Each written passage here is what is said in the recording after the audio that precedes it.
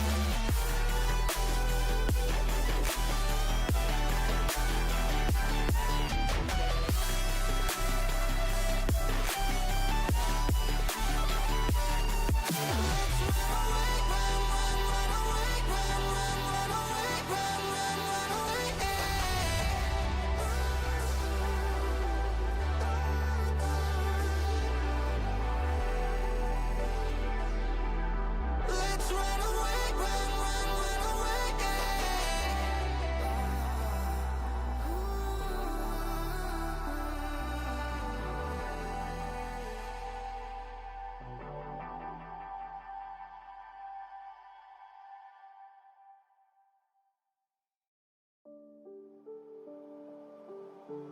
Mama said you're meant to burn as bright as a star among the midnight sky. All the pressure blinded me, but now I see I'm no different from the rest. You said I'd fly away, but my walls have kept me down. Now I'm lost and I'm afraid, and I'm close to hit the ground. You said I'd fly away. You said I'd fly anyway, but I keep on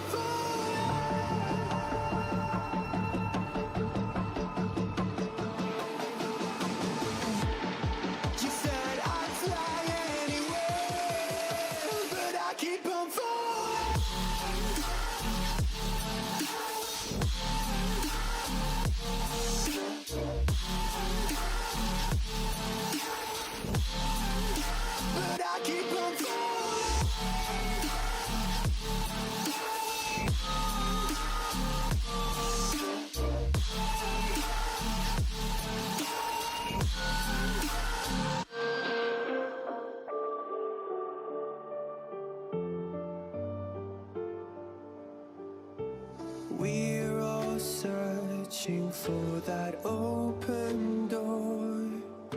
Show me proof that there is something more. I just hope I am okay with the choices I make. Maybe then I'll understand. You said I'd fly away, but my walls have kept me down. Now I'm lost and I'm afraid, and I'm close to hit the ground. You said I'd fly away. You said I'd fly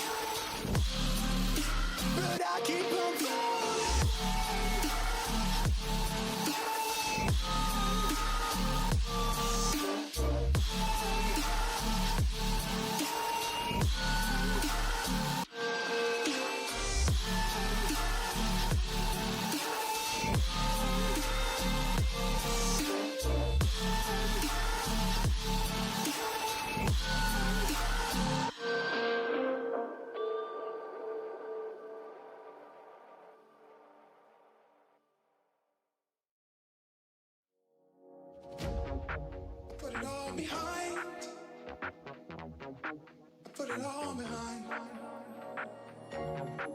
Put it all behind. Put it all behind. Put it all behind. Put it all behind. Put it all behind. Put it all behind.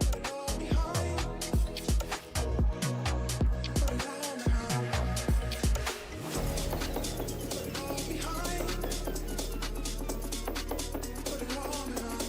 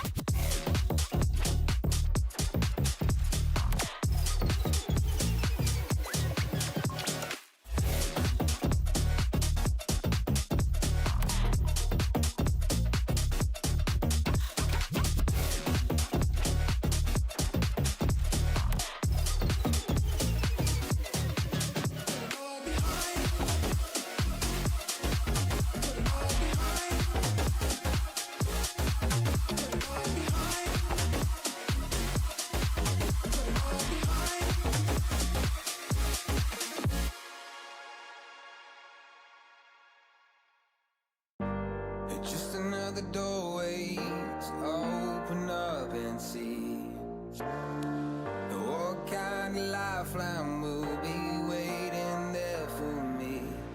I need to bury all these fears and let them fade away.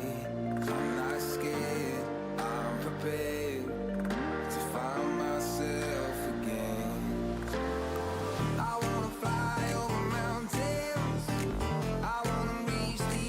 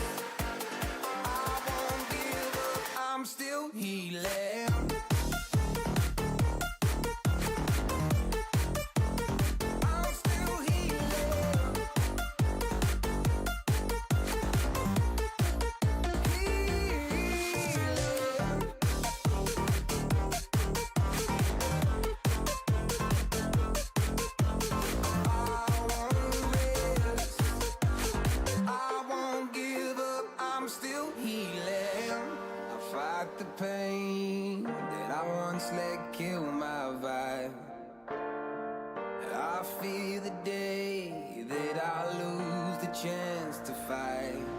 So I stand up tall, ready to face it all again. And I will not fall, I won't lose again. I wanna fly over mountains, I wanna reach the end. I'll rise up from the ashes, I won't burn again. I'll find my way through the bitterness I'm feeling. I won't rest, I won't give up, I'm still healing.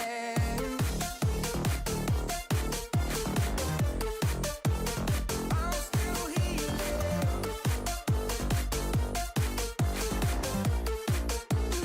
I'm still healing.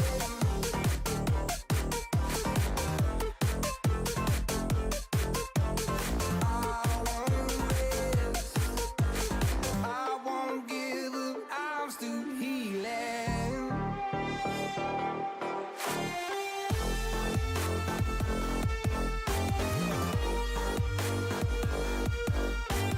I won't give up, I'm still healing. I got a piece of my heart that's covered in gold. You know I'm one of a kind, or so I've been told. No matter where we go, I know we're gonna make it. No matter where we go, I know we're not alone. We face it all cause now we know that we can take it. We face it all cause we go big or we go home. Dance like you made it and you found it all. This is paradise. Dance like you made it and you found it all.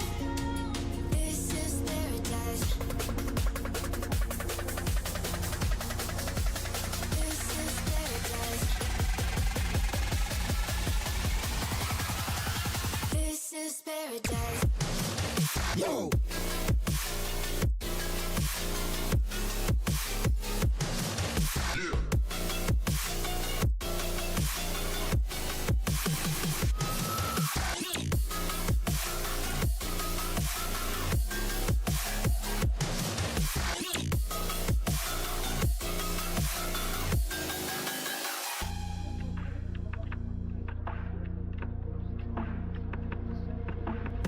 Don't be afraid to let go, just a little bit more.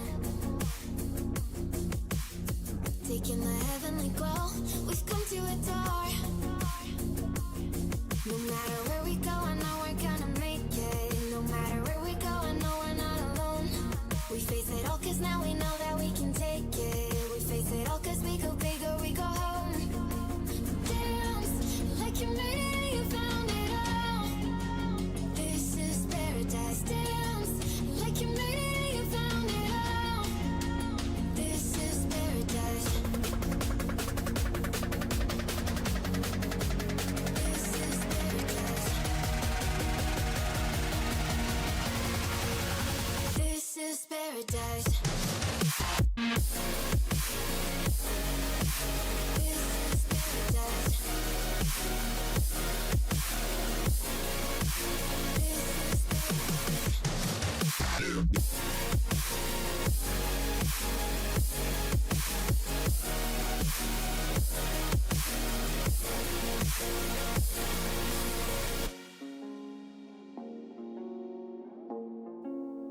Alright, hi, it's me.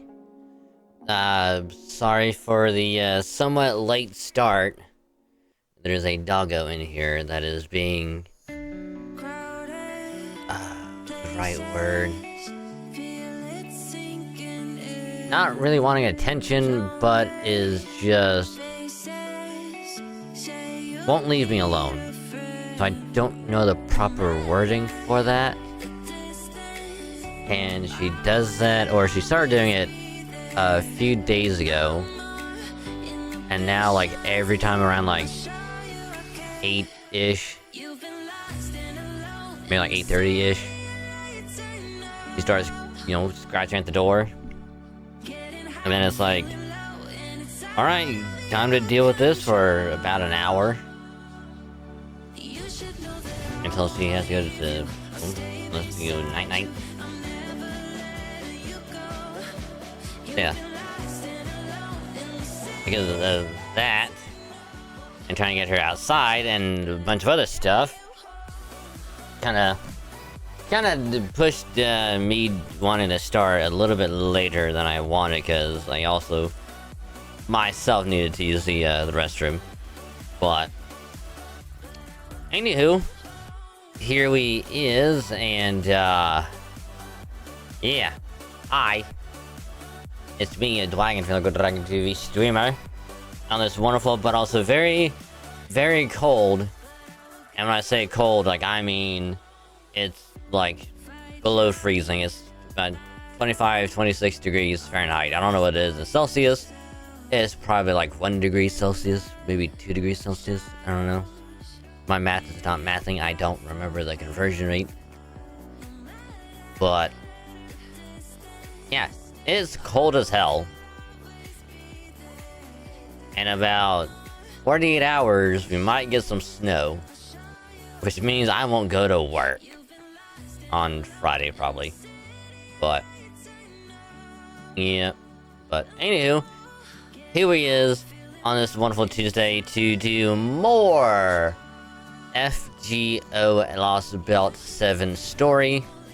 Do that for a few hours, and then we shall try and do some Tekkening later. Play some Tekken, try and get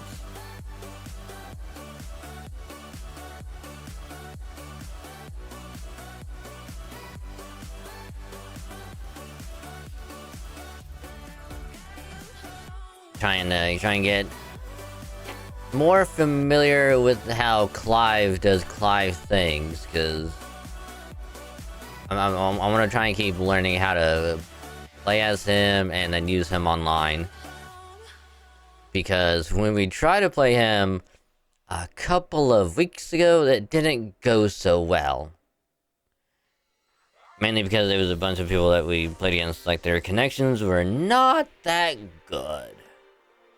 So yeah, so we'll do that later for probably a couple hours. A lot of it is probably just gonna be just me trying to figure him out again, do his combo stuff, and just try and figure whatever else out. I'm not gonna go back to Jin yet, not for a little while, because I want to try and at least get his stuff down, and then it's like, okay, I can do both characters a little bit here and there, and I can just go back and forth whenever I want.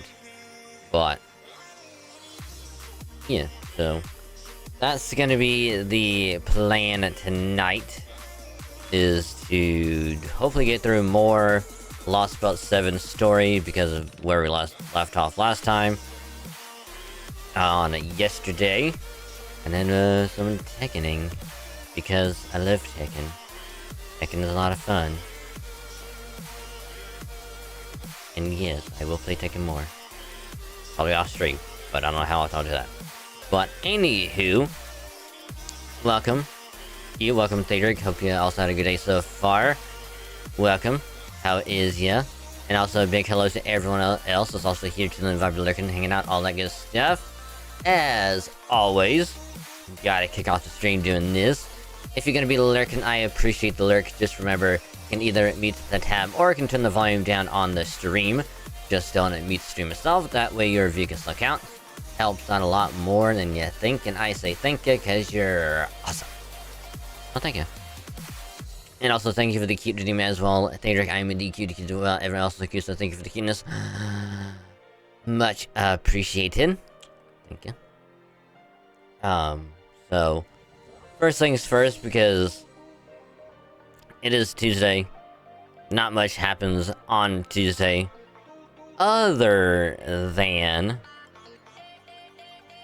I did get VODs. You know, I did get them started last night after stream. It's just that I didn't have a whole lot of time to do it before stream tonight. Which I think even if I wanted to try and get them ready, like, I wouldn't have time anyway. But at least after stream tonight, I can get them all scheduled, ready for tomorrow, and probably throughout the rest of the week. And then and every once a week, starting from whenever, I'll try and get VODs out probably once a week. On my like days off and whatnot. So I got like the 5. I think for sure like 5. All exported. So I know I did it because I looked at it last night when I was still trading out Mons after stream, which I'll also get to that in a minute. They were in processing hell, so I was like, alright, I know it's not going to be done for quite a while, so I'll just leave it as is. But yeah, so tomorrow we'll be getting VODs all back out, and then we're good on VODs for the rest of the week. And then tomorrow is when number 28 of the ROM hack goes up. And also we'll work on getting a bunch of stuff edited tomorrow as well. Mainly the GSSR stuff from last week, and then also the next episode of the ROM hack as well. Get that ready for next Wednesday for y'all. And of course I'll try and get the gacha stuff ready for Friday. And I'm gonna try and get it done for that.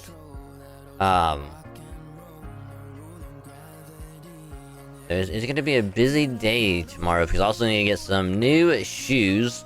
Because my work shoes are they're not falling apart, but it's getting to the point where it's like I need to start getting new ones because I'm starting to slip and slide a lot.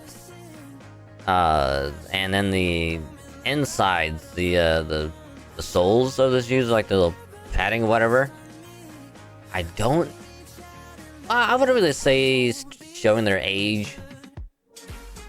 And it's just more of like, it's like I only had them for maybe like a year and a half, or so. I'm pretty sure it's like a year and a half since I had these, and I don't know if it's because like I do a whole lot of walking, you know, or like it's just like normal wear and tear or whatever. But like the bottom starts to get like super slick, and since I work, you know, around like water, grease, oil, even going to like the freezer, which fun enough, because we have like a truck comes in like twice a week, and it was after Christmas because the truck didn't show up when it should have. So it showed up on a Friday, and I had to help pull all the shit in. And I was in the freezer trying to pull shit around, and my feet kept on slipping and sliding, and I almost fell and died. But not really. It's just I went to shove like a stack over, trying because it's on a cart, and I'm trying to shove it around, and it's like I shove it, it goes forward. My legs go backwards. So it's like I'm like almost leaned over and I'm like trying to balance myself so I don't fall over. And then I was like, yep, I need new shoes because bottom's starting to like get, you know, super slick, and then the insides, I don't know how it happens, but it's like I guess like they're not really like foamy, I guess, but it's like the same stuff that's in like furniture, like you sit on it, even like some chairs like have that stuff in it, but it's supposed to like cushion. Yeah, somehow that shit is just like coming apart as well. So it's like, well, I normally would get new insides, but with everything else going on, it's like I need new shoes anyway. So I gotta do that tomorrow as well, before the snow comes in. So, like, I'm not stuck wearing, like, essentially ice skating shoes. So, yeah. But also, hi, Raven. Welcome to the stream. Hope your day's going well. How is ya?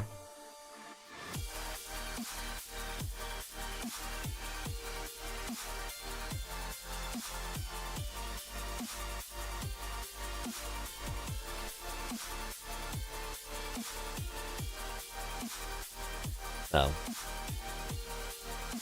yeah, I got quite a bit to do tomorrow. So, I probably, it won't go too late tonight. If anything, it might just be like an hour and a half of Tekken tonight. Which I'm not gonna poke people to play Tekken tonight, because I just want to try and keep learning how to play Clive. Because I want to try and get his stuff down before I'm like, alright, let's play more Tekken again, and start poking people and be like, hey, let's play some Tekken. But, yeah. So, kind of already said the stuff for like the second channel, so there's that. And then of course there's always nothing for FGO, because there's nothing going on. There's waiting period and whatnot, so there's the FGO news for the week. Excuse me. Also, at any point, if my current drink runs out, because you know, I don't know what's going on with my throat. It's the cold weather. Like, I don't know what it is with like the cold weather, but it just fucks my throat up so bad. And since like I'm gonna be doing like reading, like voicing the cutscenes and whatnot, I'll probably be drinking a lot more than I probably normally would. So if that runs out, I'll just get a quick drink, pop back in, and just do all that.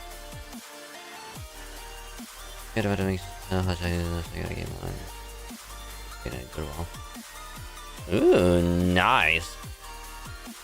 Ooh, I haven't had hot chocolate in the years.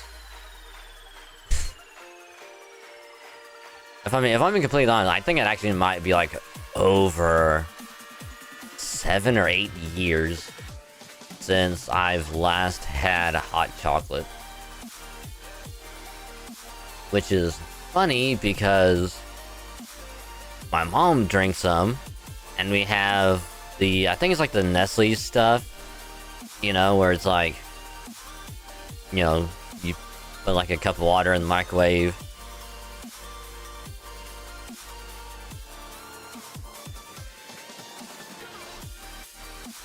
Come on, I have to get a drink later, so we're good. Yeah, so it's like, we have like the hot chocolate packets like in the cabinet, or the pantry, and so it's like I could have some if I ever want some, but it's like I just don't do it.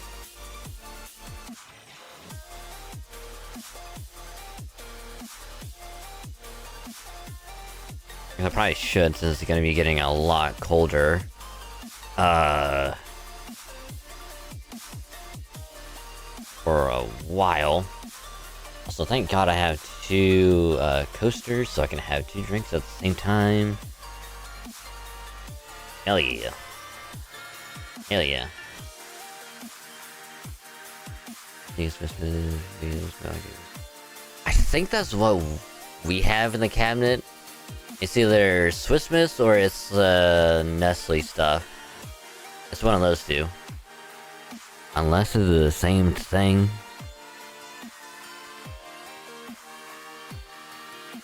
I mean like the name on the box. It was like Nestle, Swiss Miss, or whatever. But either way, like we have some in the pantry, and it's like I could get some if I want.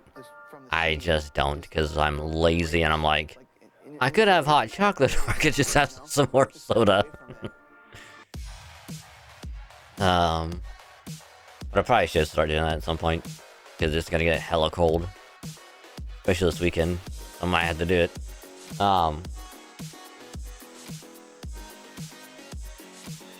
I was actually gonna ask what the game you got was. Oh, fucking, is it World War Z? I believe is what it's called.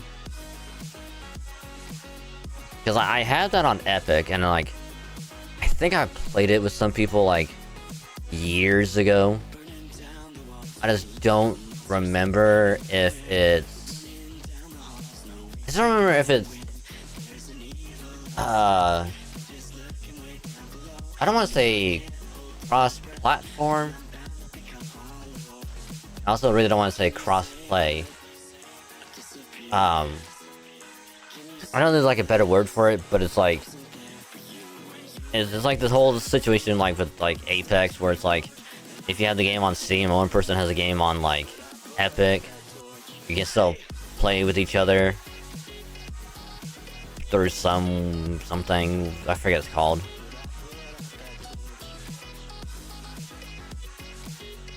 It's just a cross-platform game. Even though I know it's weird because it's still considered PC, but it's like different launchers and whatnot. Oh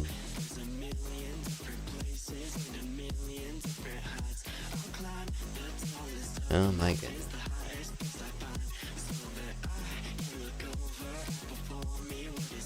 Also, hey Steven. Welcome to the stream. Hope your day is going well.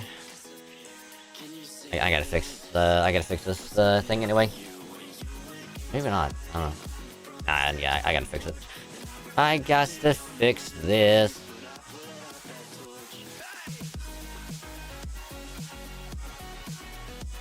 Cause like I move the chair a little bit and I move around and then like the whole tracky thing just fucks up.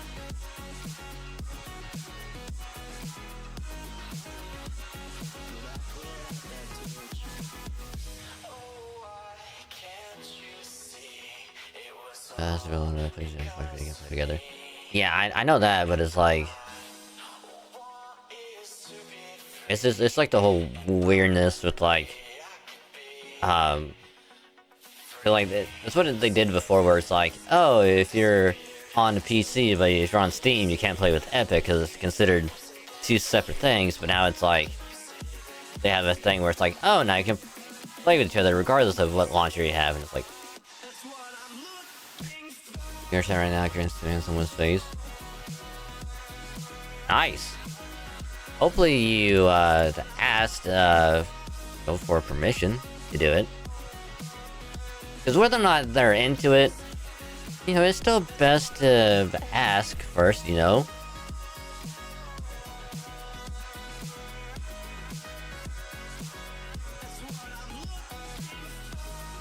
Because you never know, they might have phantom sense, so it's like, you know.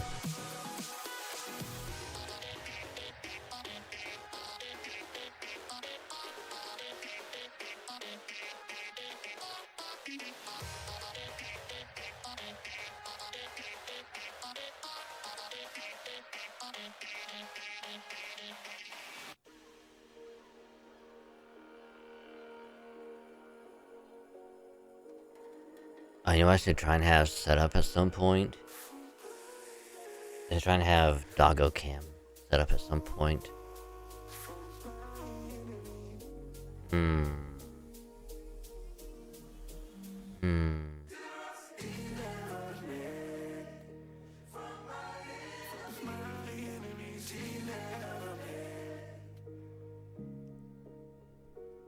on, I'm gonna try and do that real quick. Like, I don't know if it's gonna work, but I will certainly try.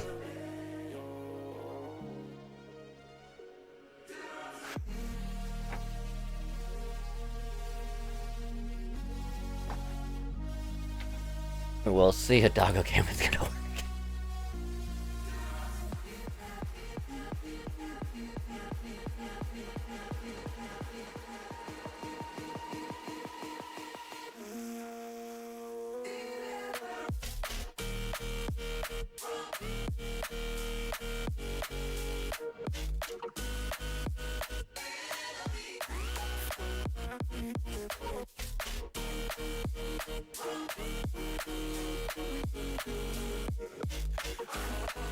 If it does work, this is gonna be awesome.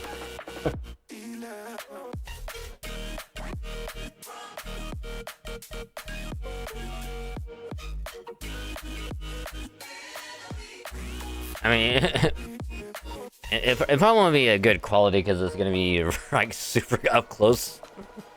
With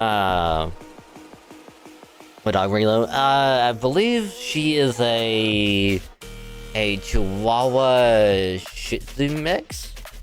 I believe. You know how normally Chihuahuas are like super like short haired. She is quite shaggy. So she has to get groomed like every so often, you know.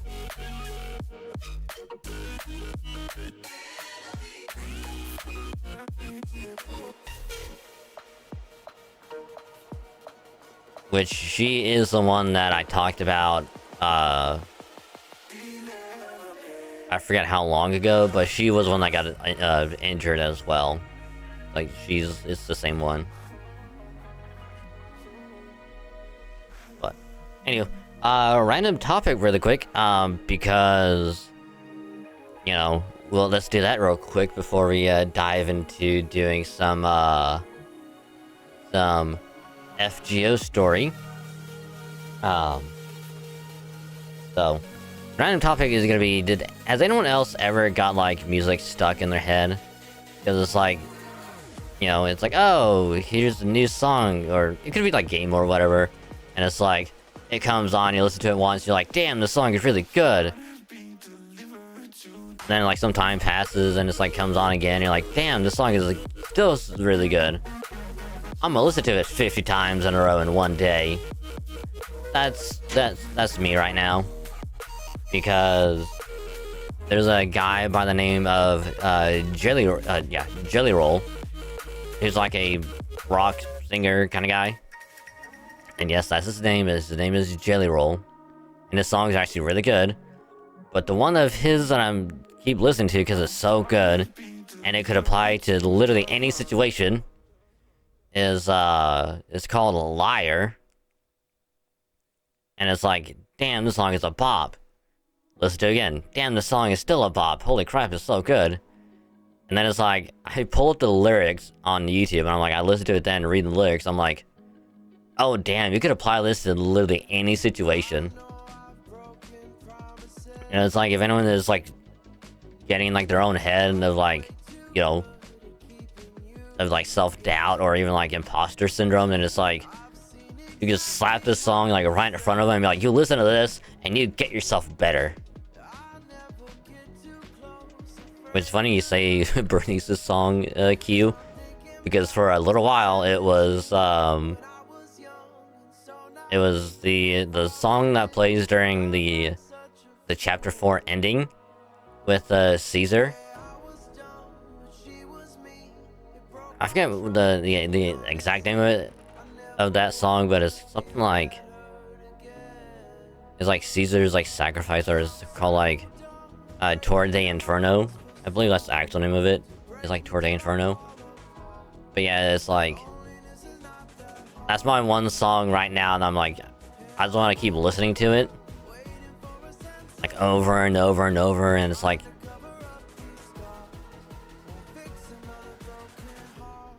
which it'll happen for a while, then it's like, then my brain would just be like, alright, I've listened to this long enough, I need to start listening to other songs again. And then like probably a couple months later, there'll be like another song that'll come on, I'm like, damn, this song is really good, I'm gonna listen to it over and over and over, and just, you know. But for now, it's just him and that one song. But there's like another song that he does, I forget the name of, but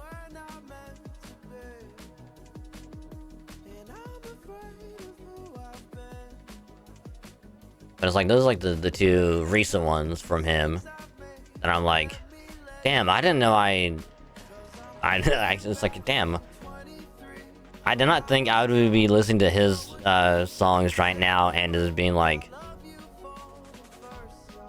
just like, oh my god, these are so good. I don't know if I heard the one side. Everything is called Writing on the Wall. I don't think so.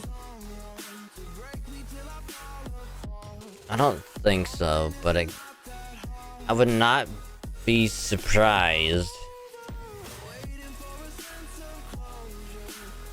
Oh, is it Genshin?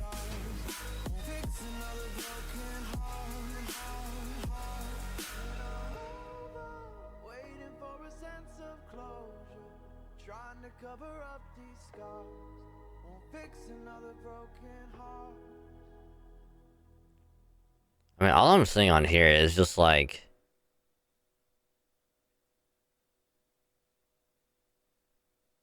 It's just like fan-made stuff, I guess.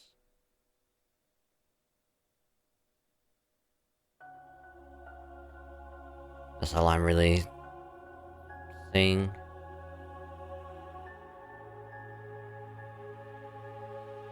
Yeah.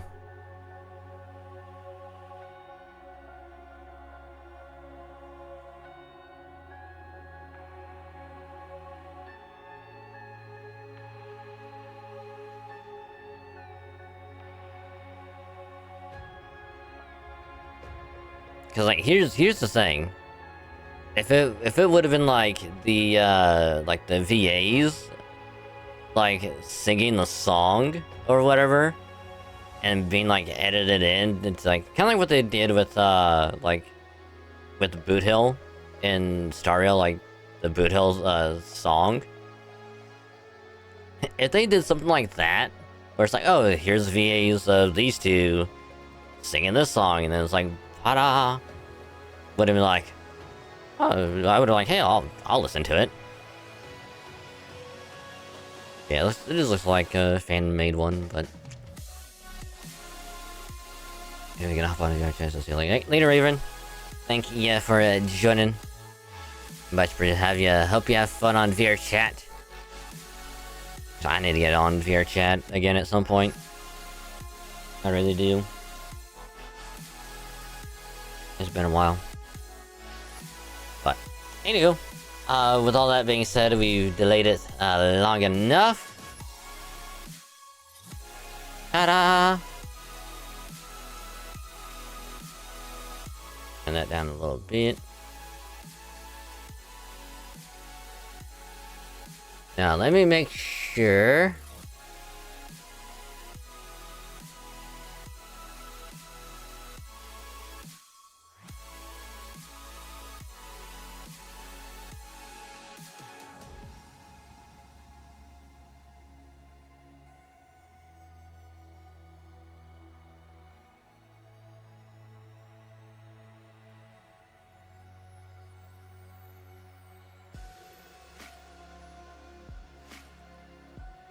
Cool this.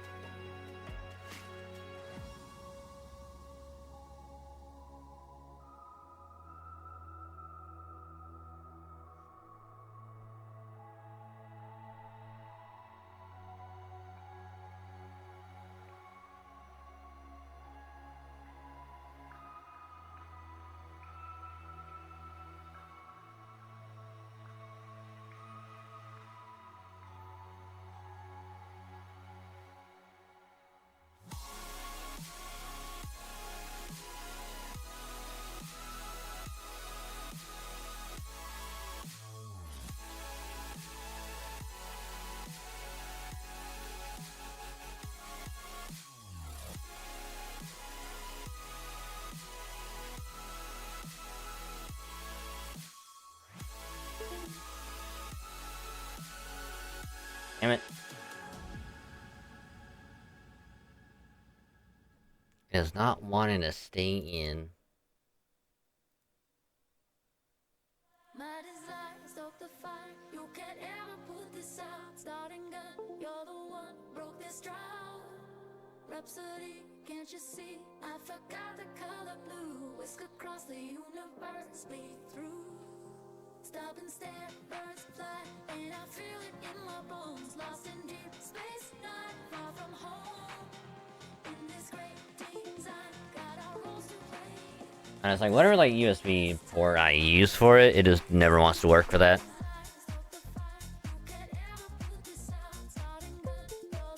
Let's try that one instead. While we go ahead and launch back right into some Lost Belt 7. Where last time we started the story. Where we came back from 6.5, aka Trom. Saw a little video left by Moriarty before he disappeared. Which is like... It's like, hey, I don't trust Dragon Seed to do whatever, because like, he's too soft-hearted. So he's gonna fuck up, like I know he's gonna do. So... And I hope the other two that are also there, I hope they're doing well, and like, hope they get through their own shit. And where Katak and Mash is like, can we just burn this thing and not listen to it? And he pops back on and is like, oh, and have they had their outburst yet? Cool. Let me finish what I was saying. And then that happened. And then they're like, oh, you don't have very long before, you know, the foreign god wants to merge with a thing called ORT and then just destroy all of existence, because nothing should go near that thing, because many years ago some explorers, like some really higher ranking powerful mages, tried to go to it, and it was like essentially killed, except one guy survived, went back and was like, hey, don't go near that thing, and then he turned into crystals and just died in front of everyone. And so it's like it's actually a legend of like, don't go near it. It's like this alien thing that could just destroy everything. We don't have any way to fight it until the year 3000, where we might have a chance to beat it. So don't wake it up or we're fucked. But it's like, so we have to go to the 7th Lost Belt as soon as possible, stop David, his servant, and just whatever is going on here. Just get rid of it. So, upon getting here, we fight the foreign god. And we had to use a ley line stone. Not before she's like, alright, I had my fun, I'm gonna kill you guys right now. And then this giant green light appears out of nowhere. Tries to just pulverize her. But we get caught in the crossfire. The ship goes down, we fall out. We wake up in a foggy area, see the ship going down. See this guy that looks like he's from like the late 90s, and was like, hey, you're kind of dead, but I can send you back if you just give me some weapons. The more modern, the better. And it's like, we don't have any weapons, but I do have some command spells you can have.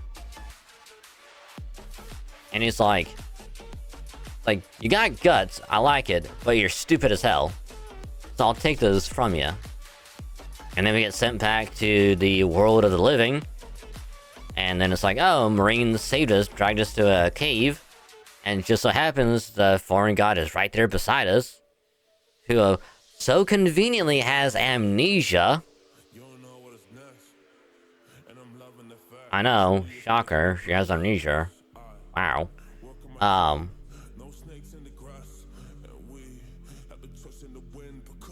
So all she knows is her name and objective, which is just to rule the earth. And that's it. That's all she knows so far. So, we left the cave, right here. Left for a bit. And encountered the not real Dr. Roman in the forest. I was like, well, if you get through this Lost Belt, I consider you guys my enemy. So, good luck. Oh, by the way, you don't have any command spells, so you're not a master anymore, you idiot. You're fucked.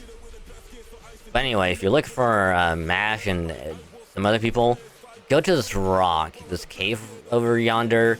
You'll find them there. Bye. So we walked for a bit, got to the cave, reunited with Mash and Habitrot. Also met with a more friendly dino named Tepu, who's like super intelligent, can speak like English and whatever language, is super smart, knows like all bunch of sciencey stuff. And then was like, yeah, I live here. Those things that were out there that were kind of hunting all of us dinos down, yeah, they're called Oslime. They showed up however long ago with the Cryptor and his servant, and ever since then we can learn how to talk and do stuff. So, yay! And now we have a whole civilization here of just talking dinos that can plant crops and whatever. We don't eat meat; we just eat plants.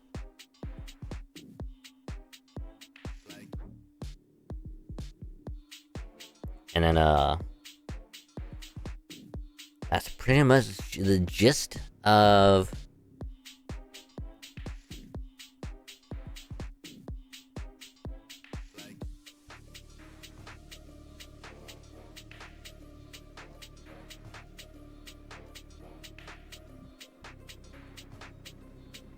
Hey, there we go.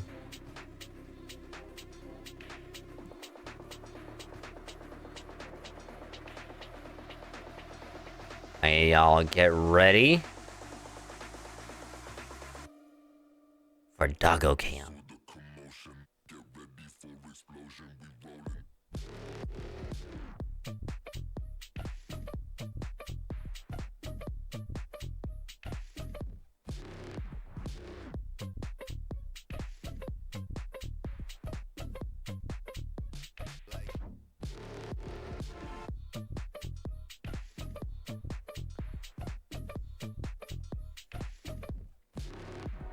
I know it's not the best quality for some god knows reason why.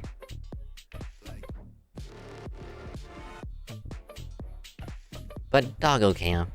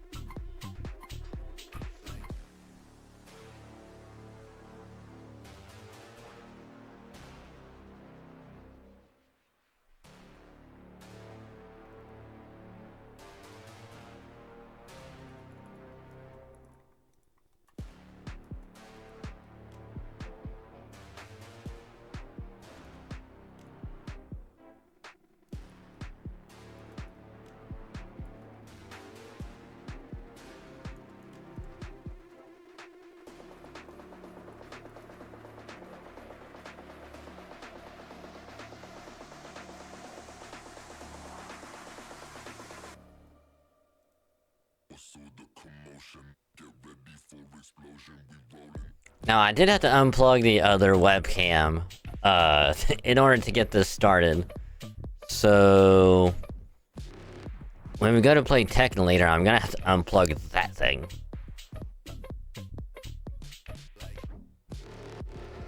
So I can use the other webcam. But we'll cross that bridge, when we get there. But, yeah, so, as far as, like, the story goes, we learn that this place isn't really on a flat plane of existence. It's more of a cylinder, with like 9 different stratum, with each on a different layer. Because on the top layer, because we're all underground, this whole place right here, called Mictlan or whatever. Yeah, it's underneath the surface level. So like when we first came here, it was like volcanoes, lava everywhere. But when you know, the green light that came out of the ground caused a hole, we flew into the hole. Arrived here, and then it's like the sun will go between each different stratum until it hits the bottom, which for 5 days it will just be complete darkness, so it can recharge and then go right back up through the other stratums. Because Steffi was like, "Hey, I'm gonna teach y'all everything you need to know about this place for now." On the way to the downed ship where everyone else landed at. Oh, and then there were also going to be 4 servants that were going to be summoned. The first one was Nitocris. Good old sexy tan lady.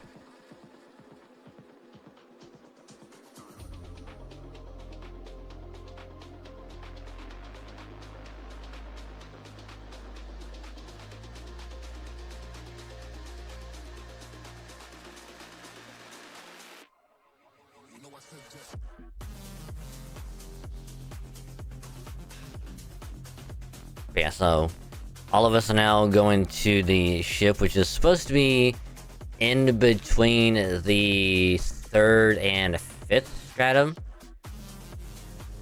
because the Oslame made their capital of Mexico City, I believe, on the either 3rd or 5th stratum, and then the Dino capital is on the other stratum, and so the ship is like somewhere in between the 3rd and 5th stratum.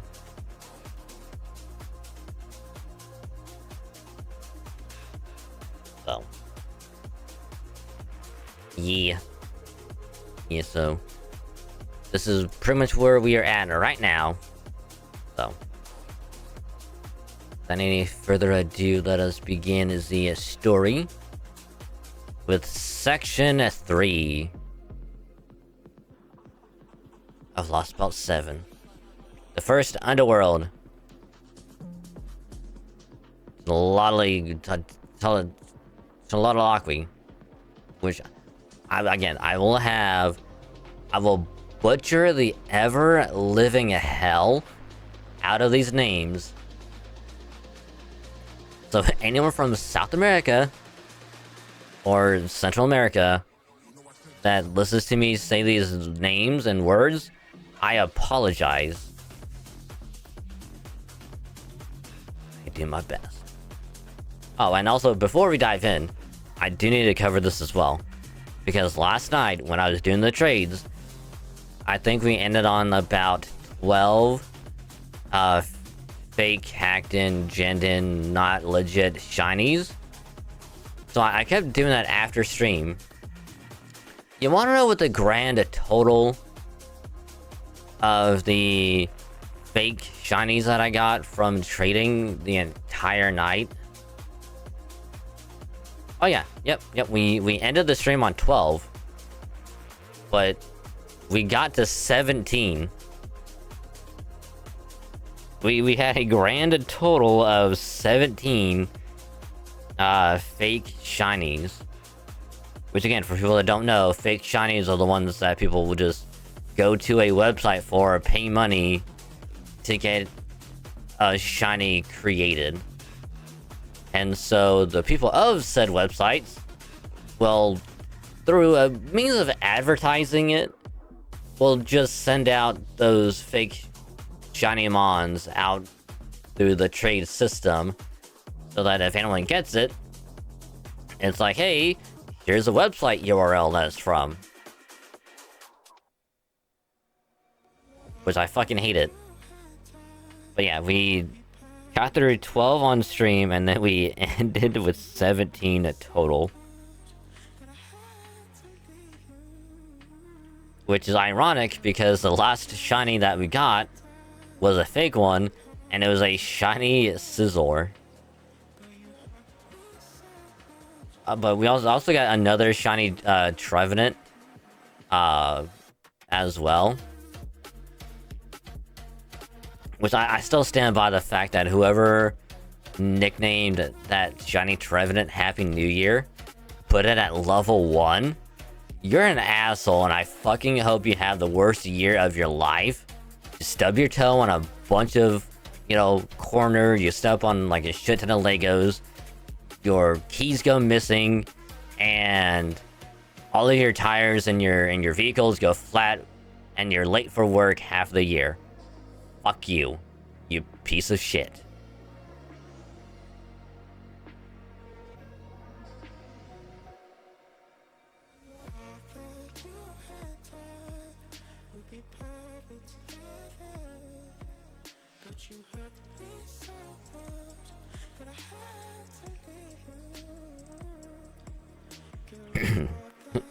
Anyway. But yeah. I think we had like one shiny Turtwig, one shiny Magmar, one shiny Slowpoke, I think 2 or 3 shiny Scizors, 2 shiny Electivires, 1 shiny Rhydon. Right on this dick. I'm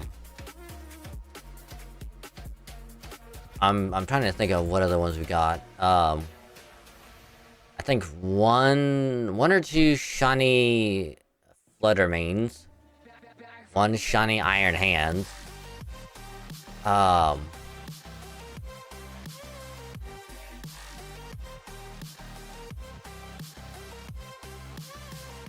think like maybe 2 or 3 shiny Slowpokes that became Slowking. I don't remember, but yeah, we had almost 20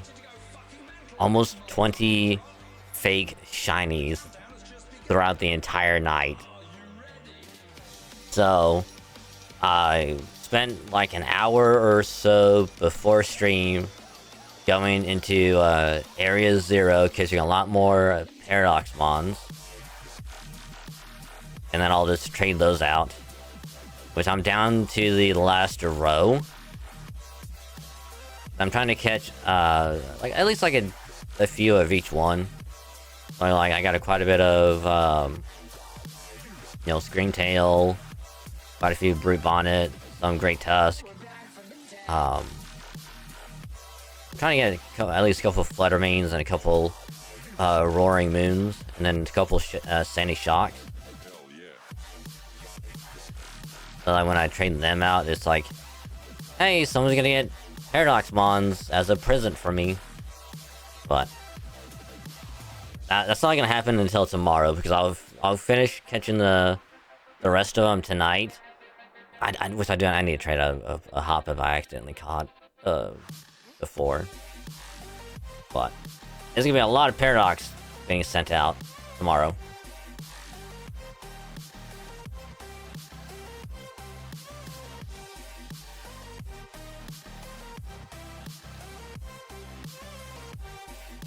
All in the hopes of someone sending a regular Miraidon.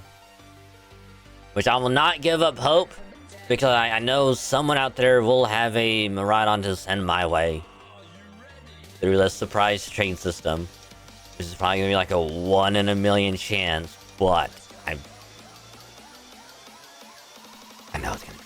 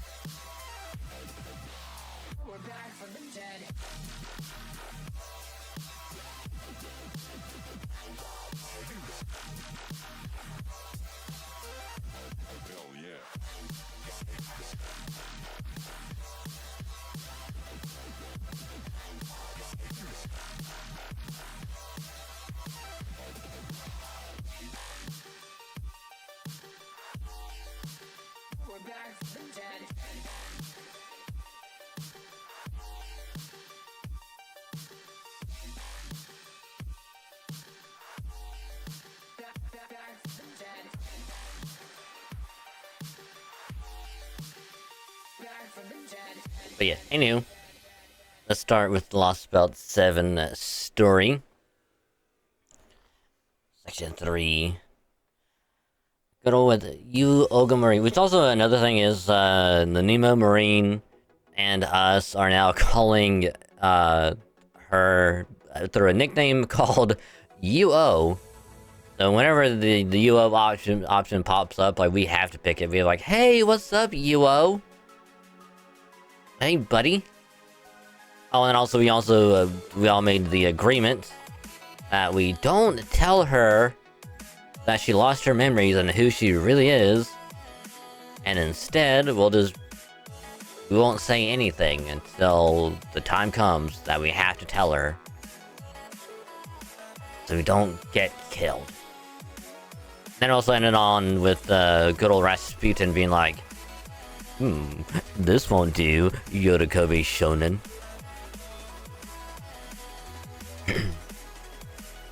So, let's begin.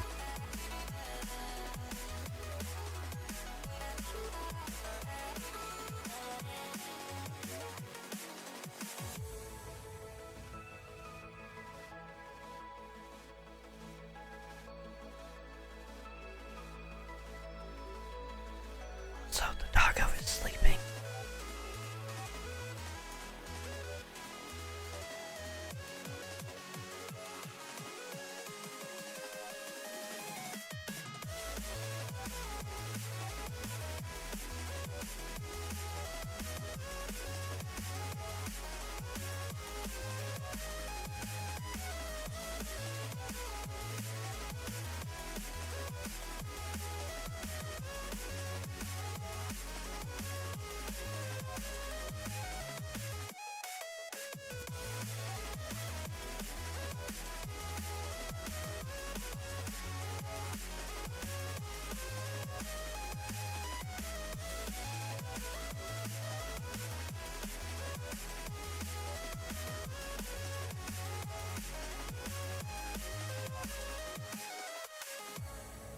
I don't know why it would work on that USB and not the others, so it's fucking weird.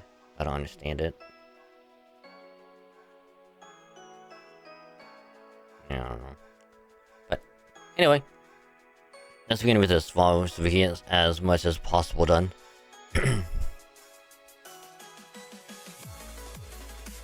So, Tippy, what are these underworld boundaries anyway? The boundaries of the underworld are abnormal regions. They have strong magnetic fields whose distortions keep Mala's blessings at bay. Which is also the other thing. Apparently, they all equate their whole existence, their whole way of life, knowledge, language, learning, everything, to a thing called a Mala, which is just like the entire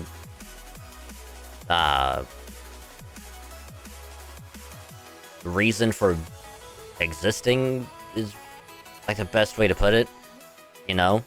Not quite on the level of like, you know, like, oh, it's God. It's just like it's like a something they believe in that's not a deity, you know? It's like, oh, we can do this because of Mala. We can speak because of Mala. We can learn because of this. We don't know what it really is. It's just there.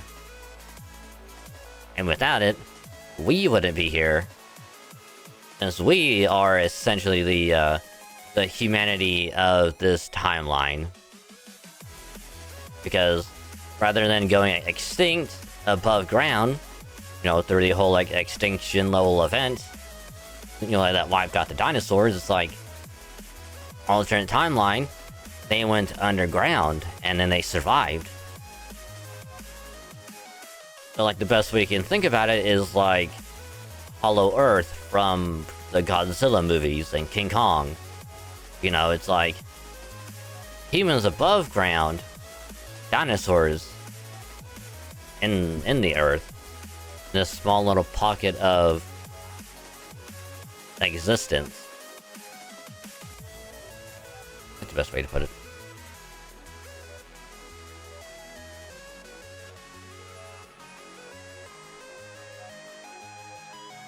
Well, I say magnetic field distortions, but it's more accurate to call them dimensional distortions. Mindless dinos used to wander them, but after Tezcatlipoca showed up, the underworlds become host to trials which must be completed for the dead to truly die. A great deal depends on your mental state. The boundaries of the underworld are treacherous places, so long as you do not perceive yourself as having overcome their trials. I see, so as long as you can overcome their trials at least once, you'll know they are no threat to you anymore. But since this will be our first time visiting one, we're going to be in for a difficult time. I'd have to ask the obvious then. Have you completed these trials, Tipu? Yes, as far as the third layer of the underworld. Fortunately, the trials in the first layer are relatively easy. By the way, Tipu, you said something about enormous iguanas in the first layer of the underworld yesterday. Were these iguanas called Zashitono by any chance? Oh, you know the MASH? Does that mean proper human history has similar underworlds then? Oh yes, in proper human history, Mictlan refers to the subterranean underworld of Aztec mythology. According to myth, the world was divided into the heavens, the surface, and the underworld. The gods were said to reside in the 13 heavens, while humans lived on the surface world. The underworld world was said to consist of 9 layers, and collectively, this world was known as Mictlan. People who died of natural causes rather than in combat would descend to the 9 layers of Mictlan. The goal was to conquer many trials and make their way to the bottom layer.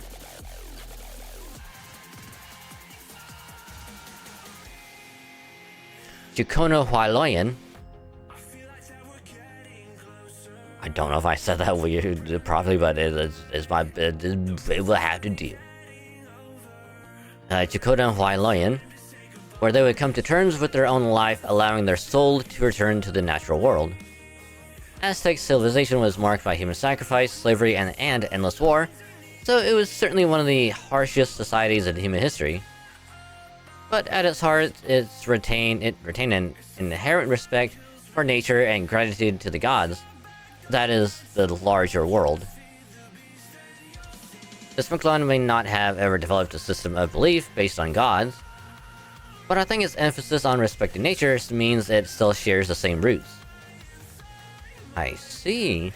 So that is proper human history's version of Mictlan. And I assume it also had Xoshitonal?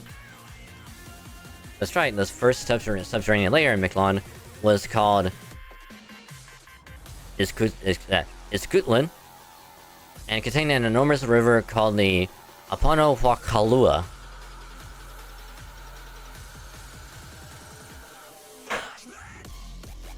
I apologize. The more I say these names, and then it registers in my brain, I'm like, I'm just saying just gibberish at this point.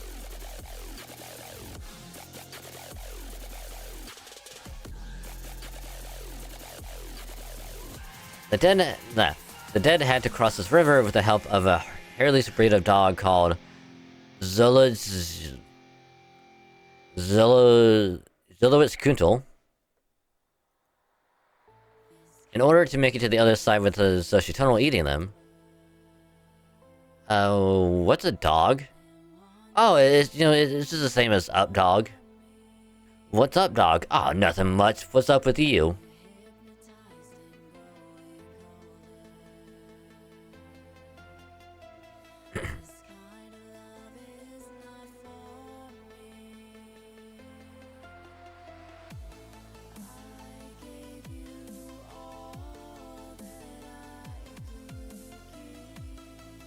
See, that's what I would do.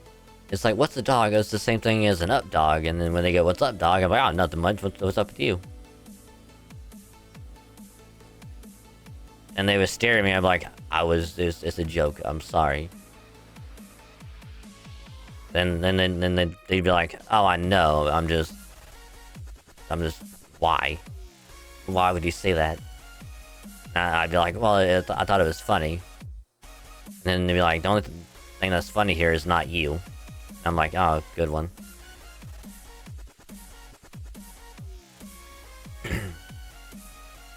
Oh, it's a kind of animal and a great one. I can't describe them too well, but I can draw you a picture later. Thank you, Marine, but I'm guessing...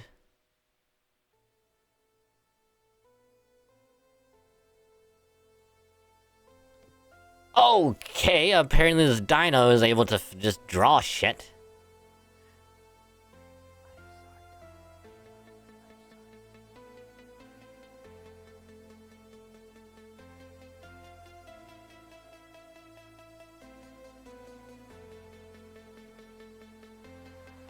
I can't yell too loudly or it will disturb her.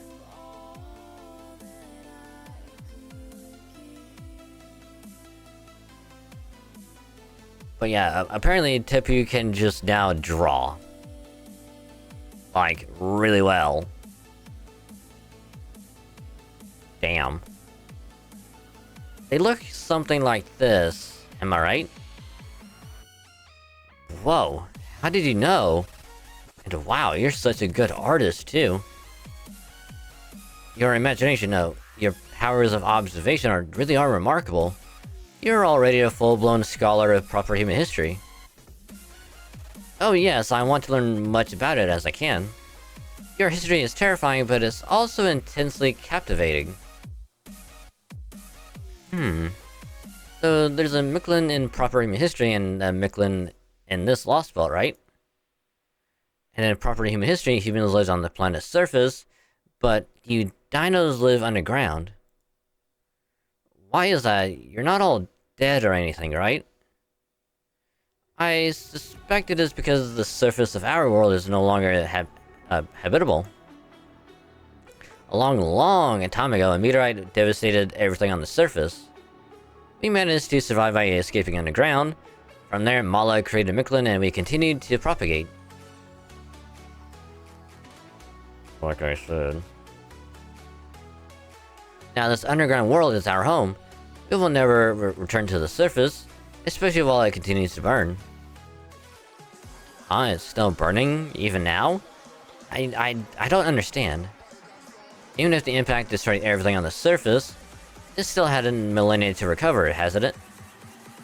Is this planet just really lazy or something? Oh well, that's probably not important right now. More importantly, I have a question for you, Tepu, or you guys, if you can answer it. Have you ever heard of ORT?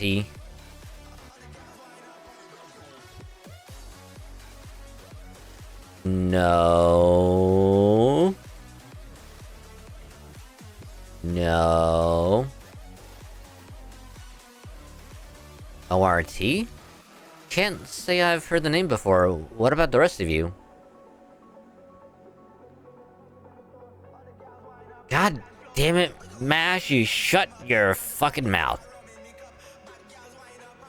We're supposed to say nothing about it.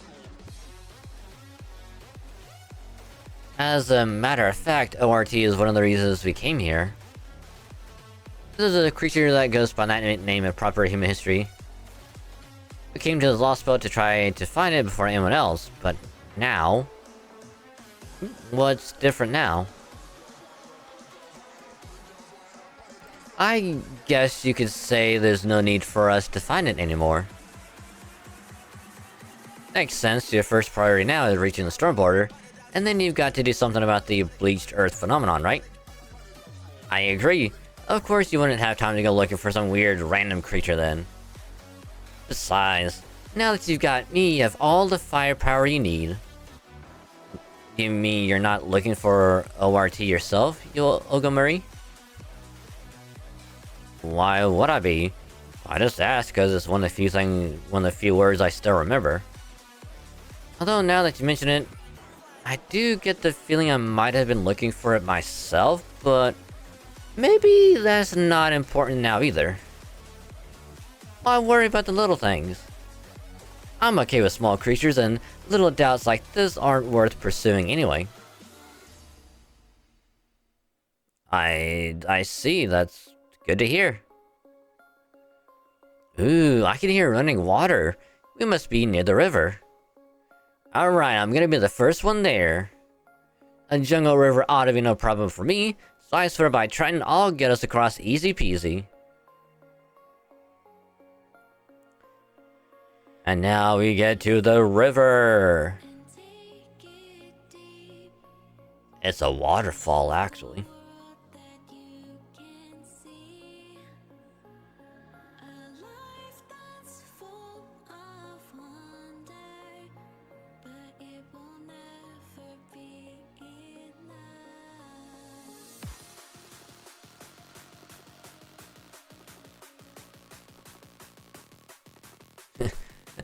This?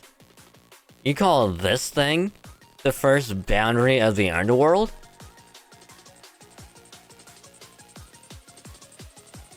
There's no way! I couldn't get us across this even if all 24 of us Marines were here.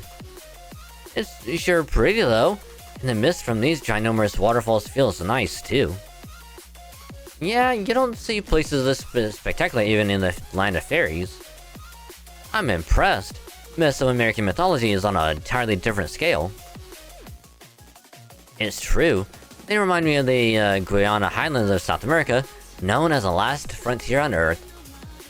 I'm also very impressed that you're able to cross these humongous falls, Tipu.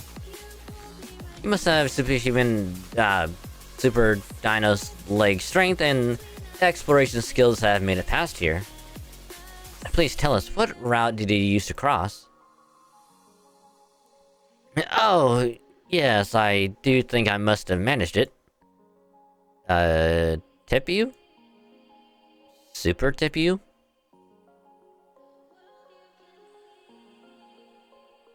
Tipu? Tipu? Super Tipu? I'm sorry, I don't know what this is. It's utterly terrifying. Forgive me, this is much bigger than the river I crossed. During St. Mash, is this what you were envisioning? Oh, hell no. I see, then this change has nothing to do with your mental state. So, Chaldea's arrival here has changed things in the underworld boundaries, much like the Cryptor's arrival. Perhaps we should proceed on that assumption. Still, all that aside... That aside? What a truly spectacular sight! I wish my acquaintances could see this. Save the celebration for later. Tippy, Marine, Drangsing, you guys better stand back. Something's coming up the waterfall. Maybe it's those giant iguana things. Mash, you and I will handle the iguanas. Happy Cat, you guard the non-combatants. The non-combatants, got it? Happy Cat? Also, my foot is asleep. Understood. Ready when you are, Olga Marie. My foot is asleep, and that really sucks. Oh.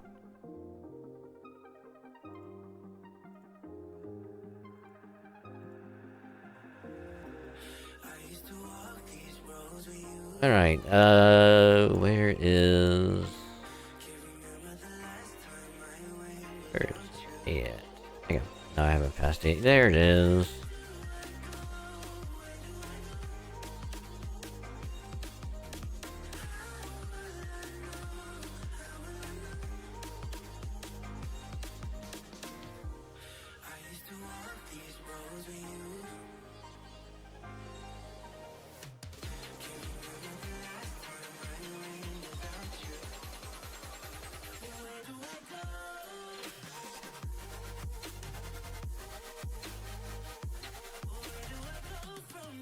Ah, yes.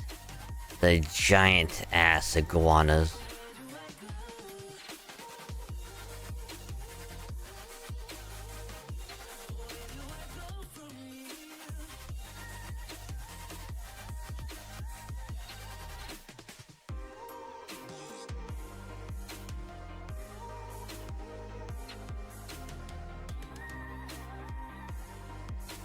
You know, maybe I should, maybe I should end on the quick.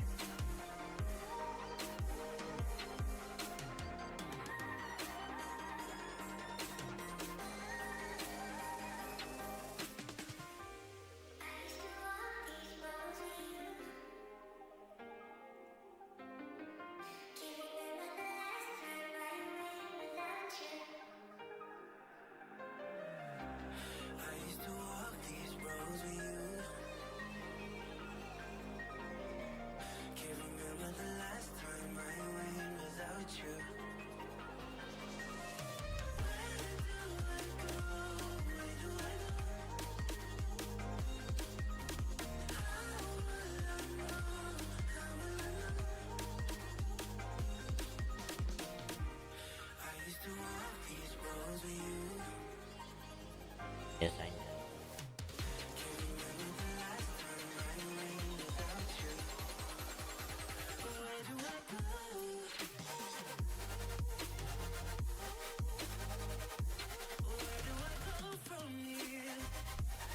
Alright. Alright. Time to have the dog a good night night. So I'll be right back.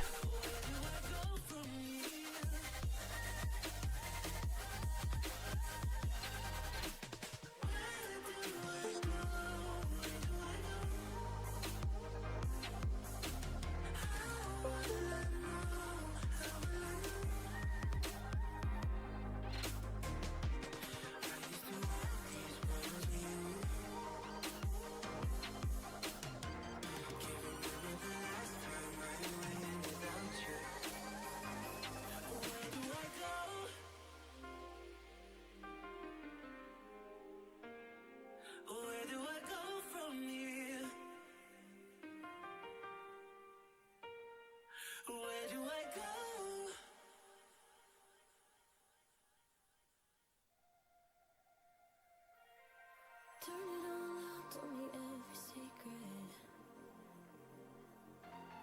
Said that I care, asked do you mean it?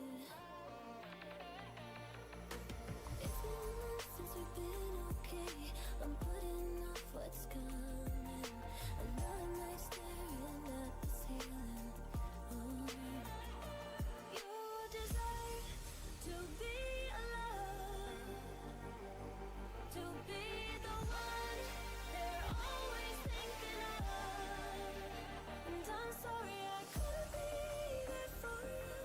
Admit that I ignored it. You deserve to be alone.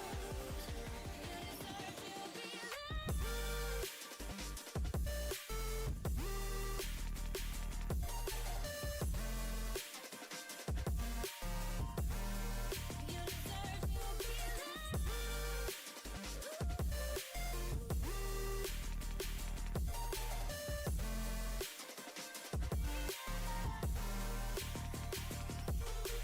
struggling 'cause I'm all you had. You should know that's all in your head. 'Cause it's been weeks and you're not okay. You're putting off what's coming. It's alright to be Alright, sorry about that. Had to put the doggo to bed. don't you know It's almost 10 o'clock. to be alone, to be the one they're always thinking of. And I'm sorry I couldn't be there for you. Admit that I ignored it. You deserve to be alone. You deserve to be loved.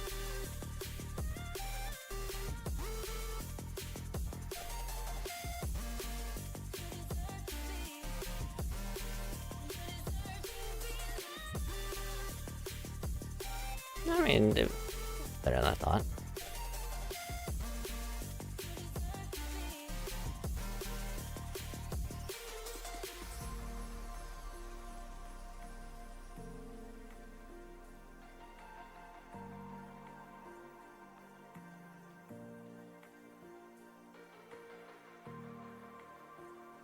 Oh no, Mash! That's not good. Oh no!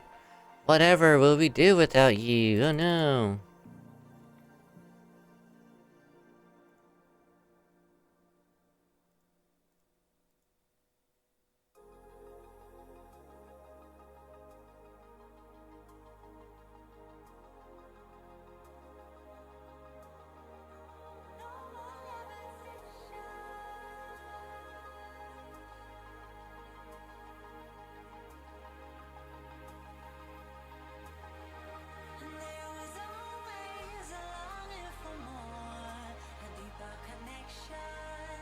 Just more so of a just in case.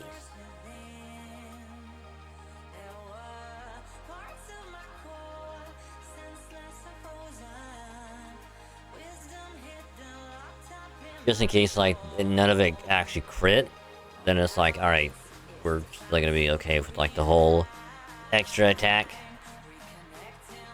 Oh, right! Update. I thought we were gonna be done before, but, eh.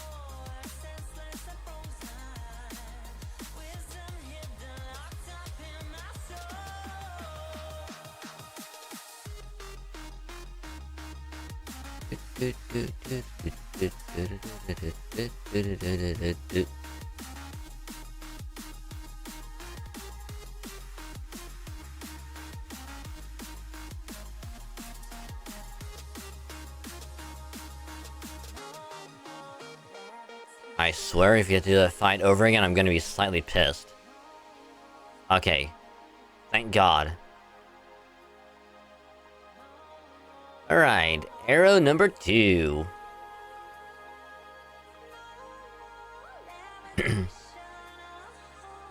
I mean, Mash got destroyed, but yeah. There's a reason you're the best Kohai I could ask for, Mash. I was surprised to see those things, but you two handle them like they were nothing. Thanks, Mash. Thanks, Prez. Oh no, the only reason I was able to go on the offensive like that is because Olga Marie was here. But thank you, Senpai.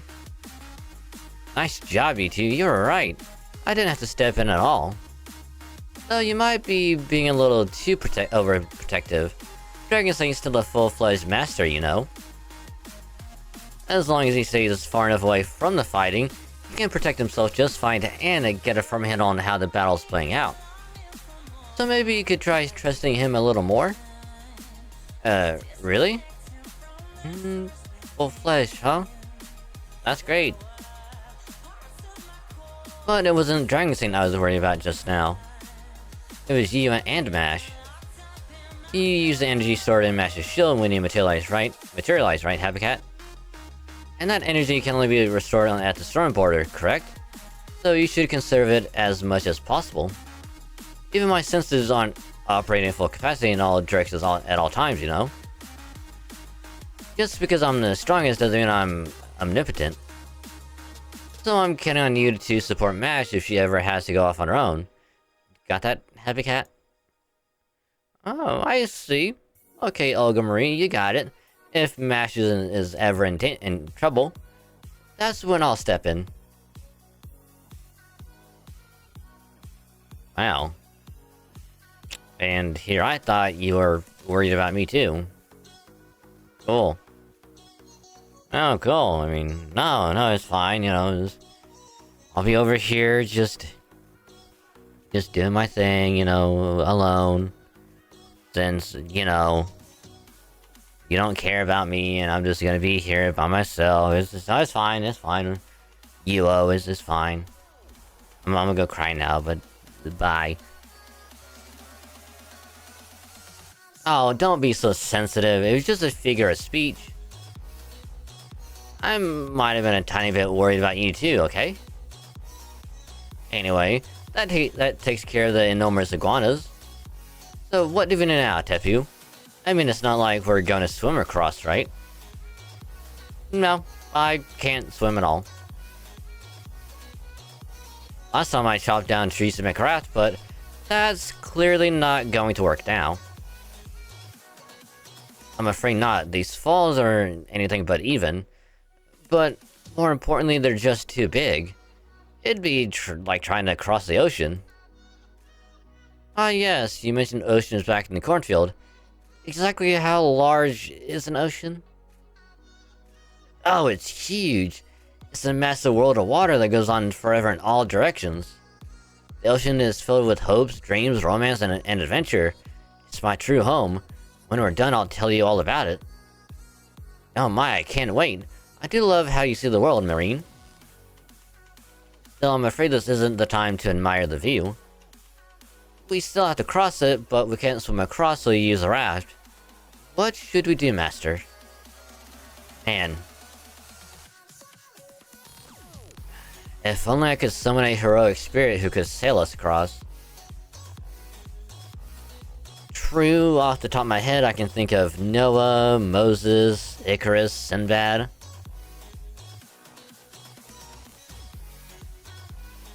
Huh. Funny you mentioned Noah. Noah of all names, huh? Man, if only there was a Grand Rider in the FGO arcade that you could summon. That was a 5-star rider that had a very similar appearance to a certain, oh, I don't know, a Nemo, for example.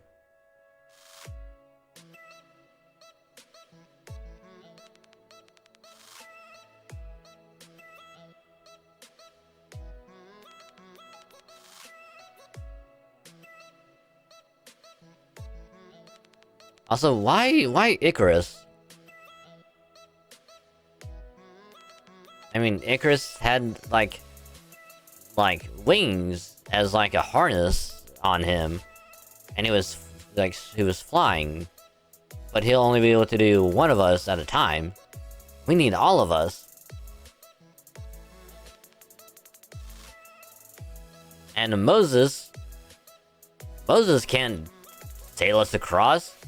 The most he can do is just part the water so we can walk across.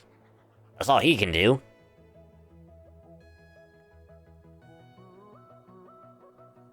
So all that's left is Noah and Sinbad. Unless you also want to count Blackbeard, Bartholomew,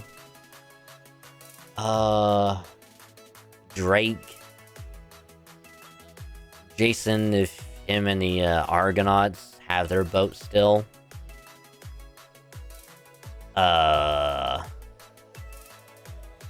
Achilles could fly us across. I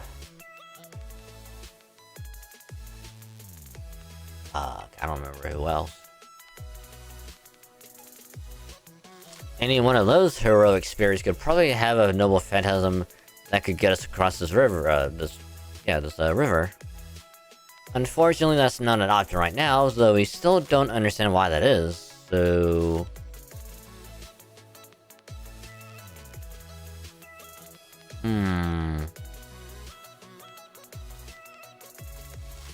It wouldn't matter even if you could.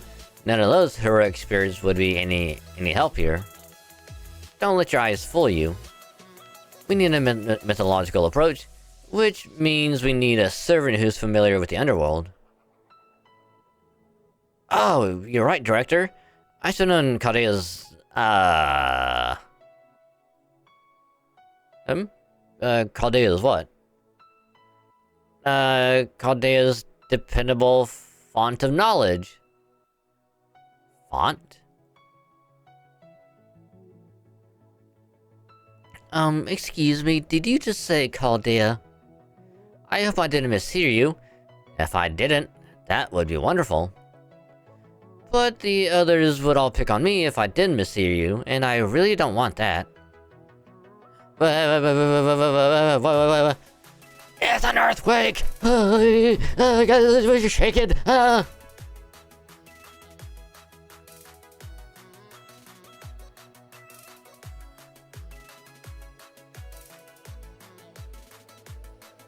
Why, hello there, beautiful. I haven't seen you in a while. How you doing, KP? First ever 5-star servant that I summoned in this game. Many, many years ago. How you doing, sweet stuff?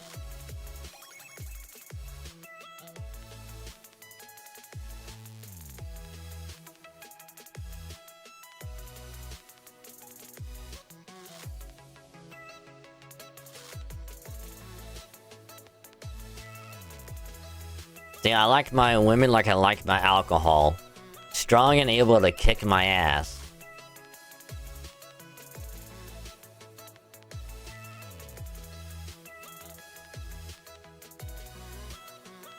Don't ask. Just don't ask.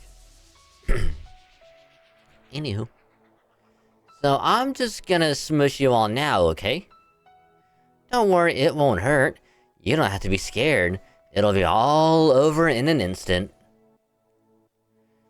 Oh shit! Something big's here!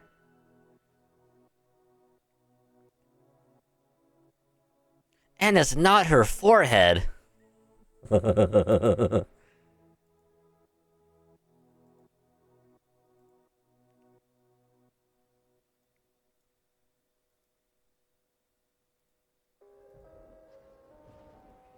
The support one.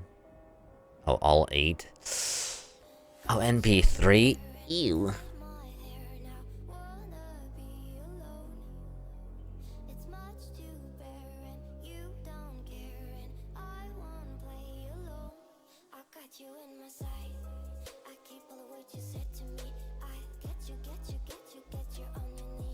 I mean, this is an alter ego, so we're gonna be in for a somewhat rough time.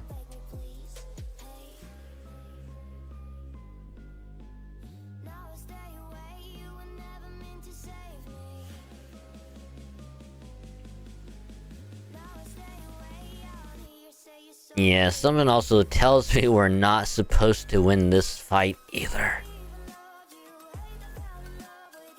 I don't know why, just something tells me we're not supposed to.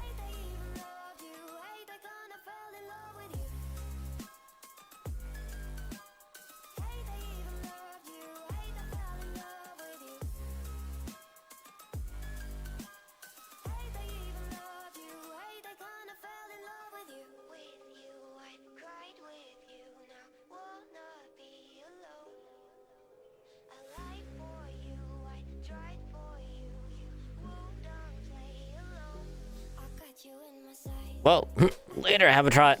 I thought you would survive a little bit.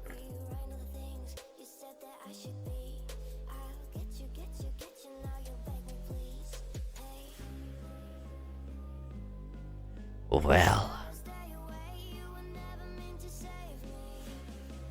Apparently, I was wrong.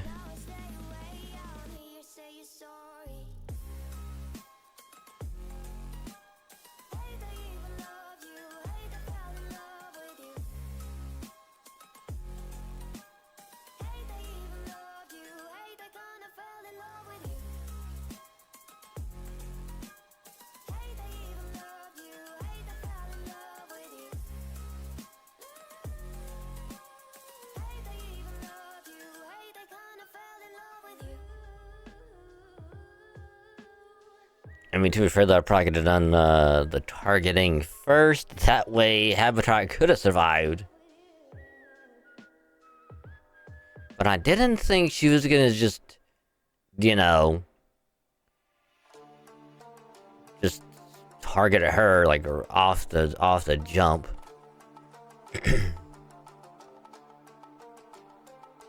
I need to turn this thing off over here real quick, because I don't want the battery to die on it.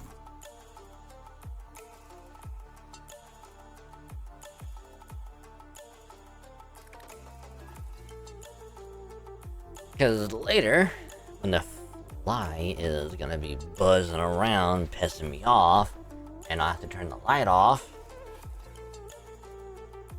then it's like, it'll have enough charge. But anyway, we're good.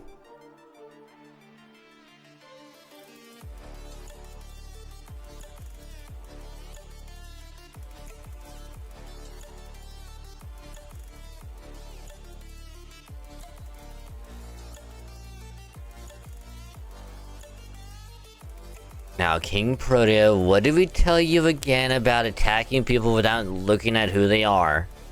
Alright, you could have killed us. Especially me. Oops, she did it again. Don't remember the song. Oh no, I did it again.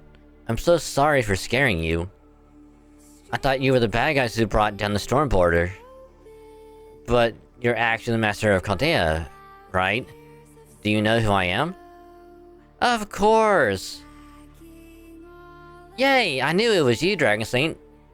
I'm so glad to see you again. King Protea at your service. Wait, what? How are you just talking to her? Isn't she dangerous? Is she actually your ally or something? What, is it just anything goes with servants? Yeah, pretty much, yeah. Yeah. I'm surprised too, but it's true. Protea isn't giving off any hostile readings. Plus, Master seems to already know her, and... she didn't introduce herself very properly. It's nice to meet you, Protea. Oh, I know. She must be one of the servants we summoned in the border. Remember how we were supposed to summon 3 more besides Nitocris? I bet Protea is one of them. Yeah, that's right, Marine. I'm one of the 4 servants who came to help Chaldea. But, well, I thought I could help Chaldea out. But next thing I knew, I was here, surrounded by a bunch of water, and these really noisy bats. I was so anxious I couldn't move, but then you came by and I heard your voices and, well, here we are. Hehe. I'm glad I worked up the courage to stand up. I'm sorry again for surprising you, but at least it means we met up. I hope I can be helpful, Master. Glad to have you with us, Protea. I see. Well, if you guys are okay with this, that's fine.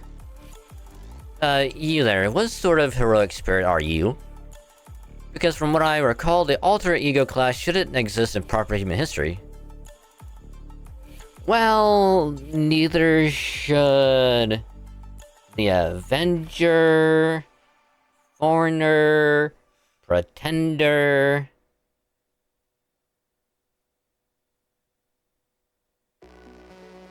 and I think that's it. Okay, let's see. Archer, Rider, Caster, Assassin, Berserker.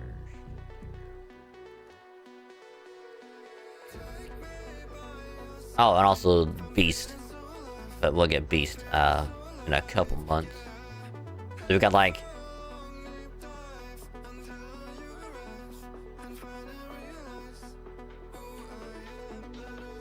I have Moon Cancer as well.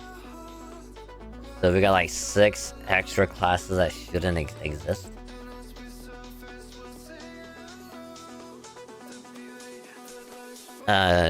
Me? I'm composed of several goddesses' essences and one of Mother's personalities. The goddesses who compose me are a number of archetypal mother goddesses. And then there's Aravada, a divine beast, and... there's something else mixed in with me? That's weird, what could this be? Aravada, the one from Indian mythology? The Aravada that was born from the ocean of milk? Yes, that's right. According to that myth, the goddess declined and had left the surface devoid of vitality, leaving behind a dead world. So to bring life back to the world, the goddess joined with the Asura, their sworn enemies, and performed a ritual meant to revive and rebuild the world. That was the Ocean of Milk. It was a tremendous feat that brought life back to a dead world. The gods poured the Ocean of Milk all across the world and turned it and created Amrita, the nectar of immortality. That same process also led to the birth of Aravada, an elegant white elephant who swam across the Ocean of Milk. A world devoid of vitality, creating life from death. Does this mean this event took place in the Underworld? That's right. Protea has a trait that lets her cross both the Sea of Life and the Sea of Death. Which means... hey, yeah! we can just have her carry us. And since she's so big, there's plenty of room for all of us. Hey, watch it, Marine. Even if you don't mean anything by it, you shouldn't call people big unless you know they're okay with it. Oh, right, I'm sorry, it's punishment. I'll just swim across on my own. Eh. Oh no, it's okay. I'm just glad to hear you say that. Although... You want me to help you all across this river? By being your boat?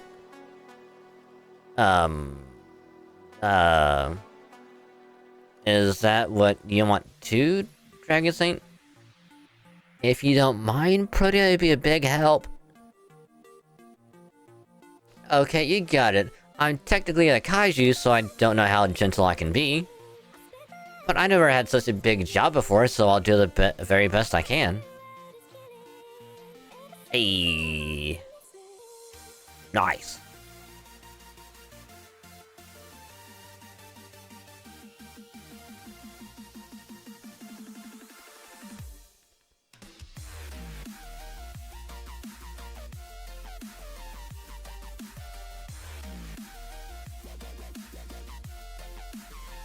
Oh my god, we have to find another alter ego?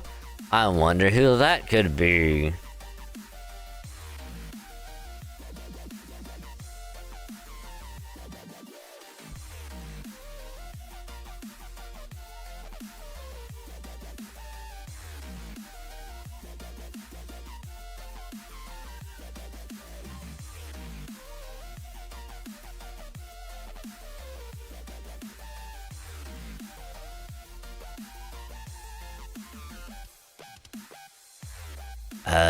Right. That one, alright, cool.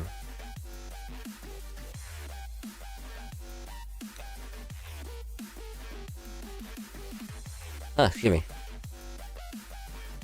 Anyway, next part.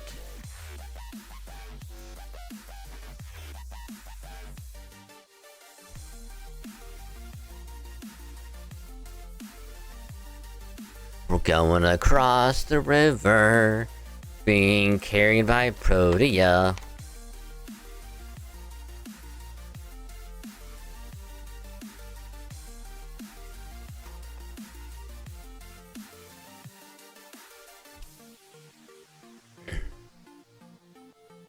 Wow! You're so fast, Protea. You could even give Captain a run for his money when he's in his merman form. Uh-oh, doesn't it drop 200 meters ahead? What's Protea gonna do?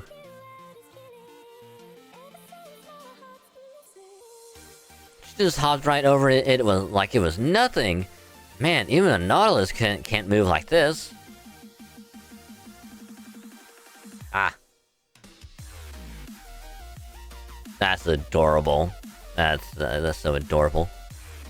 Marine is sitting on top of Protea's head, pretending to steer her. Protea's having a lot of fun with it too. I guess they have no trouble getting along since both of them are tied to the sea. You know, it's great to see Protea enjoying herself. It is. She's such an elegant swimmer and still so bold.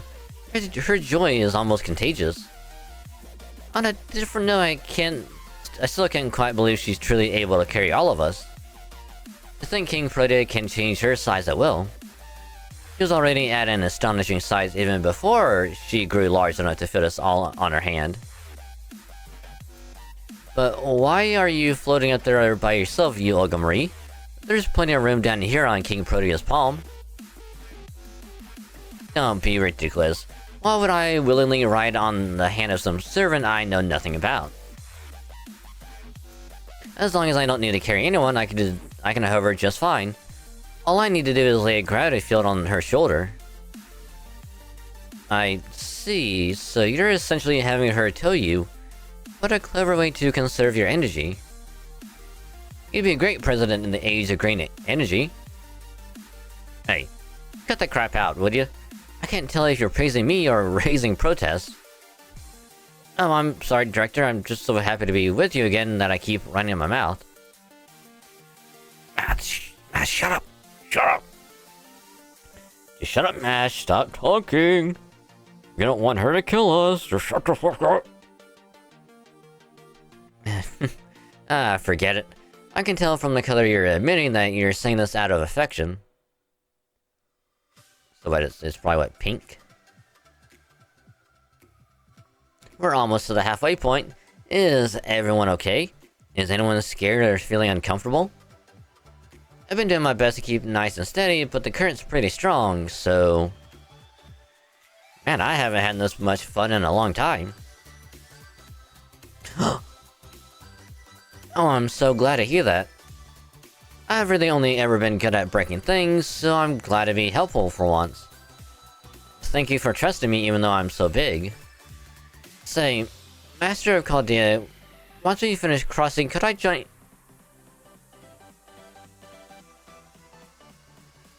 Uh-huh? That blood's coming from Protea's back. Protea? No way, something cut Protea's back. Oh man, I gotta patch her up. But I don't have any medical skills. I'm so sorry, I'm not a nurse. Yeah, something's here, I can't see it, but there's definitely something. Come on, Protea, if you collapse now, everyone's gonna drown. You've gotta hang in there.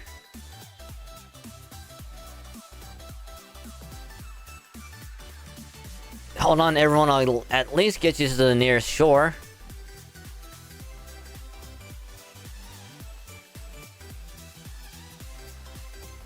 Come on, Protea, you too, hurry.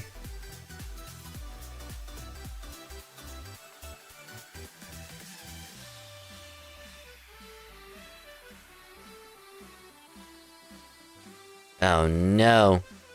Protea, no! She was smiling.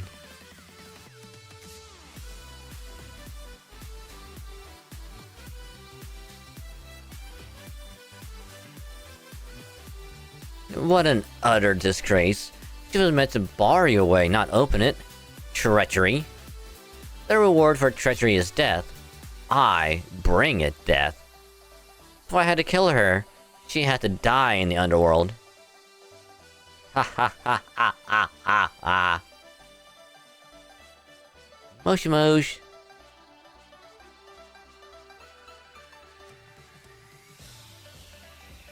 Oh, is this who I think it is?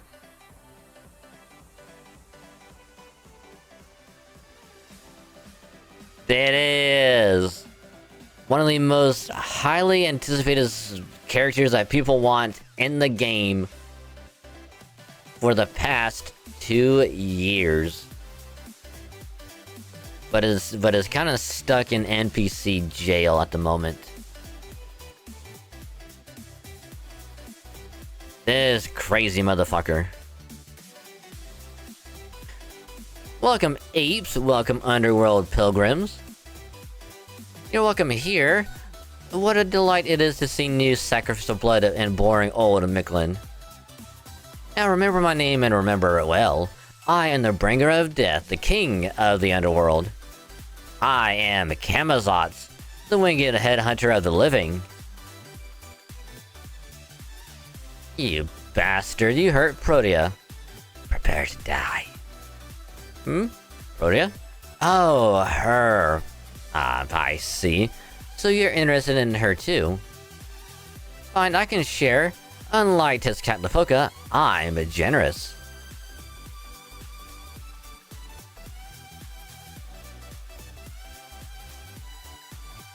Did he just take a bite out of her? Like, Mark McGraw takes a bigger bite out of crime?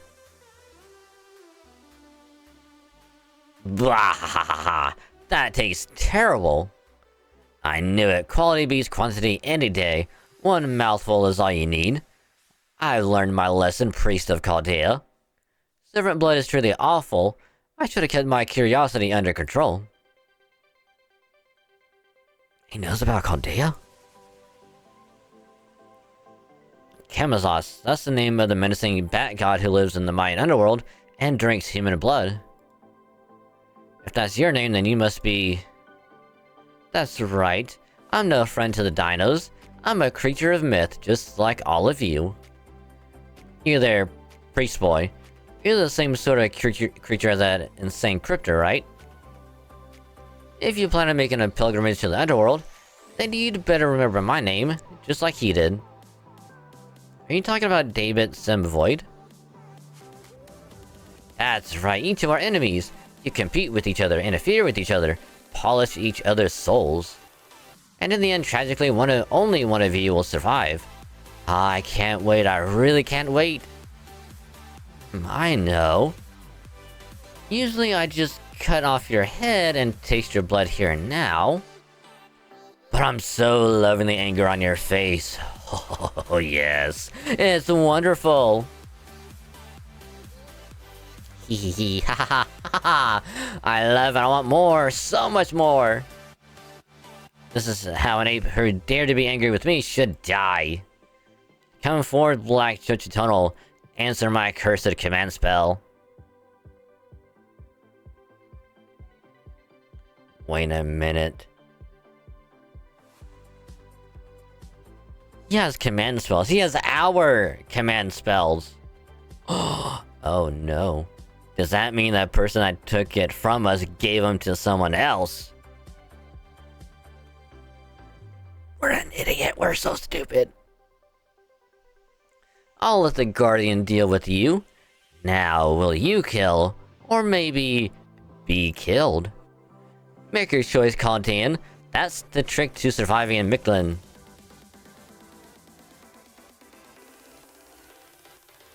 Were those my command spells?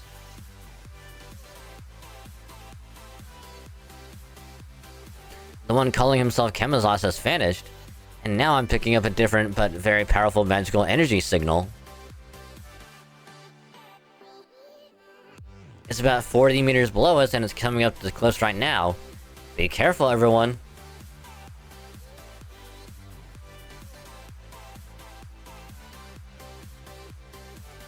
I wonder who it could be. Oh no, it's the River of Blood.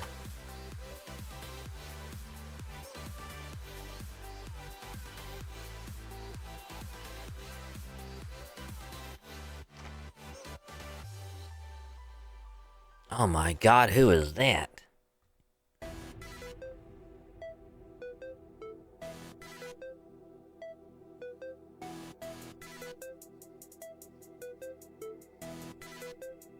No way! Is that... It is. Her spirit origin is different, but it's still King Protea.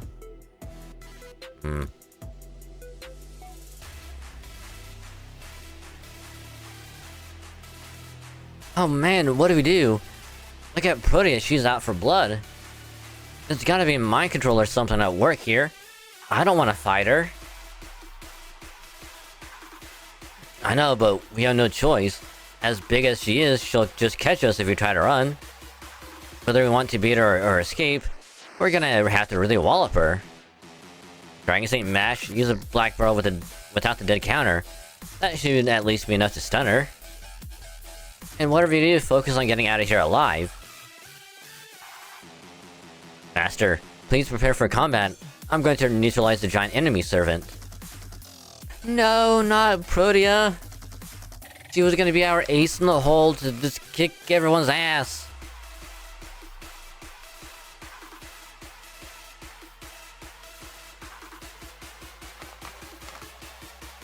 Yo, why? Not Protea. Not my first ever servant, how could you? You bastard.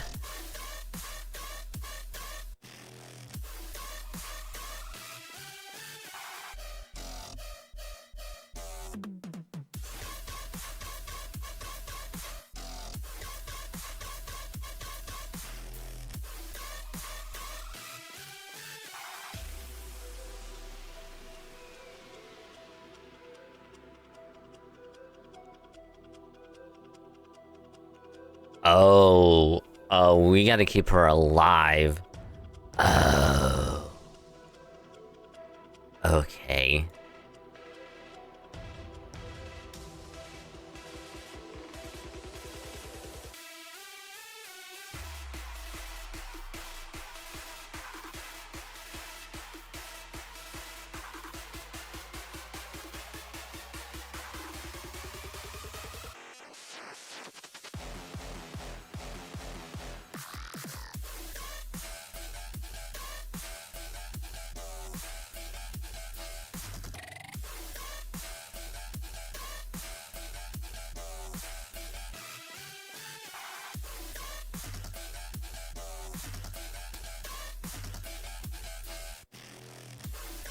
Let me just look at this quick.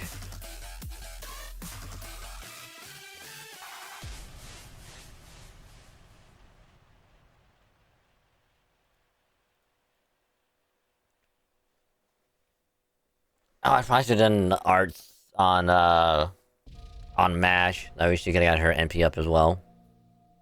But it's fine.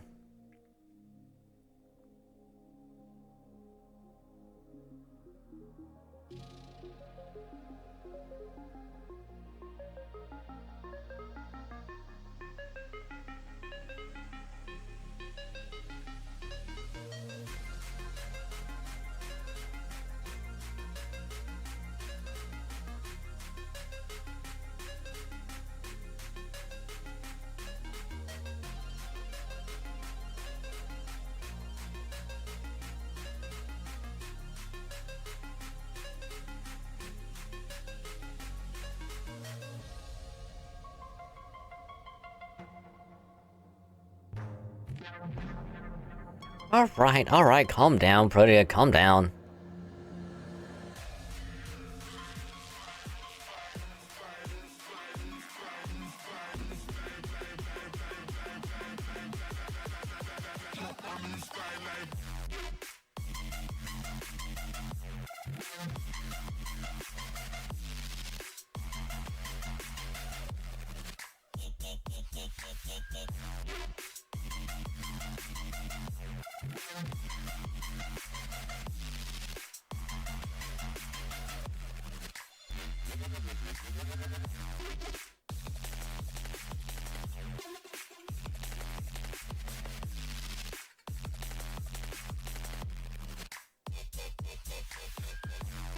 Now this is either gonna go extremely well or it's gonna go extremely bad.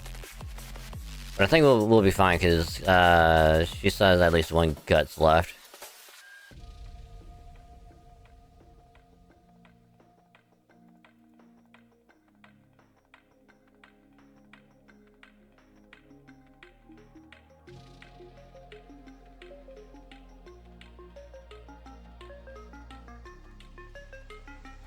So we'll be fine.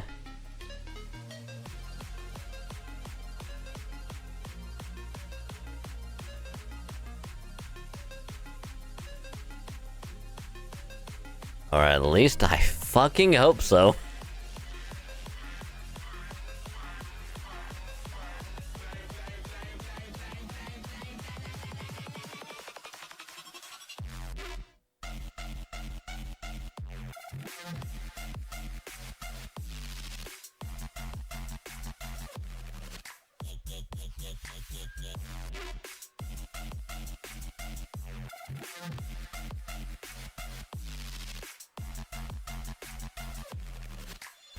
Damn.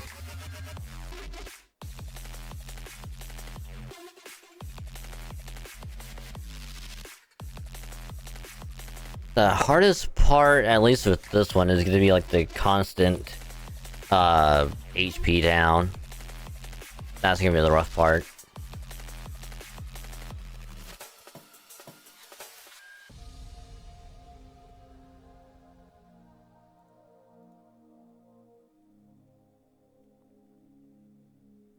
So how do I get past that? What did I do last time?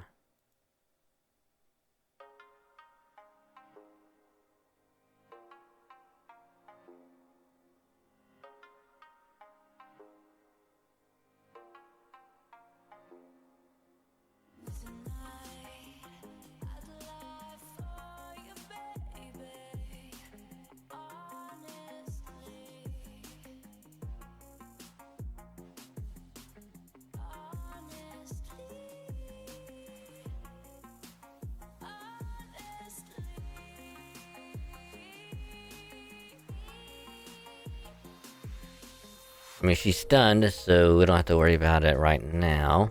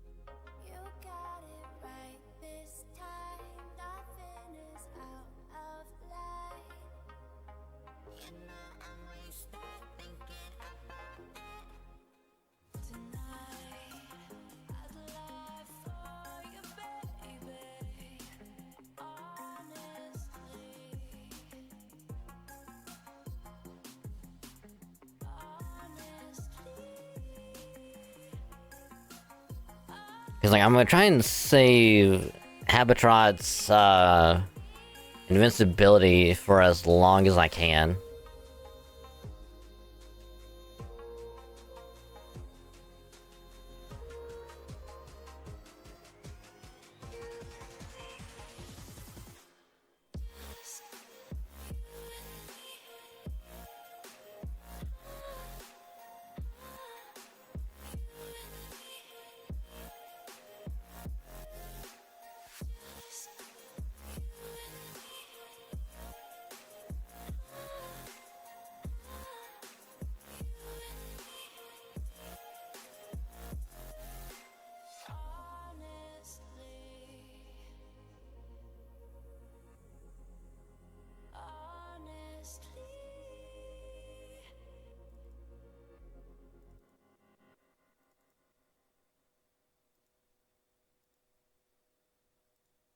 We'll save that for later.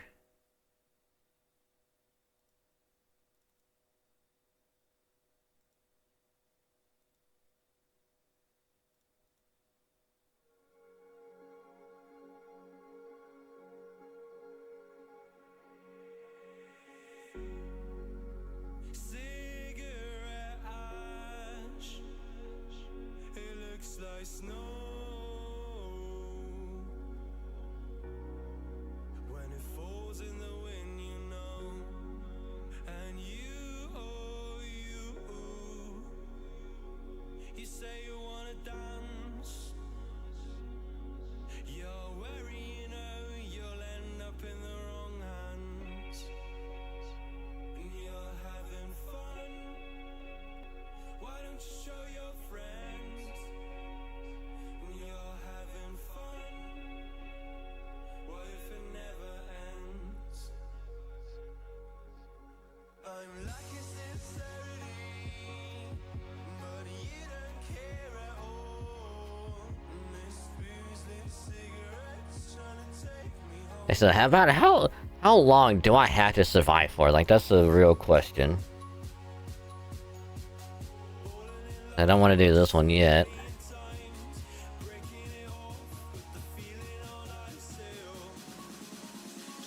Cold as December.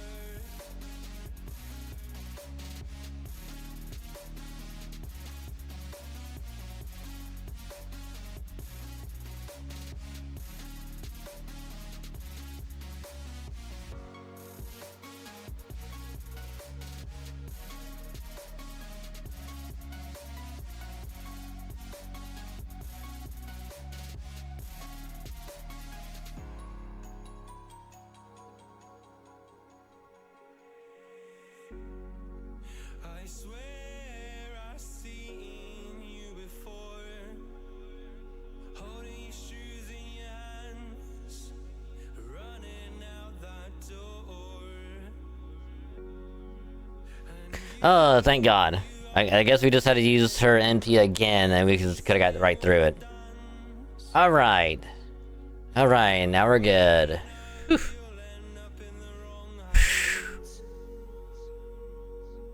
Lordy. No way! 2 heads with a black barrel and she's still coming? She's even stronger than the president. I hate to admit it, but it's true. Damn it, why am I so weak? Let's just run, she won't be able to see us once we're under the cover of the jungle. If we're unlucky, she might end up stepping on us. But it's better than staying here until she definitely crushes us. Good point. Let's run for it.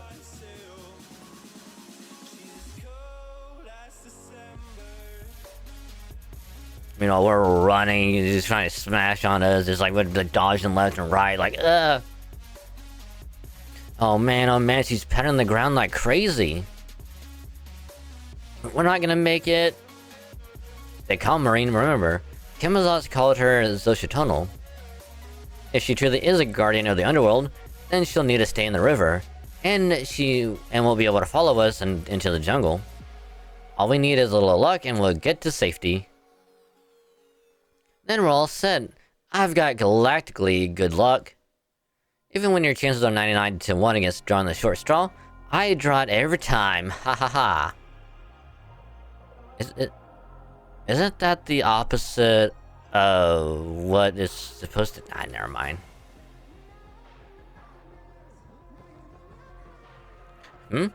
Who turned off the lights?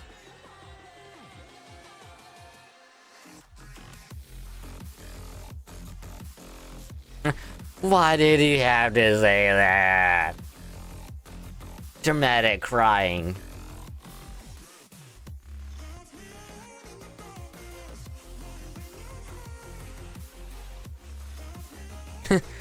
Let's talk strategy.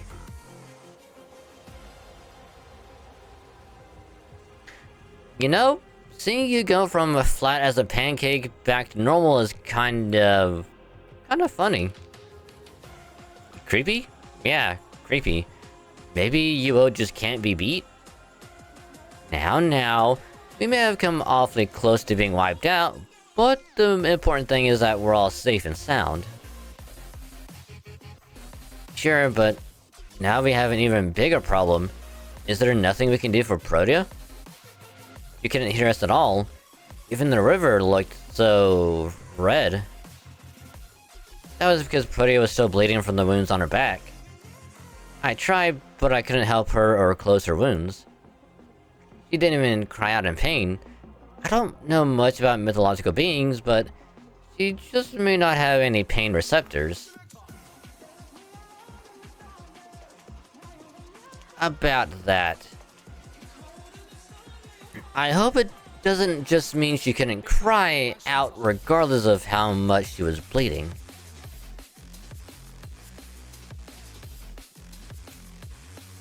Did she laser gas squash? Yep. Yep.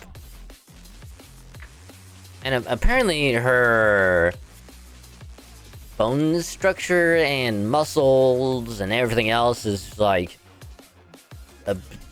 made out of some weird ass alien rubber substance where it's like you can squish it, but then it goes back to its normal form.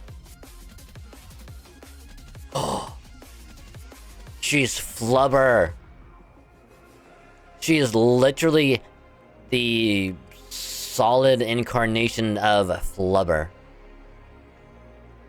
Because no matter how many times you squish, stretch, chop up, burn, whatever, do whatever to Flubber, it can only go back to its normal, like, form.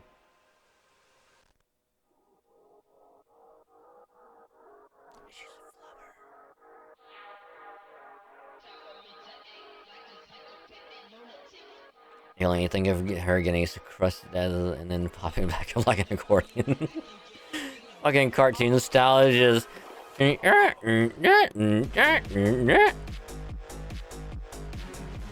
then she's like running out, but she's being all lopsided. I love it. I love it. But I hope it doesn't just mean she's gonna cry out regardless of how much she was bleeding.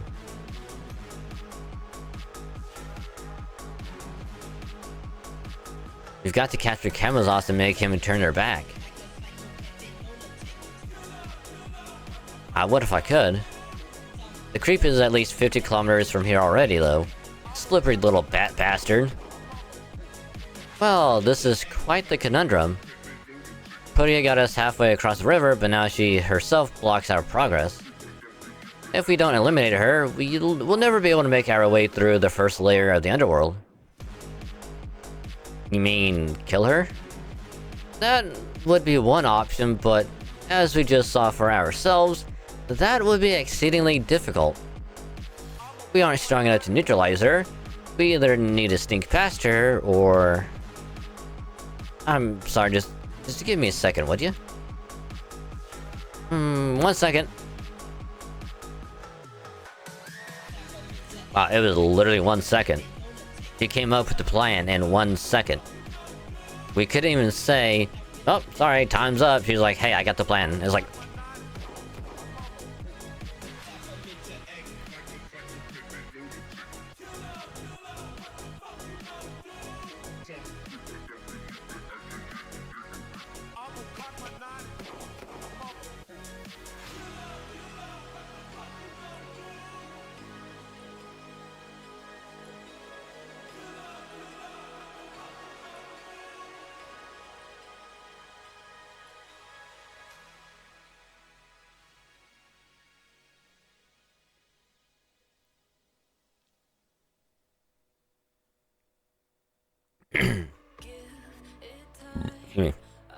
Or we simply wait for nature to run its course.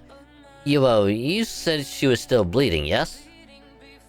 Then it's only a matter of time until she dies. We could simply wait here until that happens. No way, that's just too... Man, Debbie, you big jerk. Why would he say something so cruel? We can't just leave put it like that. We've gotta help her somehow. Marine, please, you're hurting me. Guys, listen to...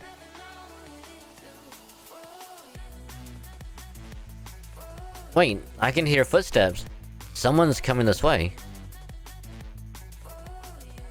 Da-da-da! Who's there?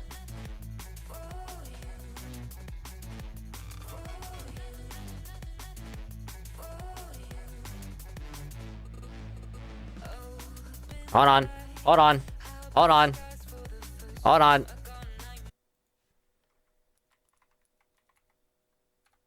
Hold on.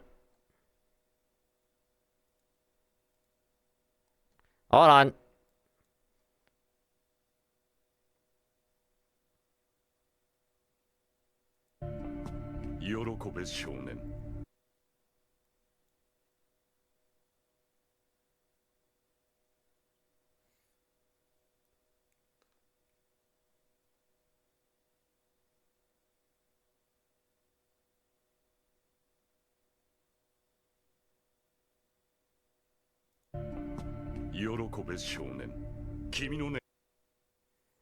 Yeah, I think I got it. I think I got it again. Or at least I hope I did.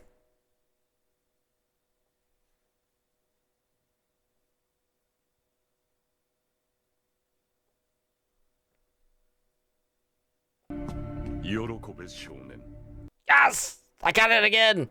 Yes!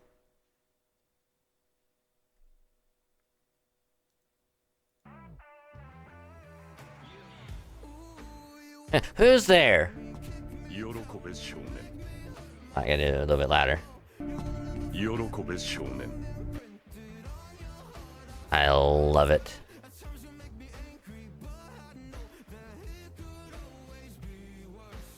Now I'll make sure to have this saved so I don't have to go through this shit again.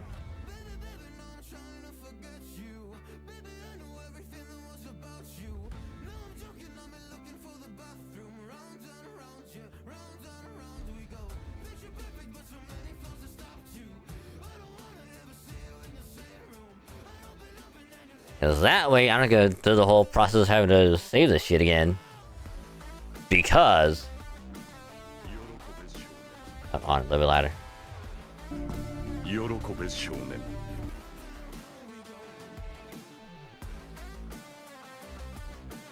Are you having some problem a passing priest may be able to assist you with? That bastard. It's...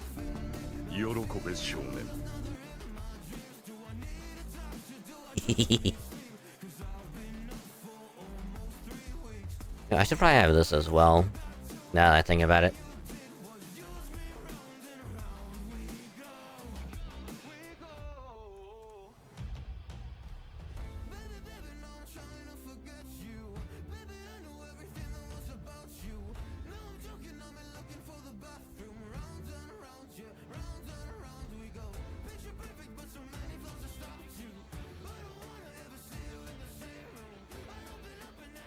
I'll have this for later.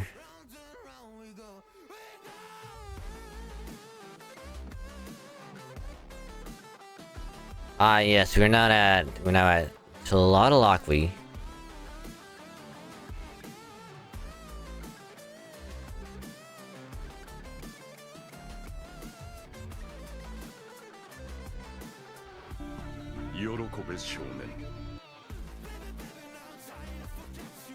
Grigori Rasputin? Thank you for saving me the trouble of introducing myself to your new compatriots, Dragon Saint. You are more than welcome to call me the Rasputin or Father Kotomine. I must confess, I am surprised to run into you while I was seeking another. Perhaps the hand of the Lord is at work here. Oh, you needn't explain what's happening here. I believe I understand your situation. You're trying to make it through this first layer of the underworld to reach the storm border. But the guardian of this underworld has forced you to retreat, yes? Yeah, you got it. Now, what are you doing here? Right, you're an enemy of Chaldea. I can't think of any reason for you to be here except to stop us from cutting down the tree of emptiness. Oh, this is truly unfortunate. There has, I am afraid, been a misunderstanding. The other disciples may have left a poor impression on you, but I assure you that as I am a man of the cloth, I have no interest in a fight. And as I mentioned a moment ago, I am here looking for someone. That's all. So long as I find her, I have no quarrel with you. Happily, I've just completed that particular objective.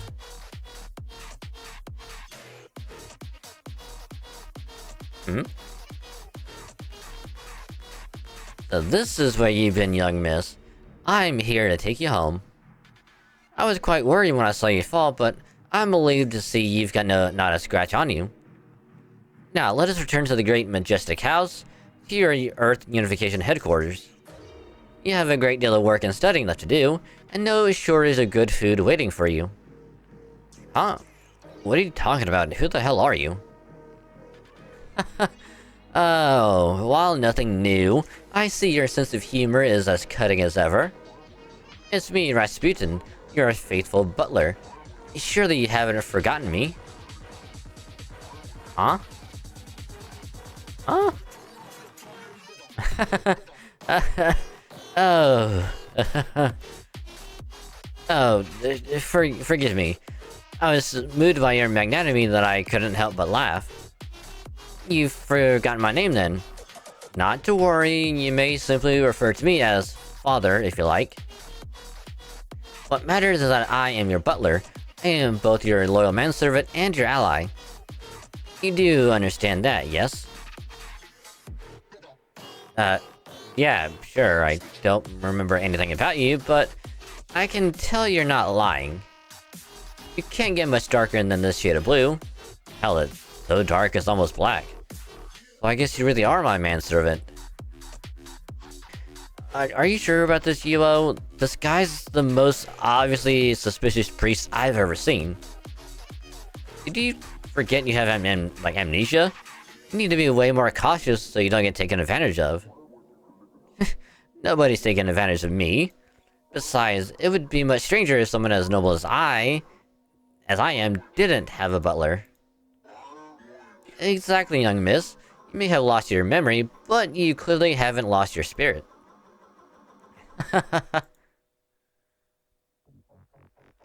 You know, I can practically hear him scheming in that laugh. Olga Marie is so smart, but he just won her over in an instant. What are you up to, Father Kodomine? A young mind should not be so suspicious. Dialogue is the best way to solve a great many things. I am, in a sense, facing a situation every bit as unexpected as you are. Here I am trying to find my missing mistress, only to find her associated with some unusual new friends. For my part, I would prefer she cut ties with you immediately and remember who she truly is, but... Huh? Are you trying to make me into a figurehead instead of a real president? I told Dragon Saint and Mash I'd help them and the rest of Chaldea, so that's just what I'm gonna do. At the very least, I'm not leaving their side until they reach the storm border. Look at Marie, thank you so much. I see.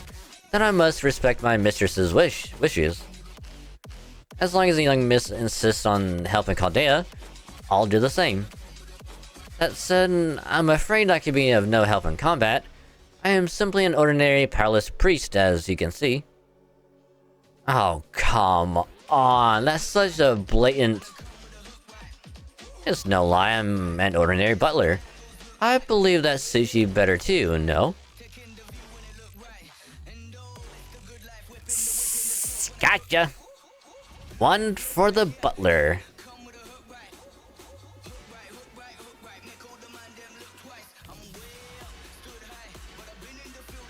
I think he's right, Senpai. If Ogamarian learns that he's a disciple of the foreign god, she can then learn who and what the foreign god actually is too. There's no telling how she might react if she learns the truth. So if we're gonna keep this up, I think we have no choice but to bring him with us and go along with his butler act. Ah, I'm so glad you understand. Do not worry, I promise I will make no effort to influence the young Mrs.'s decisions. I'm not so starved for entertainment that I would dash the young Mrs.'s beautiful dream of friendship now that it's blossomed here in this subterranean world. Okay, I believe you. But let me ask you one thing. Do you know how she ended up like this? Good question. So, as far as I know, the young miss is the strongest being on this planet by a wide margin. I cannot imagine what could have caused her to lose her memory. On the subject of things I cannot possibly imagine, I'd like to ask you something as well. Tell me about Limbo's final moments. I can't say I ever cared for him, but he was technically a colleague. Limbo's final moments by Senpai? Look, he got what he deserved. That bastard tried to kill me. I'll lay back in Hinko. Trying to start another Holy Grail war. Just so he can elevate himself higher than a disciple.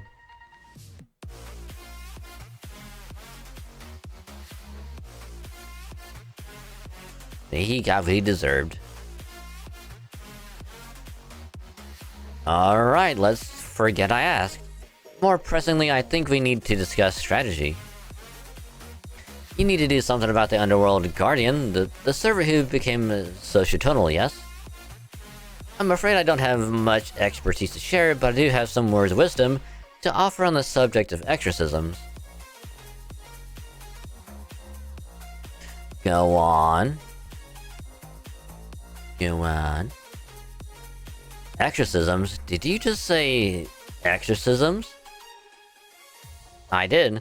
That servant has been possessed by an evil spirit. Said spirit clearly dwells in that mask.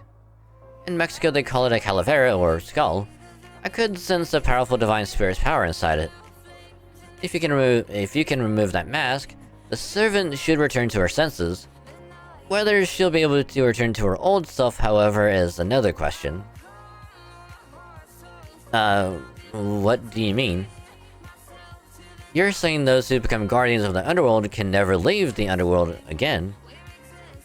That while the living can try to escape the underworld, and the dead can try to descend through it as part of their trials, its guardians are simply not permitted to leave their posts unattended. Did the gods of proper human history decide that rule? Indeed, you really are quite intelligent, aren't you, Tipu? I believe it was indeed decided by deities. However, this also gives us an opportunity. This boundary of the underworld was overwritten by proper human history's myths. That means it is both inside this lost spell, while not being part of it. Mash, I believe your little machine can measure a location's foundation of humanity value, can it not? Yes, it can. Huh? It looks like this location's value is fluctuating. What does this mean? It means this location is subject to both the chronicle theoretical phenomenon and the printing theoretical phenomenon. Put another way, the past, present, and future all mingle in this one spot, each equally valid. In this place, you can summon as many heroic spirits with ties to Chaldea as your magical energy permits. What's more, you can even temporarily draw on connections on things that may have happened or that may have been feasible. For example, a heroic spirit Dragon Saint A never met. Oh, wait a minute. Oh. For example, a heroic spirit Dragon Saint A never met could still be summoned as long as Dragon Saint B did meet them at some point. Pretty much saying, in one, you know, in one timeline, if I never met the spirit, but in this other timeline I did meet them, me in timeline A could theoretically summon them as if I did meet them in timeline B.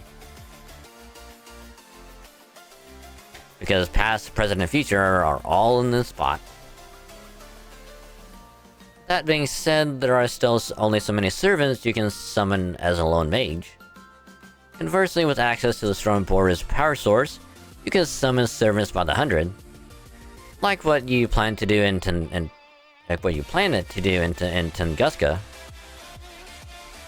You know about that too? Not for sure, not until you confirmed it just now. Something of a leading question. Of course, I had my suspicions that you would resort to such a plan in the end. You are so wonderfully forthcoming, Mash. Kata could learn a great deal from you. At any rate, I trust I have made my point. You can summon nearly anyone you like here. You need only consider which servants would be most helpful against the Sociotonal, then summon them. Well, unfortunately, connections don't really matter right now. Father, Dragon Saint has been unable to summon heroic spirits ever since he arrived in Mictlan. Which unfortunately means your plan isn't viable. Though it would seem, given that Camelot was using the command spells you lost. Where did you relinquish them, Dragon Saint? Well, here's the thing. Apparently I died, met this weird guy, who said I could return to being alive if I gave him some weapons. And since I didn't have any weapons on me other than my command spells, I gave them to him. And I guess he gave them to someone else. I know, pretty dumb.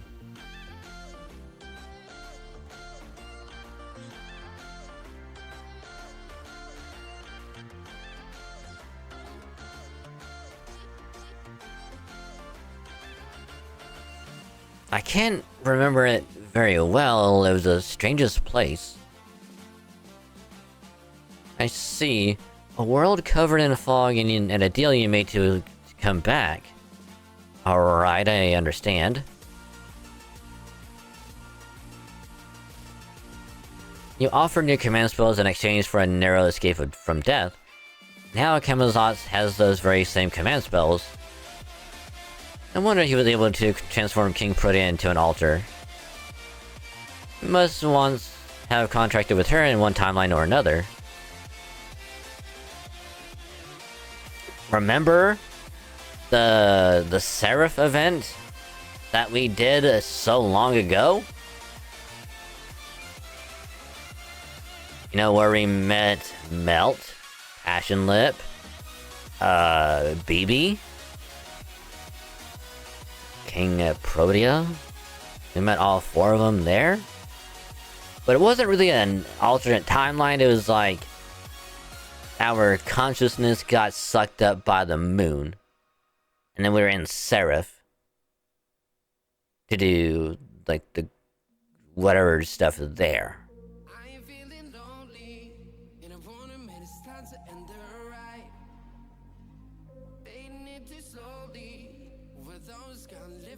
And so your command spells could order her to become a guardian of the underworld. Then that's why Protea transformed like that? Because she believed that was one of Master's command spells? Most likely. Otherwise she would never offer up her soul, her spirit core, so easily. But that's not what's important. What's important in Dragon Saint is that you gave up your command spells to come back to life.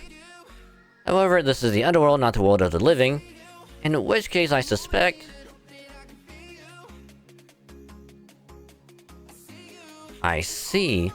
As long as he's in the underworld, the contract he made to exchange his command spells to come back to life doesn't apply. Because the contract is effectively voided at any time he isn't alive. Is that what you're saying?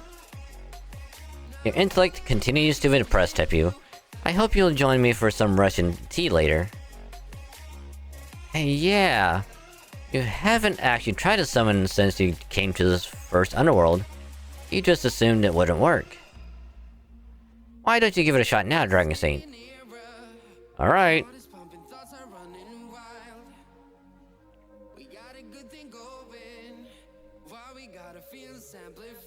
That's enough. Now that we know you can indeed summon servants, you just have to come up with a plan of action. You can only summon so many on your own, so you'll need to choose carefully. As long as you can avoid any egregious errors, you should have no trouble defeating the Zoshitonal. Okay. I expected you would be happy to have such a clear path to success. Why do you look so sad? I mean, I appreciate this, but it's not gonna help us free Protea. I know. My suggestion was merely for defeating the Zoshitonal, not killing King Protea. I may be the so-called Mad Monk Rasputin, but I am also the temptation of immortality and a priest with a talent for dealing with wicked thoughts. As long as you're able to hold the Zoshitonal in place, I'll be able to remove the tumor bound to her spirit core, or her spirit origin, through that mask. I am a priest, you know. I may not be useful in combat, but I have plenty of experience treating wounds. You really can save Protea. This is great. You're such a capable butler. Of course he is. I never have a butler who was anything less than truly excellent. Nah, you don't even remember him, Madam President. But that's okay, I still love you. I'm so glad you're here. Alright, it's time to choose your servants. Remember, your opponent is a high spirit, or a high servant combined with a giant Zoshitonal spirit origin. You'll be facing a titanic river guarding with potent defenses, and a constant drain on your stamina, courtesy of that Mask of Death. Master Dragon saying this battle will hinge on both what you know now, and the choices you make very soon. We're gonna fight, we're gonna lose, it's gonna suck, we're all gonna die.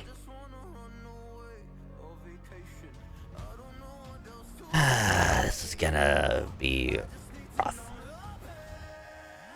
This is gonna be very rough.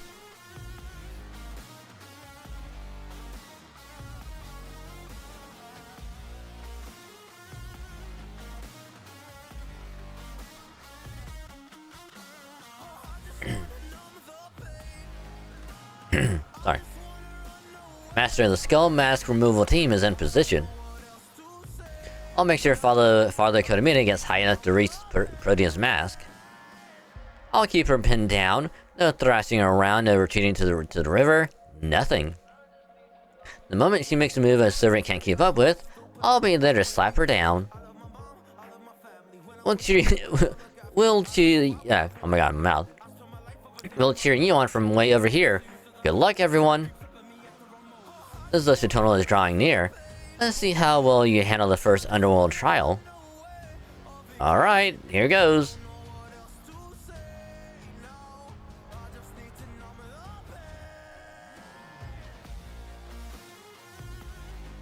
Alright, we're gonna need a lot of pretenders.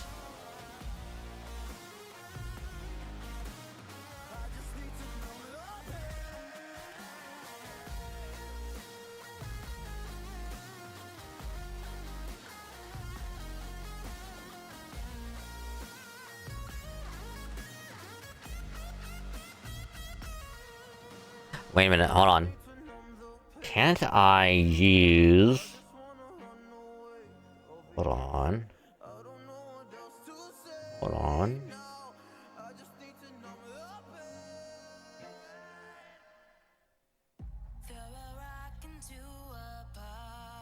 I mean, it would be very risky.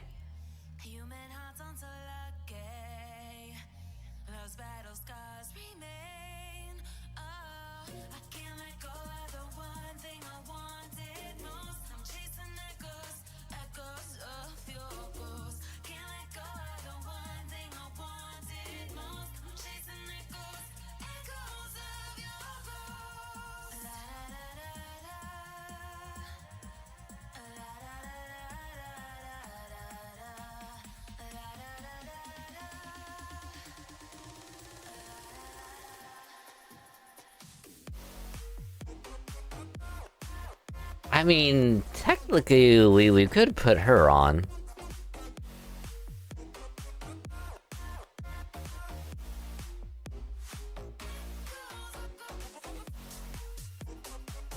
We could.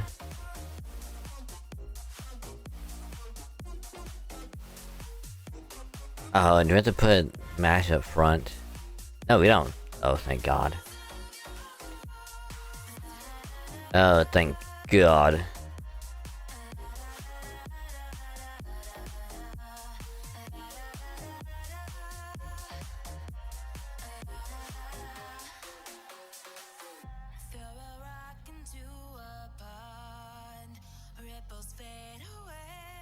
It's really unfortunate that we only have 2 pretenders.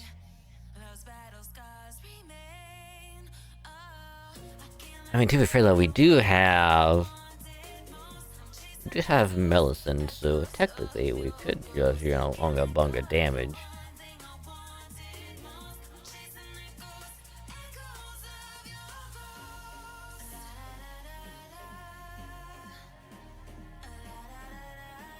There's a 30% from the get-go.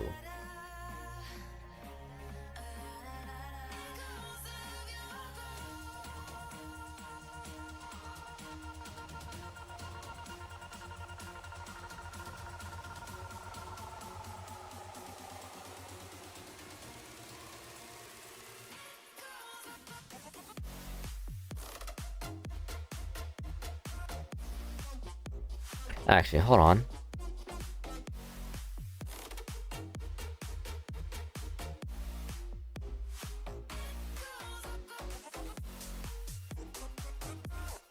No, it's still not gonna work. Actually, hold on.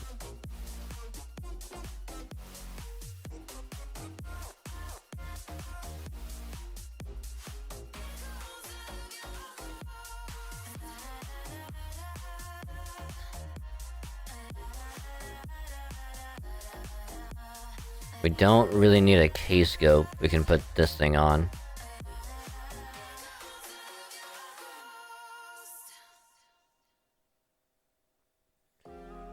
Okay, and then I'm gonna do this. Never mind.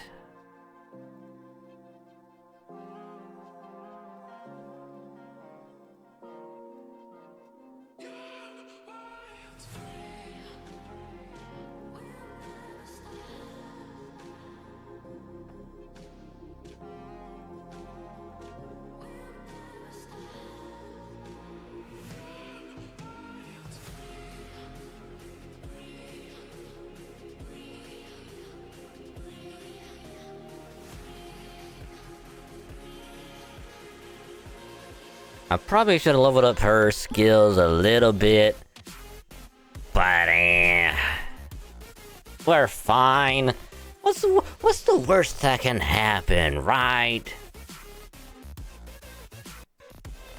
You know, it's only 12 AP that we lose. You know, what's the worst that could ever? You know.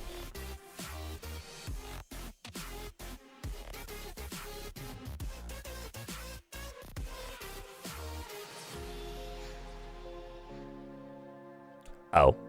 Oh. That actually works out so much better! That works out so much better!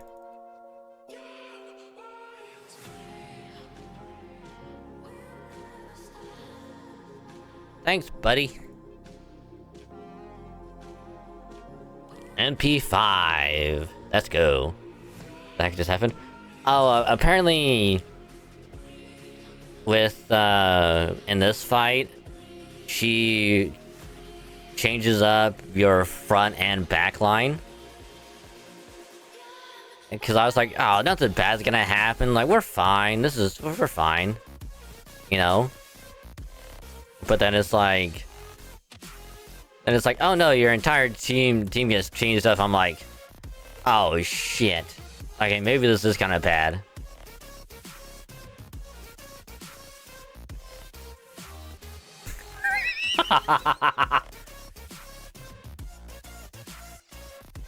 Okay, this actually might be kind of bad.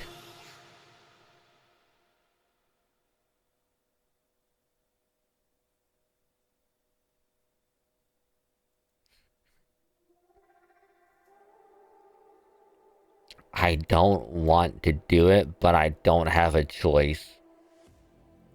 I have to. I don't have a choice but to do this. And just hope that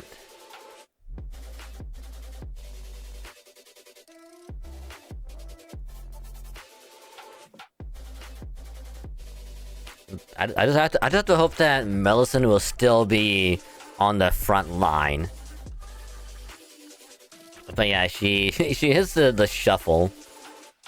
You know, it's like you listen to the music, she hits the shuffle, and then it's like, you know, we get swapped around.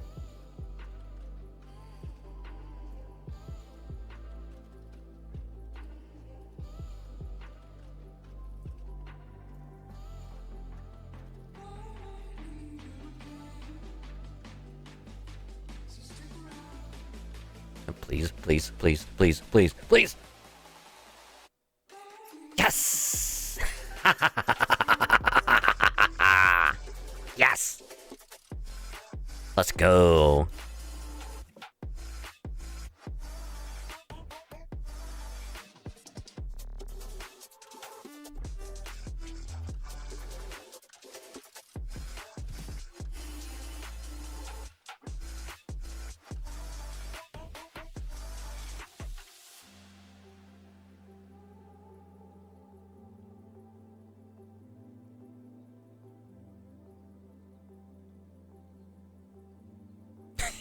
All you can see is her knee. That's funny. That's hilarious. All you can see was her knee.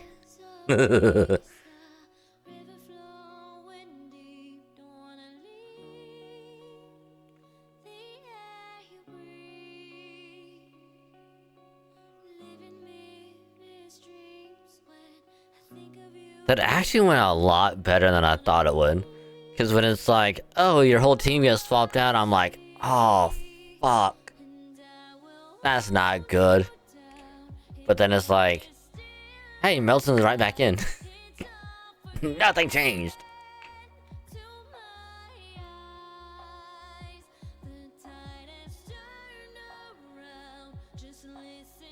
So, everything went better than expected.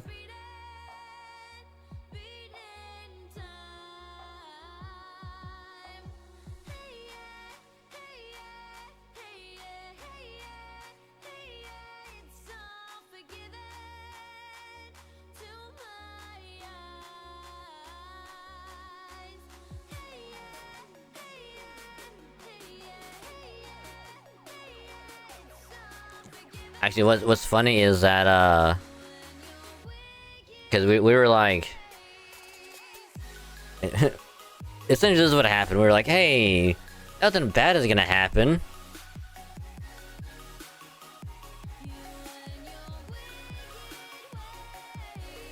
You know, we were like, hey, nothing bad's gonna happen. Then it was just like,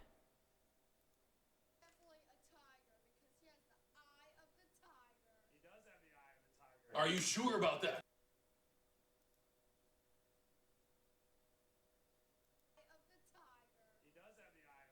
Are you sure about that?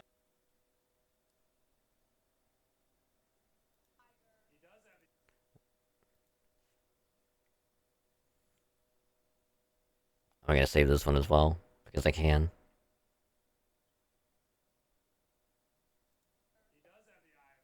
Are you sure about that?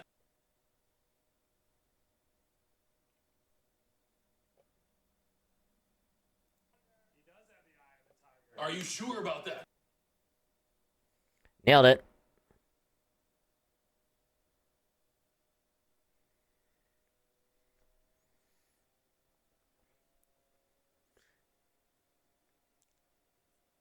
It was like, haha! We did it, guys! Like, nothing bad's gonna happen, right? Are you sure about that? Oh, shit.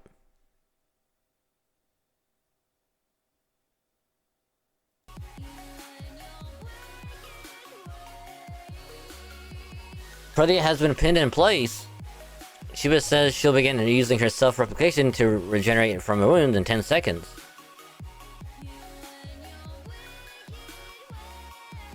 How long should I put on the mask now, Father Kotomine? Or Kotomine?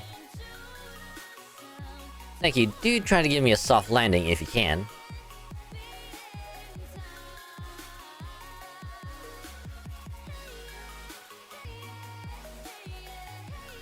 Oh god, he's gonna just hand on forehead, huh? I need no scalpel or anesthesia. A spirit medium's method consists of simply reaching in and pulling out the infected area directly. Yes, he's gonna put his hand in her hole and then pull stuff out.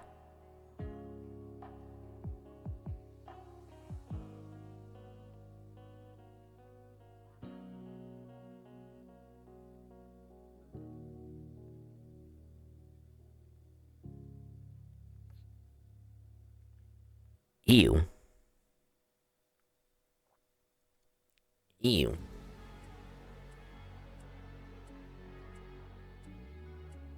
Pain, suffering, agony.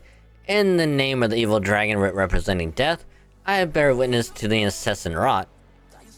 The taint of death and malaria of evil calls on people from all walks of life. As muck spills forth without end, I shall be the one to scoop it up. Sure.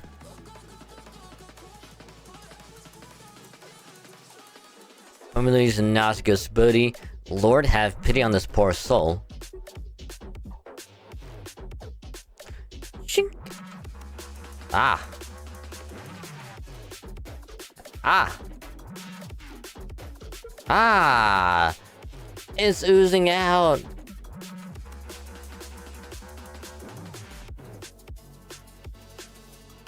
Now the ghost is free.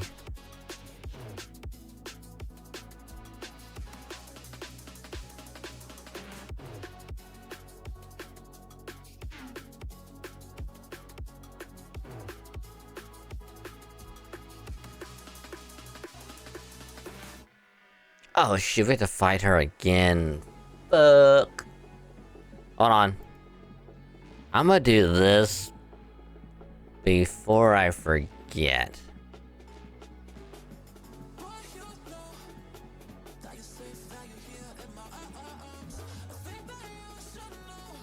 Level up some skills. At least level 6. And then we can worry about everything else. I mean, I'm gonna do 3rd skill all the way to 10. Because that'll help out a lot.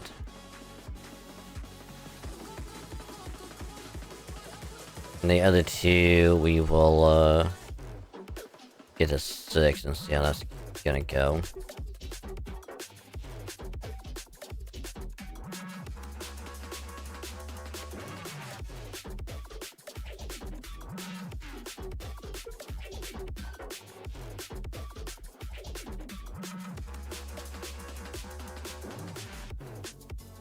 Okay, we should be able to get all these to 10.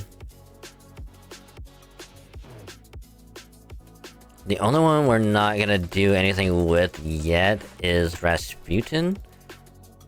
Because we might get his to level 6. And then call it good there for him.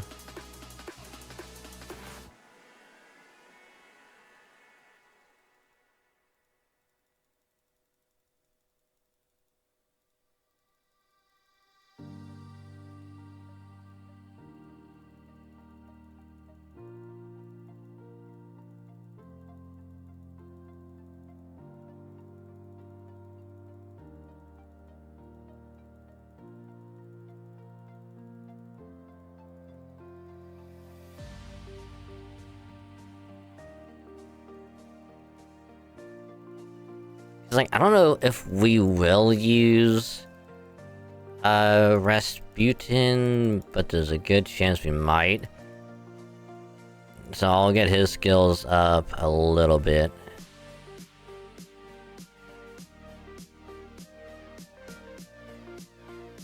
Oh, we also have Ludicrous Altar. Ugh. Yeah, we'll get his to 6, and we might also do Nitocris up to 6 as well. Because that'll at least be useful a little bit.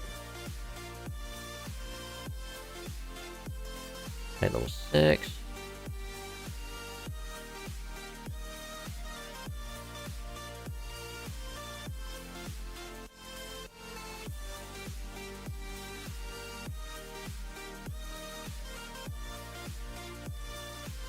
I mean, what I should have done when I started doing the surprise trades, however many like days ago, I think it might have been like a week or week and a half at this point.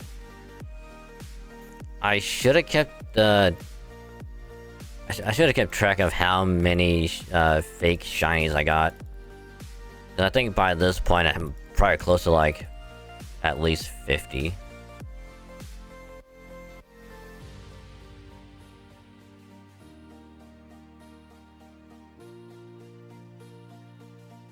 If not more.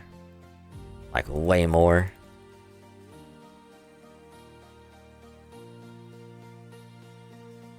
Also, another reason why I love Nitocris Alter's second skill is because if you get this to level 10, it is a 100% battery from the get-go.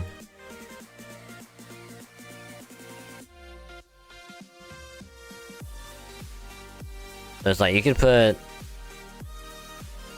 like, at least in my case, I could put the MLB H scope, which will give her like 100% charge, NP turn 1, do second skill again,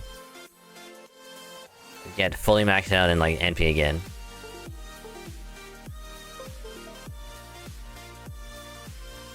God damn it. Hey, we're good. I don't know what the hell that was about. But we should be good.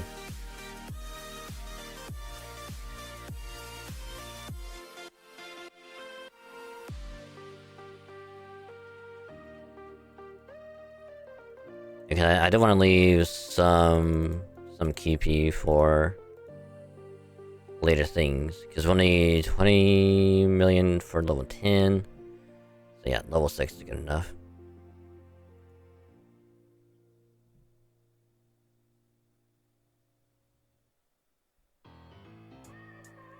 Alright. See how this is gonna go. We did it! We got the mask off her. The plan worked. I got mashed, this isn't over yet. The mask is starting to move on its own. Hope you're ready for more fighting, Dragon Saint. Now that it's just a mask, I won't have to hold anything back. I don't know the first thing about these underworld guardians, but I came to Earth to rule it. So you'd better give me all the support you can. Oh, do we have to use Marie? Do we have to use her? Fuck. Shit.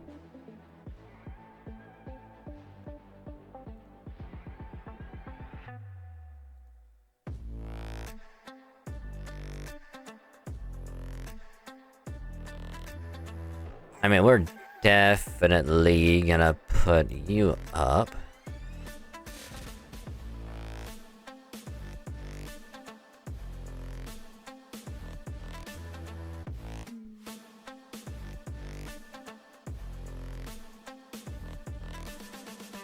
I'm the girl that they don't talk about. Quiet with a big mouth. Listen for the doubt, then call it. Make you out for what you say to me. Look at every single date. If you got what I need, then oh, I'll take you on like a big deal. I had one better than that, didn't I? Yeah, there you are. Keep me full like I had a meal once in a while. Feel all that I know you like it. Can't fight it. I'ma let you ride the wave. I'm New York and you're Actually, hold on. the shock waves.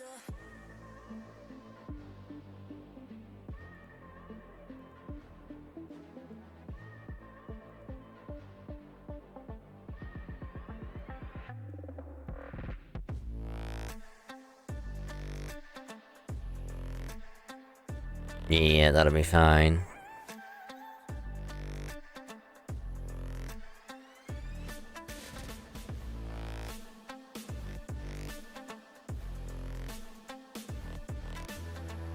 That's why I didn't do.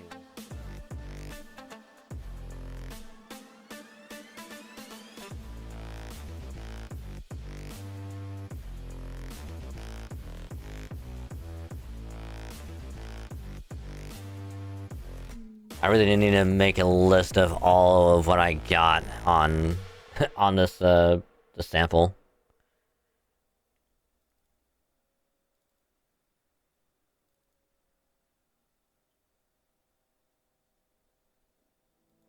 Give me all you've got if you're prepared to break the silence. I'll be out in the sunshine, running beside the lions. I've been feeling down, but I've been looking up, afraid to fall. God, I've been so down, can you pick me up? Don't let me fall. Can you show me how to fix this mess? I am down and on my knees and I may fall as I'm so close to the edge.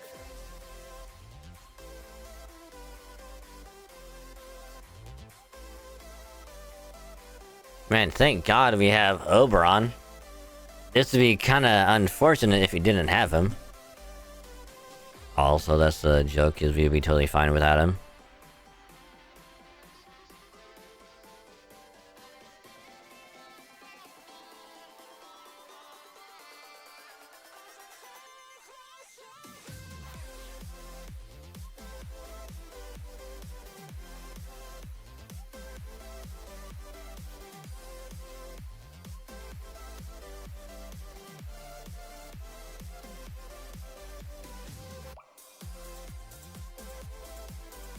Hey, you know, maybe you can just not do that. That would be awesome.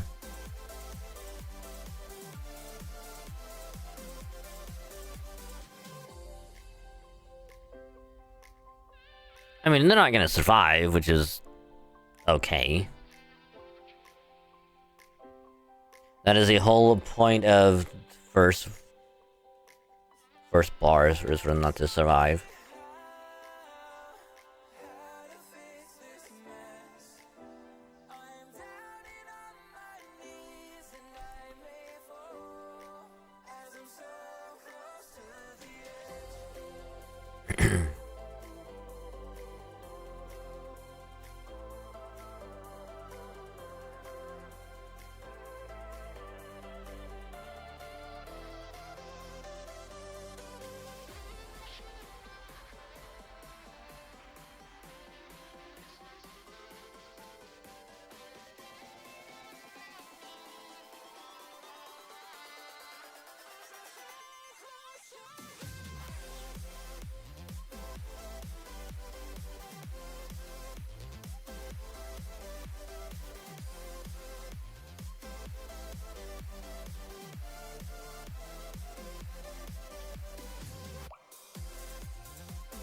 Well, that's slightly unfortunate. That that Castoria is the one that got, you know, nuked. But it's fine.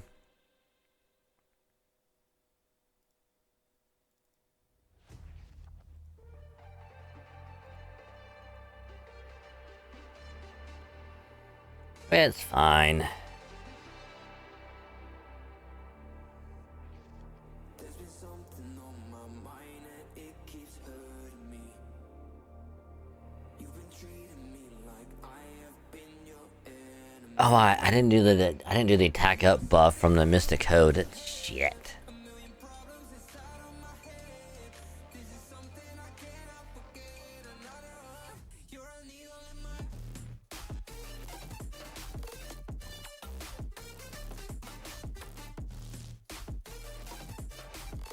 Which it doesn't matter because MP again.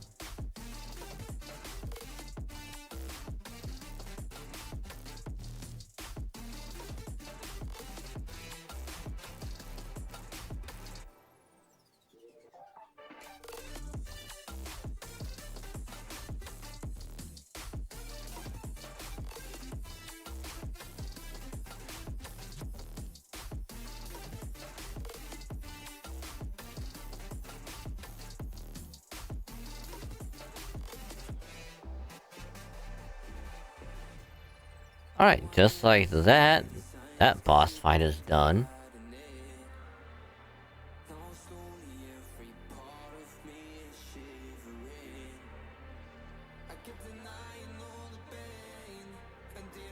Hey, one of our command spells came back. Let's go.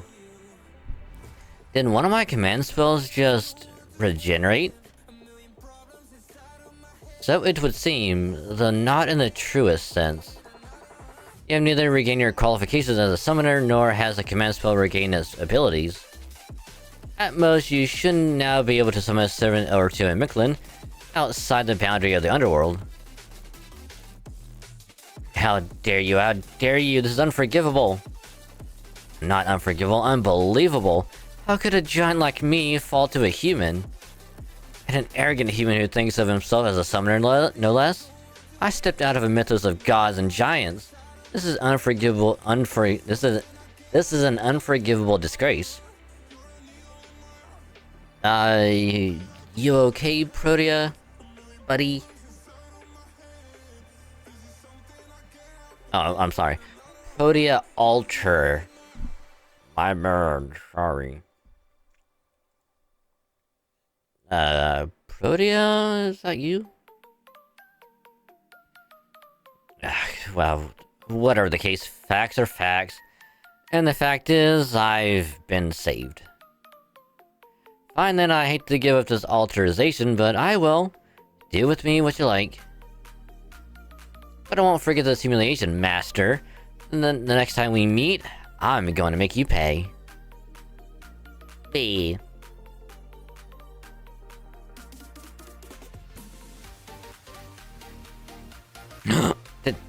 Did I just say something? I'm sorry, I don't remember what happened. I mean, I was conscious up to the point you were nice enough to remove my mask for me, but... was I acting strange afterward? Like, lording it over you, or acting tough, or generally, being bad? Not at all. But it's good to see you again, Protea. Thank goodness, and thank you, Master. Wearing that mask was really painful and I couldn't even see or say anything. I thought I would stay trapped in that kaiju form and that I'd be killed. But you never gave up on me. I'm so happy right now.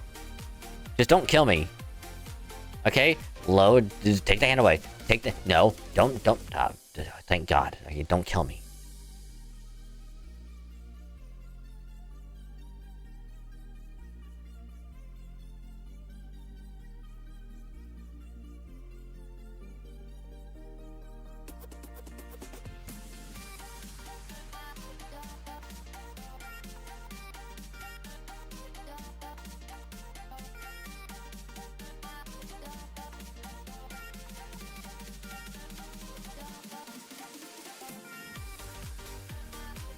So apparently we're still in the second stratum.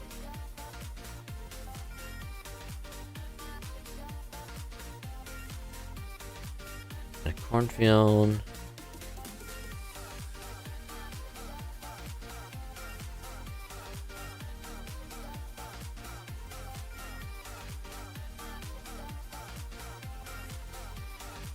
Because if I remember correctly, I'm pretty sure the river right here is the second stratum. But I think up until that is the first, and the second right here, and the third. Pretty sure anyway.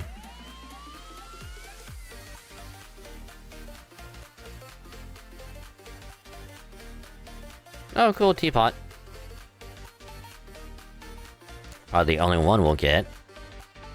Other than that one, because we didn't do the other ones, which is fine.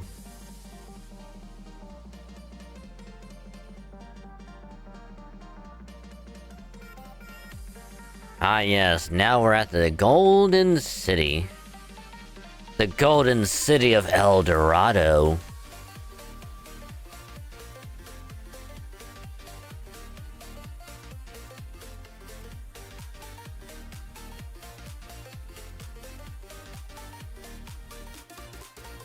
Section 4 at the Golden City.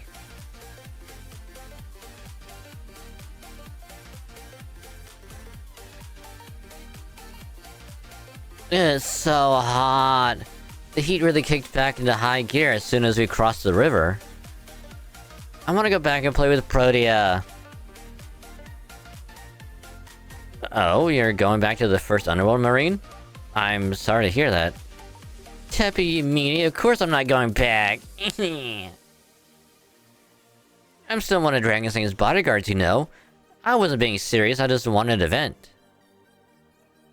Vent, you say? Someone's being sussy.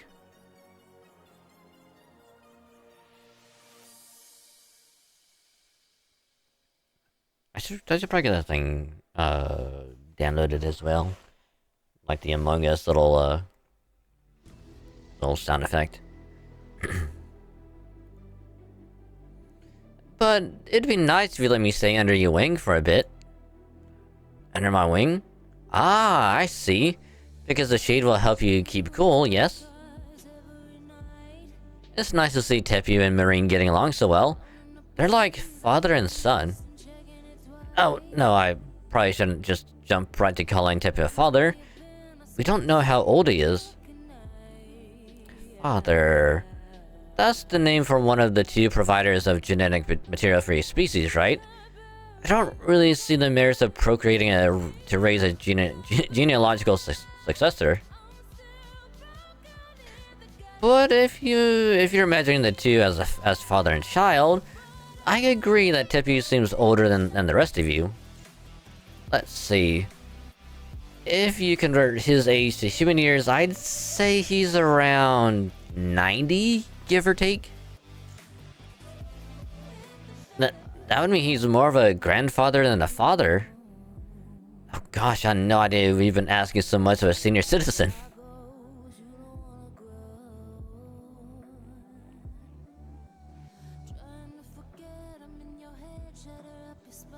So...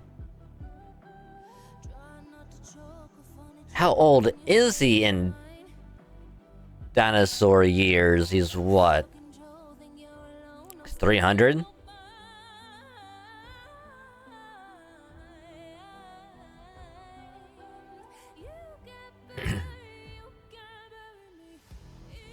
Oh, don't worry, I'm quite alright. Dinos' bodies remain in perfect health until they meet their end.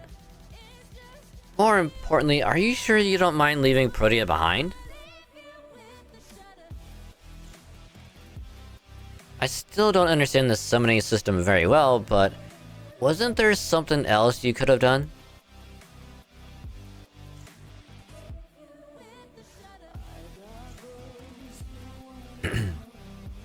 Thank you, Protea. We could never have crossed the first underworld without your help. Yeah, most comfortable cruise I ever went on. You're still so happy even after that major huge mess along the way? What, that? Nah, that wasn't a mess. That was just another interaction with a primitive creature. It's like when you go to pet a dog and it ends up biting you. That kind of thing happens all the time, right? That's pretty clearly something that happened to director Olga Marie, but I think silence might be golden here, right, senpai? Shut up! Well, this is as far as I go. Thank you so much, everyone. Huh? You're staying here? Why don't you come with us? You're part of Chaldea too, right? I'm afraid she can't do that, young miss. Although the mask no longer holds any sway over her, King Protea is still unable to leave this boundary of the underworld. The only reason she was able to operate here without either the Storm Border or Dragon Saint as their master was her having been made into the Stratum's guardian. He's right, I may have been summoned in the Storm Border, but I fell ill in Tim Micklin before I could form a contract and magical energy connection to master. I still have a large magical reactor so I can at least move around on my own. But that weird bat guy, Chemazot, forced me to agree to become a guardian in exchange for power. So you met Chemazot before us, huh? That little bat bastard. Do something, father, give her a way to leave this toxic work environment. I wish I could. I can remove the infected parts from her, but this matter reaches into her very spirit origin itself. To take King Protea out of this level of the underworld would require a complete reset. So, what if he had her disappear and then summon her again at the border? Perfectly viable until you consider the risk of resummoning.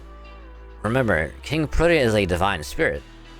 The odds of summoning her again are slim, and even if you succeed, it may not be this same King Protea.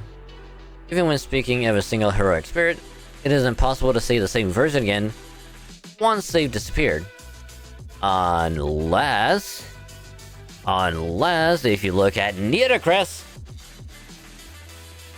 since, you know, when she was summoned, she somehow retained her previous memories of her last summoning all the way back in Camelot. In the 6th Singularity. All that time ago. So your theory, my guy, is disproven. That is the fate of all, serveth Lady Olga Marie. I hope you can understand. What? Why would anyone ever... Who had the idea for such a terrible system? Thank you for getting sad on my behalf. But it isn't all bad. I may have been turned into an altar and made into a sociotonal. But at least I can stay materialized here in the first level of the underworld, even without a master. So I'll wait here in case you all come back, and if you do, then I'll flail around so hard, no enemy will be able to touch us. I'll always be your servant, Dragon Saint, no matter what happens. Aw, little head pass for the little Protea.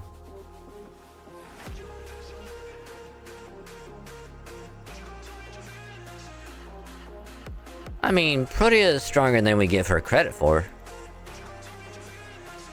I see. I do feel bad about leaving her behind, but if you say so, I'll take a word for it. It's so nice of you to worry about Protea even though you didn't talk to her much, Tipu. Did she take your breath away too? I don't blame you. Her horns were really cool. No, not exactly. I only feel that aquatic animals are, well, difficult. Most dinos live on land, and only a scant few live in water, or take to the air. Terrestrial dinos like me have a hard time sympathizing with the unique way of seeing the world. But I still feel bad about our society isolating such dinos just because they're a different size or shape. Sound familiar, huh? Sound familiar. By the way, Mash, have you been able to contact the border? No, our last communication was about 48 hours ago. They said their comms equipment had broken down. I see. So you don't have any information about their status now. Perhaps then you should be more concerned about them than about a single servant. I'm aware Chaldea's staff consists of seasoned veterans at this point, but this is still Mictlan. It is a lost belt and exists in direct opposition to proper human history. And of course, humans aren't nearly as durable as servants.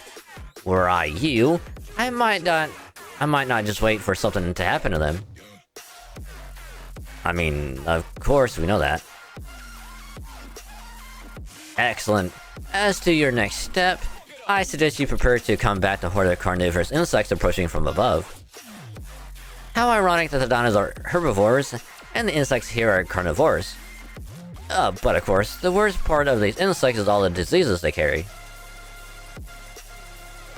Very true. Those winged insects can penetrate a dino's hide to pump any number of toxins into their blood. These toxins don't damage the cells directly, but they do send unbearable pain signals to the brain. So painful is the toxin that many dinos use to take their lives, simply to end their suffering. In fact, this condition is the 6th most common cause of death among our kind. So even the weakest of creatures have means of devouring the strong. Just what I would expect from the jungle. Survival of the fittest clearly has nothing on this place. What's so funny? Do you even want to get hit with pain so bad it makes you want to end it all? Please, Dragon Saint, please get those bugs out of here. Alright, fine. I suppose I could. Only 3? Fuck.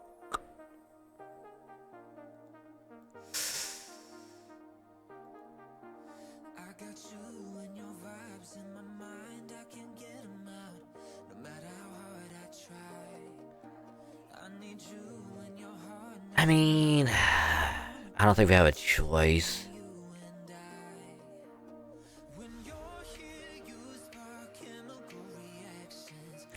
Wait a minute. Hold on. Hold on.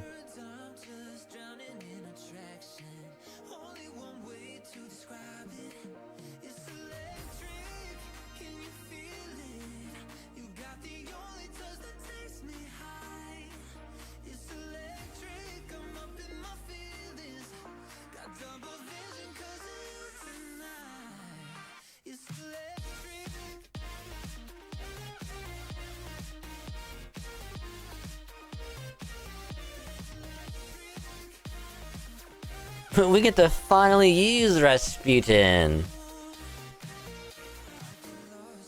I mean, I'll work on getting his skills leveled up as much as I can.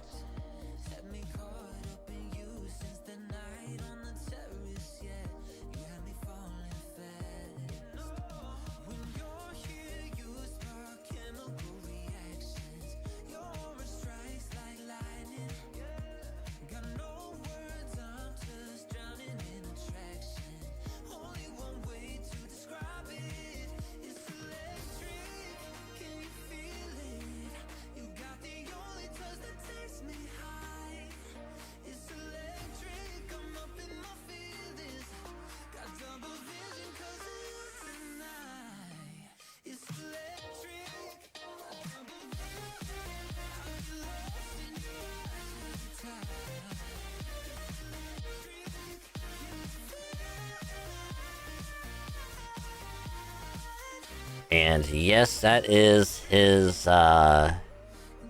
noble phantasm.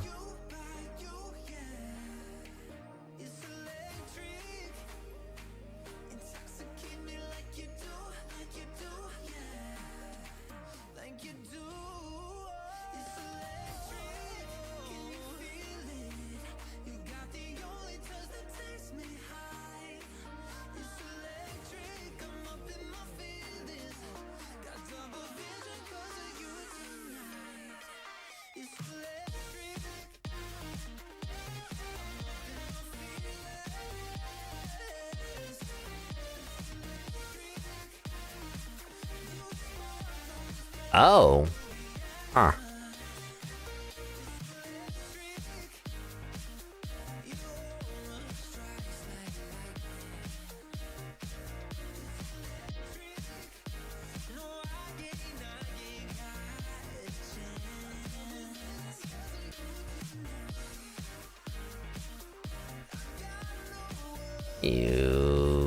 You fuck.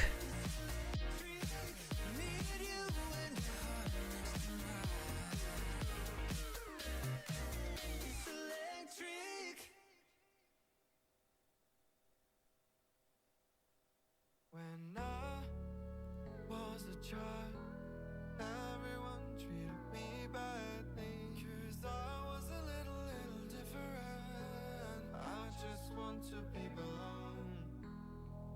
I won't let them get me down. I wanna be stronger. Always Hey. staying true to myself. Let me explain. I'm so fast 'cause I'm hyperactive. Let go plus I think it makes me unattractive. But time goes fast, we should act like a fire, burning everything we know and what we require. I'm the last who maybe is a bit reflective. We're just facts of our self-destructive passion. But time goes fast, we should act like a fire, burning everything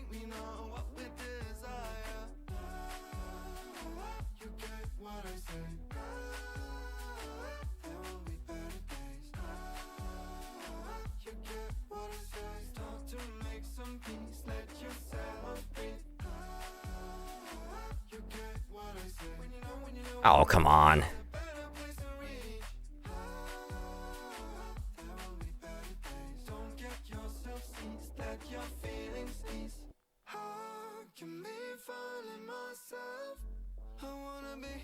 Oh shit. Fucking mash just critted that bug. Push that bug flat. Light as a pancake.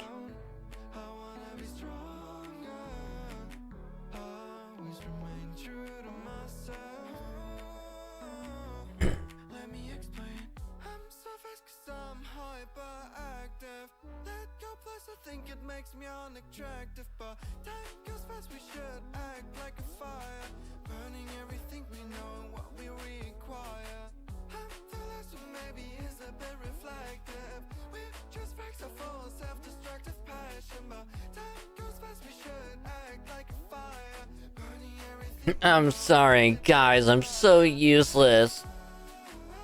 What? You're still stewing about earlier, Marine? Come on, let it go. We're in a strange new land. It's impossible to see through this foliage. It's super hot and those things could fly. I don't blame you at all for not noticing them. Even Mash's Ortnax didn't detect them until they were right on top of us. It's true, I'm sorry. I still don't know why you didn't register those insects as a threat. It's not your fault, Mash. I'm a lookout. It's my job to catch the things your gizmo misses. Don't beat yourself up, Marine. You've been plenty of help. I have? Okay, then I'll keep doing my best. Maybe one day I'll be a real jungle treasure hunter. It's all well and good, Marine, but why don't we take a little break first? It's not safe to cross the jungle by night. There's the Koame, the great serpents who move too quickly for us to notice. The Sepacta, large alligators who blend into the surroundings until they're within biting range. Those carnivorous insects, and the mindless dinos lurking around. We would be much safer staying in one place and resting until the sun returns. Once it has, we can resume our journey. Okay, and then I'll take the night watch. No, that's okay, Marine. I found a frequency that bugs don't like in the last battle, and I set up a bounded field to repel insects. That should be enough. The Ortnax should alert us if anything else hostile gets close. I think we can all sleep soundly tonight. Oh, great, and then I can break out my sleeping bag. I love curling up in it.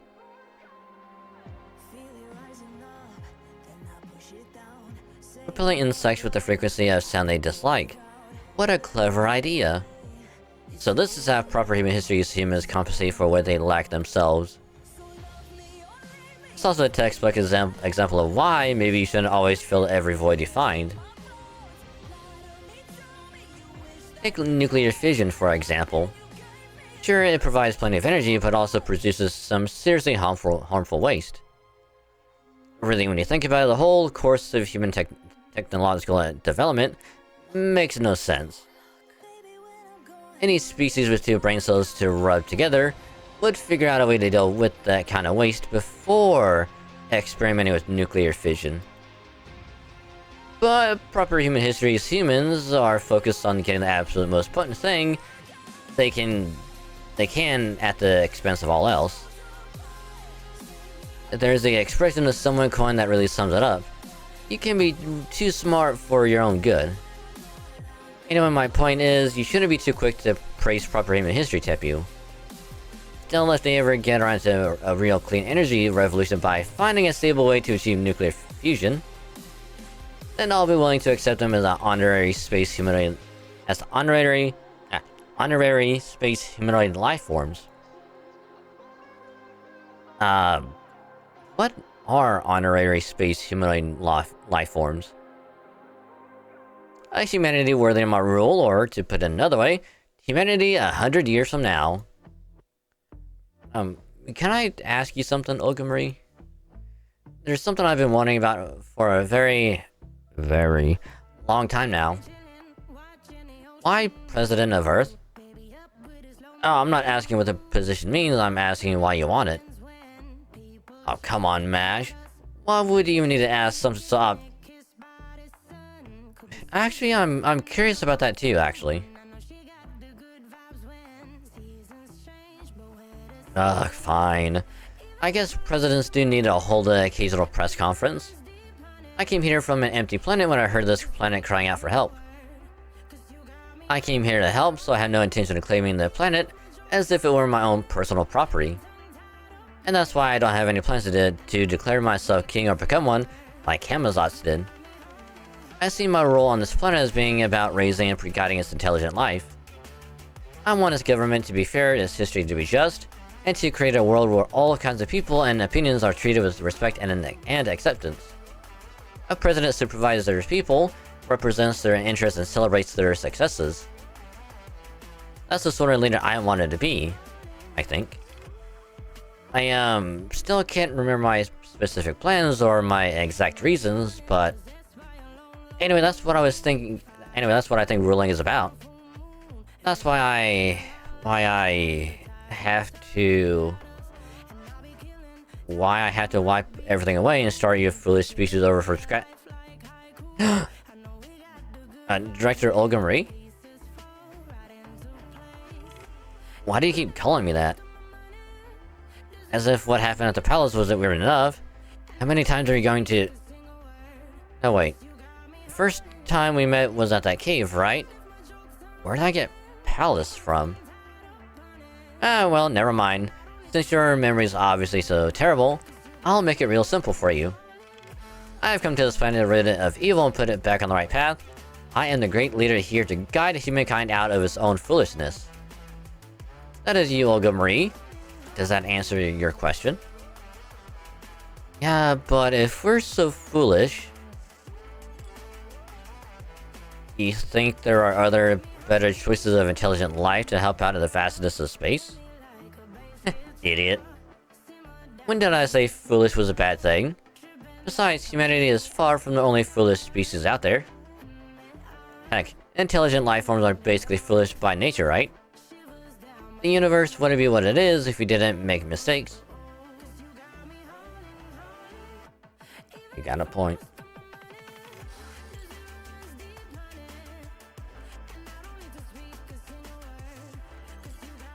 It's all well and good to say this from my high horse.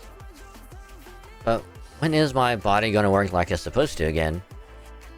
My humanity output organs are down to only 4% capacity, and my primary data processing faculties have completely crashed. I can't even be a decent secretary like this, let alone president. What exactly am I anyway? Trust me, all we know is you're the foreign god for whatever reason. You're what is it? God, what's the right name?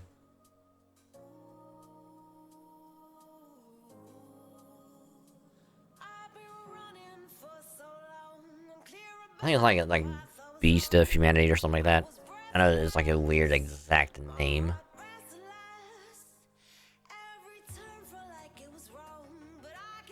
Oh no, the evils of humanity, that's right. Beasts of Calamity.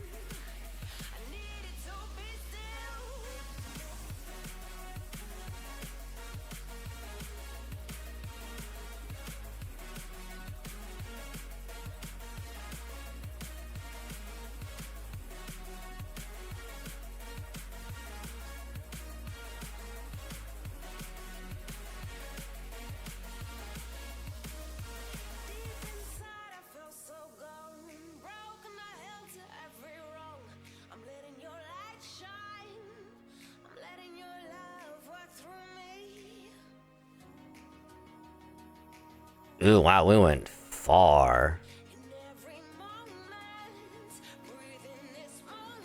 I mean, we did go past the Oslome's capital right there, I believe. Oh.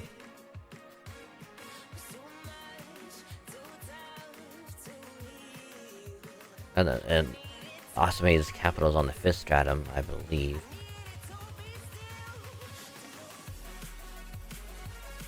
Guess we're on the 3rd stratum, which is Chichen Itza. I think that's the Dino's capital.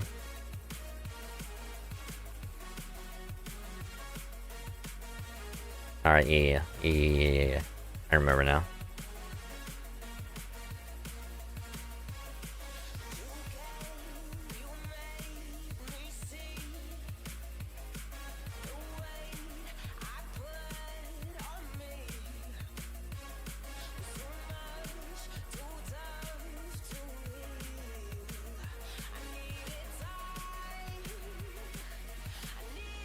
Whoa, these planes are massive! Oh wow, I had no idea there were places like this in Mictlan. I thought it would be all steep mountains and dense foliage everywhere we went. Still too hot, too much sunlight, but the breeze feels so nice. Come on, let's hurry, the storm border should be somewhere in the jungle past these plains. This isn't good. I'm afraid I have some unfortunate news, and a decision not like... never mind, too late. You had best prepare for imminent combat. Depu. Not even trying to sneak across the plains anymore, huh, Oslome? Well, you'll get no mercy from us. If you thought we'd be fooled by you bringing along a mindless dinos, you thought wrong. The King of Dinosaurs has decreed that any who try to cross the plains should be attacked on sight, dinos or not. You ocelotl bastards are in for a world of pain now. What the hell, Dino? Like, we're good. We're friendly. I promise.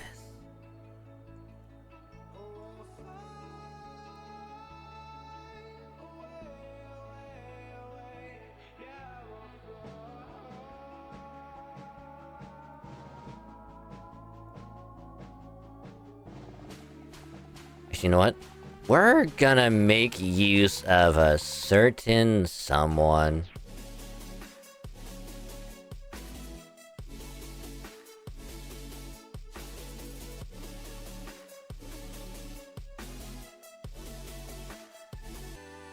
Good ol' Anita Chris Alter.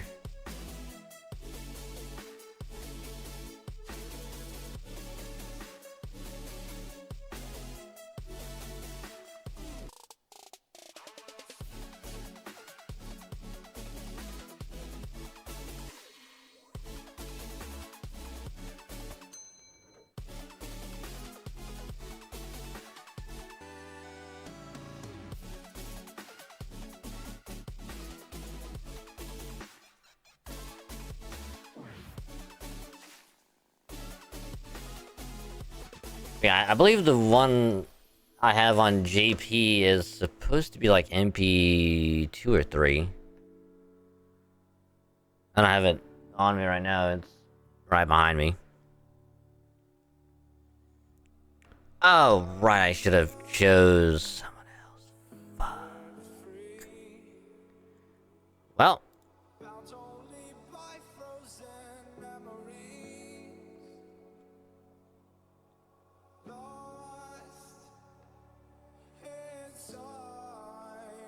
It's only 11 AP, so I'm not too worried about it. Because it's not full AP. We got 50 days of half AP, what the fuck?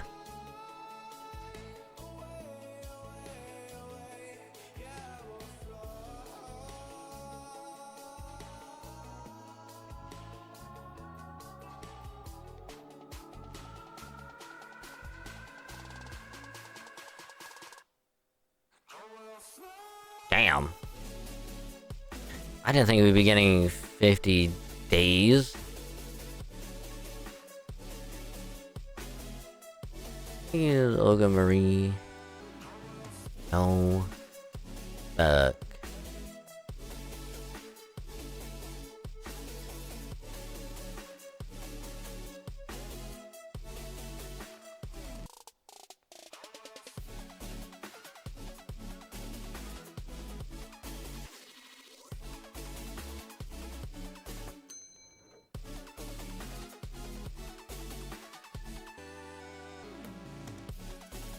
Alright, there we go. I had to put that on only because of the fact that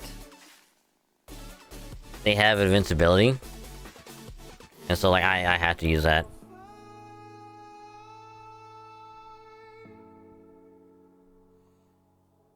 Oh, you know who I could have used instead? I could have used Melisandre, but I'm trying not to solely depend on her.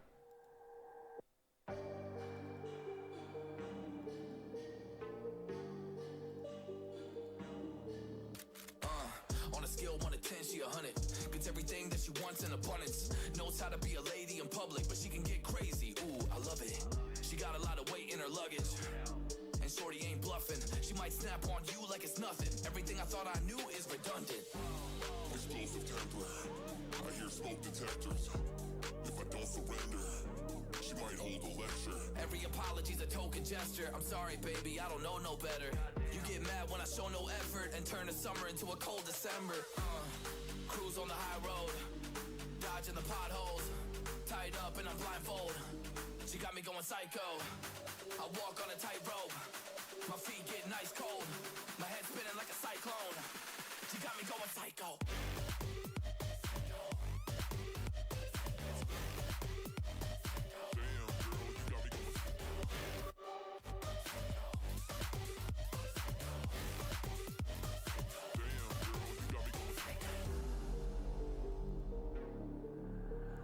Hold up, baby, I got CBD. Now we should kick back, pop in a DVD. Yeah. Hold up, baby, we should keep the peace before one of us blows up like TNT. Let's go. I guess I'm crazy too. Not right in my mind, but I play it cool. A lot of emotions I convey are cruel, and my toxic traits are like deja vu. Ooh, that's the way I do. I'm a hot mess. Face the truth. I don't mean everything I say to you, but I know that I got you going crazy too. Damn. Cruise on the high road, dodging the potholes, tied up and I'm blindfold. She got me going psycho. I walk on a tightrope. My feet get nice cold. My head spinning like a cyclone. She got me going psycho. Okay, this will at least get rid of one of them.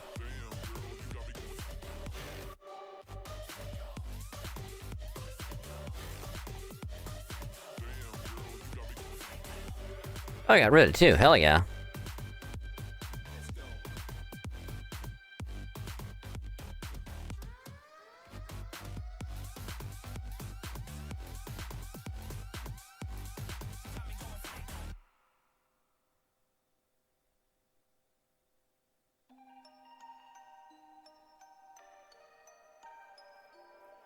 Without you here, can't sleep, can't breathe. I need Honestly, I'm pretty sure if I would have brought Melisandre for that fight, I probably got through that shit a lot quicker. But I'm pretty sure it's probably 3 turns either way. I'm done with the games we're playing. I'm over it. Yeah, I gotta let you go. Yeah, I gotta Oh shit, there's more dinos. This isn't good. let you go. That's weird, these Oslame seem tougher than usual. And they're using weapons I've never seen before too. Let me at him, I wanna fight him. I'll fight him real good. Fight, fight, fight, fight, fight, fight, fight. Yeah, there's no end of them. You can't handle all this alone. Come on, Uwo. What are you doing? Help us out here. I'm sorry, but I can't deal with dinos any more than 2 of them and I get all itchy. Alright, got it. Everyone fall back. All the time, wasting away, waiting for you to call one more time. Without you here, See? See? How's that helpful here? How the heck are you supposed... How are we gonna get past that? Indeed, this could be quite the conundrum. Dino soldiers have been stationed at equidistant points all across the plains. They must keep a watch for Oslame attempting to make their way here from the lower strata. We might be able to sneak past them in the jungle, but there's nowhere to hide out in those plains. There's no chance of them listening to us either. Dinos for the jobs are quite stubborn. They take their duties very, very seriously, and work tirelessly for hours on end. There is no point in trying to negotiate with them. If we try to pass, pain is all we should expect. Okay, so isn't there anything we can do? Of course there is. I recommend we return to the road and make a detour at Chichen Itza. If these dinos are guarding the way on behalf of the King of Dinosaurs, then we'll simply have to receive authorization to pass from the king himself. I see, and I take it we'll find Chichen Itza at those ruins we saw in the distance early this morning? Correct. Chichen Itza is a holy land dedicated to protecting the sun. It is the one place in Mictlan where dinos live and gather together. It is also where we will find a being you call a god, Kukulkan, the teachings of the sun. We meet Cuckoo? We meet probably one of my most, like, highly anticipated servants to come to NA in fucking years.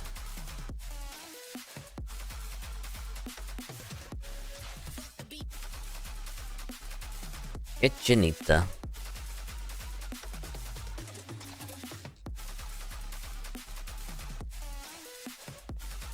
Yeah, we'll do these last two arrows, and I think we'll take a little break. And then we will swap over to do some Tekken.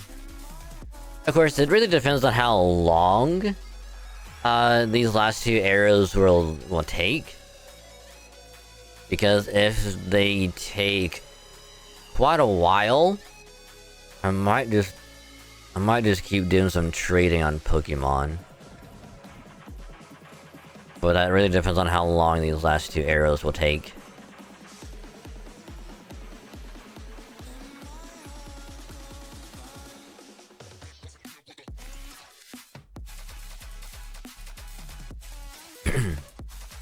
Welcome to the City of Dinos, everyone.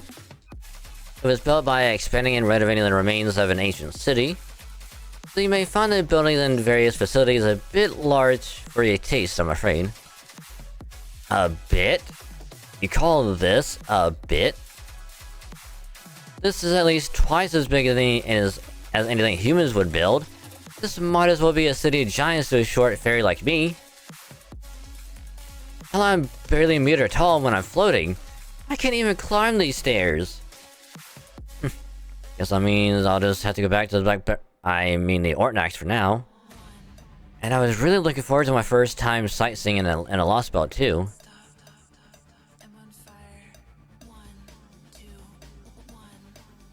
Oh, right, I forgot about this part. Right. I'm not gonna explain why, because the game will explain. Don't worry, Habitat, you can always ride on my shoulder if you want.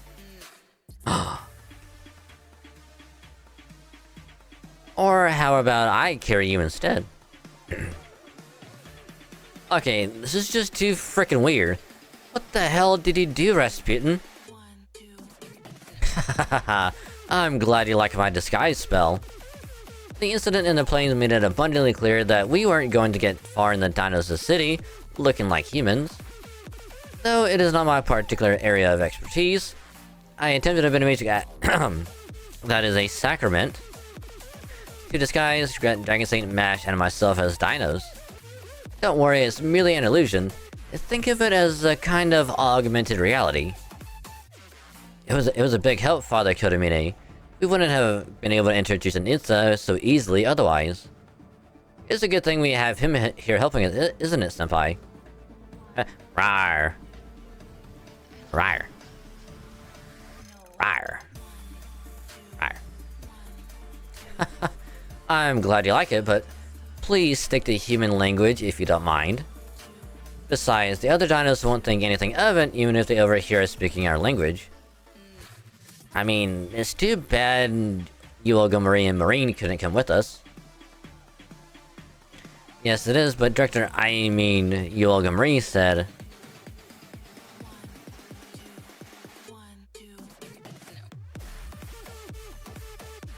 Disguise myself as a lizard? Of course not.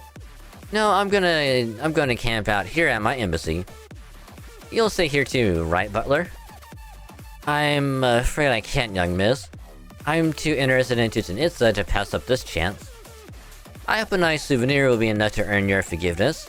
Would you prefer something edible or something decorative? What? Wait.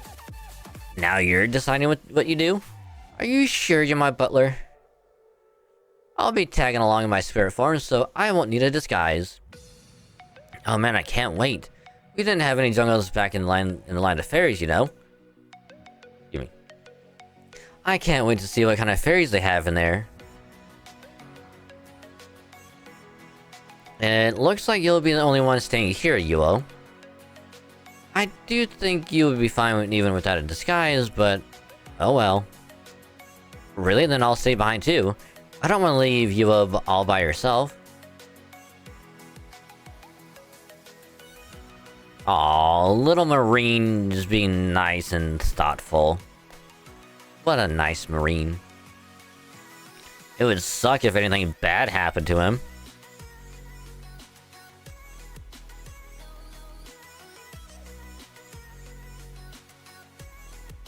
That being said, our goal is to rendezvous with the Storm Border. All we need to do is get permission to pass. As long as we can do that, they shouldn't have to wait outside the city for too long. Yeah, I guess that's true. Probably shouldn't have to treated this like a sightseeing trip. On another note, Chichen Itza, right? Way more dinos here than I expected. Do you know how many live here? It was about 2,000 dinos back when I was still living here.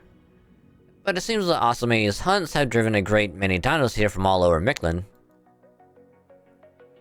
I would guess there are about 2,400 dinos here now.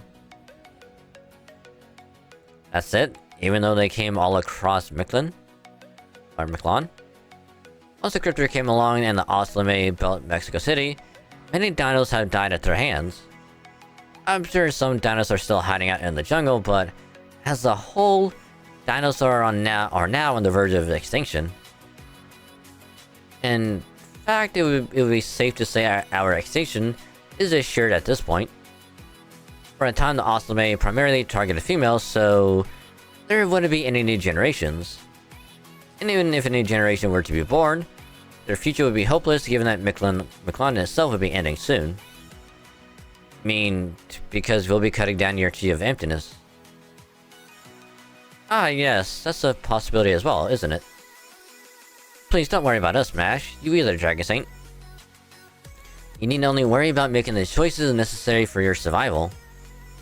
And all that should concern us is what we do with the time we have left. May I ask you two things, Tipu? There's a structure on the main street over there that looks like a store. What is its purpose? If it's a business, does that mean the concept of currency has a place in your lives? Can, please. I know you want a ding ding ding, but now's not the time to go ding ding ding. Anyway. Ah yes, money. That's one of proper human history's inventions, isn't it? No, we don't have anything like that. That building simply displays many things dinos may need. If you need anything there, it is free for the taking. The dinos there is only present for safety reasons. Dinos can vary greatly from individual to individual, you see. Something that may be a boon for one dinos could be poison to another. So they have a dinos who understands those differences, standing by to explain what each item does. So it's a completely demand-based system? Not even any bartering? Why is that? Probably because dinos lack almost nothing and humans are constantly lacking almost everything. They can't get sufficient nutrients just from moving their bodies. They lack the requisite internal resources to to satisfy their minds. They always seek what is better or simply to have more of something than their neighbors. That unending want is what drives humans to crave wealth, to find new and better ways of accumulating it. Money is the blood of human society, and it's built on the fact that every one of our lives is finite. The dinos, on the other hand, possess strong bodies and calm minds. They can want for nothing. It would simply never occur to them to steal from each other. He has a point.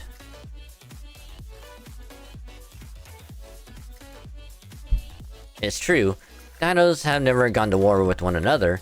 We have no racial differences like you do in proper human history. Oh, I suppose there is our ritual... The fuck is that name? Zakta Paleolithly? Zakta Paleolithly competition, but that's a very peaceful thing. Sorry, what? It's essentially what the priest would call a prayer. We give thanks to the sun for its light and pray for it to stay. Pray for the sun to stay? FGO, I believe it's time for my second question. That building over there, the one which resembles a Mesoamerican pyramid, is that an altar where the king the king dwells? There are buildings like that in proper human history as well, but those buildings lack that aura on top of the altar that seems to stretch up to the sky. It looks like some kind of jade crystal. Oh, interesting. So you have sun altars in proper human history too? I suppose the desire to draw closer to the sun must exist across many cultures. That altar is what makes Chichen Itza a holy land. It is where the sun both begins and ends. That is a solar sojourn. In proper human history, the sun is in outer space, and the earth revolves around it, yes? But there is no outer space in Miklon. Our sun lives here with us. From what you've told me of proper human history, it seems our sun is a tiny artificial one. It begins its journey here at Chichen Itza, travels all the way to the ninth stratum, then makes its way back. The altar is the sun's house. It gives the sun a place to stay, gives it strength, and sends it back on its way. That is how the sun works here in Miklon. Does that answer your questions? See, I've been wondering how the sun manages to float up there in the sky. This Miklon gravity affects its outer edges or sides, depending on your perspective. But it seems the sun is an independent relic of sorts, quite separate from the laws governing Miklon. I believe it is, yes, but permit me to make a correction. Those pillars you see reaching up to the sky are not ore, but a plant. The resin is what gives them that shiny appearance. The altar is the very top of the outer space tree that runs through all of Miklon. Does that answer all of your questions? Good, then let's go to the altar now. I've heard the king and dinosaur is a temperamental dinos, but I'm sure they'll understand if we just explain our situation. That's good to hear, but will we really be able to get an audience with this king so easily? Oh yes, as a matter of fact, I was once one of Chichen Itza's priests. What? You were a priest? Like that guy? I left before the King of Dinosaurs appeared, so I've never met them myself. But I still have my record of accomplishments, or rather my connections, to vouch for me. Besides, we have no concept of things like territory or national borders. Anyone is free to go wherever they like in Miklon, just like the sun. Uh-huh. Tepu, what are you doing here? Go choke on a corn cob. Damn it, who let a heretical thinker like you all the way into the holy solar sojourn chamber in the first place? That's a mouthful. The holy solar sojourn chamber. Ah. And who are those young dinos there with you?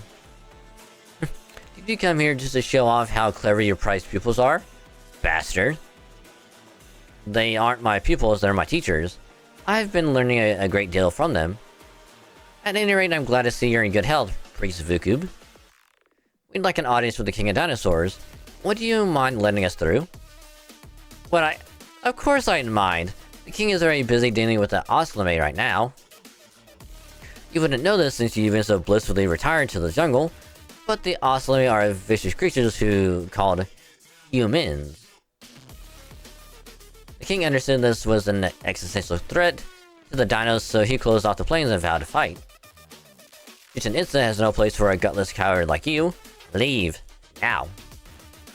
I'm afraid you're mistaken, Vukub. I still have a home here. I made it myself. That's not what I mean, damn it. Soldiers to me. Arrgh. Get this ingrate out of my sight immediately. Don't let him anywhere near the King of Dinosaurs' chambers.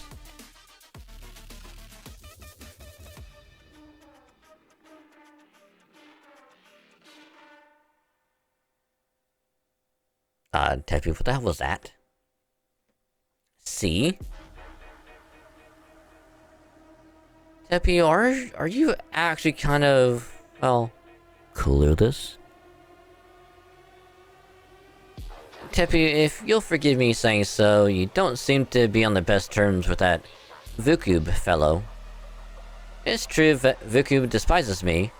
To him, I'm a little more than a spoiled corn. He's even sent assassins after me a number of times. I had no idea he'd been promoted all the way to head priest. Pity I forgot to congratulate him. So if the head priest hates you that much, then looks like we're not gonna get an audience with the King of Dinosaurs anytime soon. At least not through the front door. That Vukub's guy is seen Master Dragon Saint now, so we can't go and ask for an audience on our own either. They'll turn us away just for being friends with Tepu. Ouch. Well, there's nothing more we can do about that now. We'll have to change tactics. Since Tepu's connections turned out not to help, we'll just have to find another way. I say we'll look for someone else here in Chichen Itza who would be willing to help us and meet with the King of Dinosaurs via a different route. Then we'll need to start by gathering information. I agree, this isn't a problem we'll be able to resolve overnight. In which case, we'll need a place where we can relax and think. Tepu, is there any shared lodging facility for visitors to Chichen Itza? Why don't we use my old house? It should still be standing. It's off the main road quite a ways, so we should be able to discuss proper human history without being overheard. Oh, and let's have Yua and Marine come with us too. Of course, none of you aren't dinos, so it would be best if we stayed together as much as possible. True.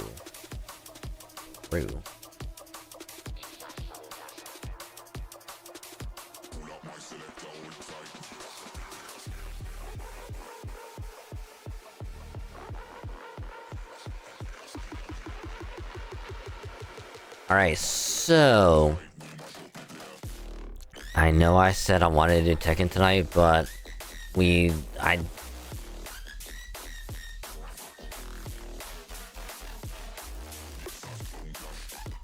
gonna just do Pokemon instead again. Alright? And I'll just do all the Tekken stuff, like, in the morning. After I get home and whatnot. Because I'll have more time to practice and all that stuff. Plus, not to mention, we can count how many shinies we may or may not get.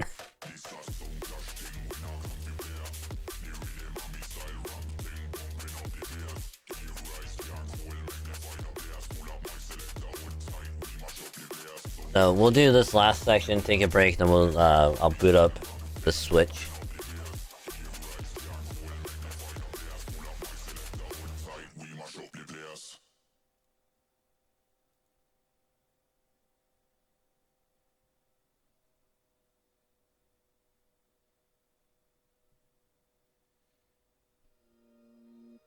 Actually, let me do this as well.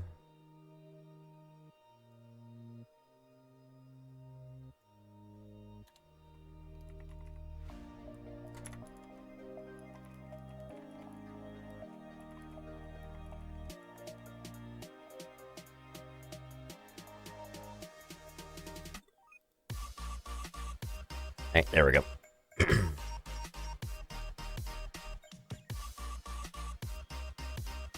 Hey guys, congrats on a hard day's work! I managed to get into the city without any trouble just by sticking close to UO.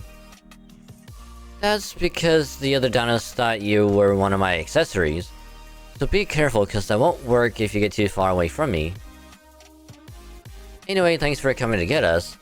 Sounds like we've got yet another problem on our plates. So you were refused an audience with the King of Dinosaurs, huh? I get it. I'm not in the habit of seeing unscheduled visitors either. We've only got one choice then. I'll just have to destroy that altar. Doesn't matter how high and mighty they are, once they don't have a palace to live in, they'll have to come outside.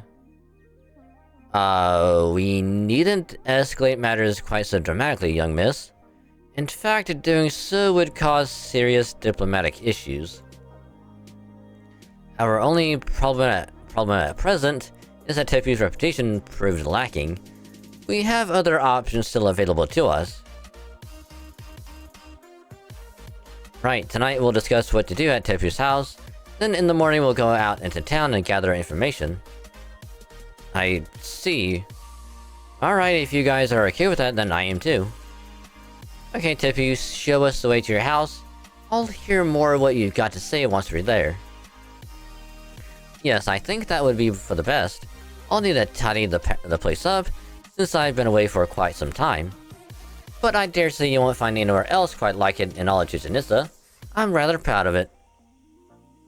It may be a little too big for your taste, but I can promise you that you'll at least get a very good night's sleep.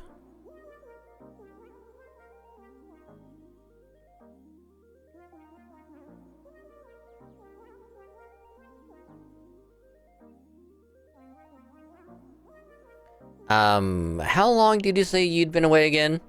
It's been reclaimed by the jungle. Oh, I'm sorry about this. As you can see, we sprout out just about anywhere. I'd like to think that those of us lucky enough to own gardens in either proper human history or this lost belt, we share similar struggles. I trust I can count on your help with weeding and pest control. God damn it, Tepu!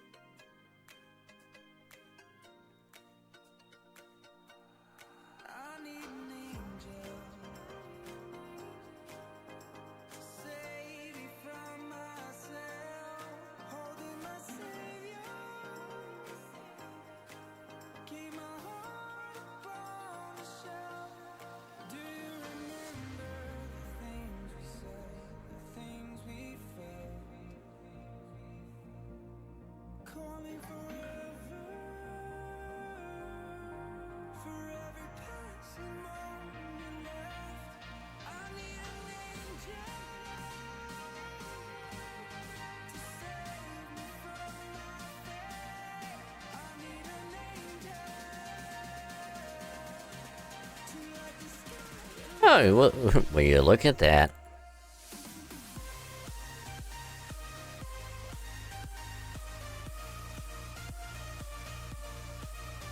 Would you look at there?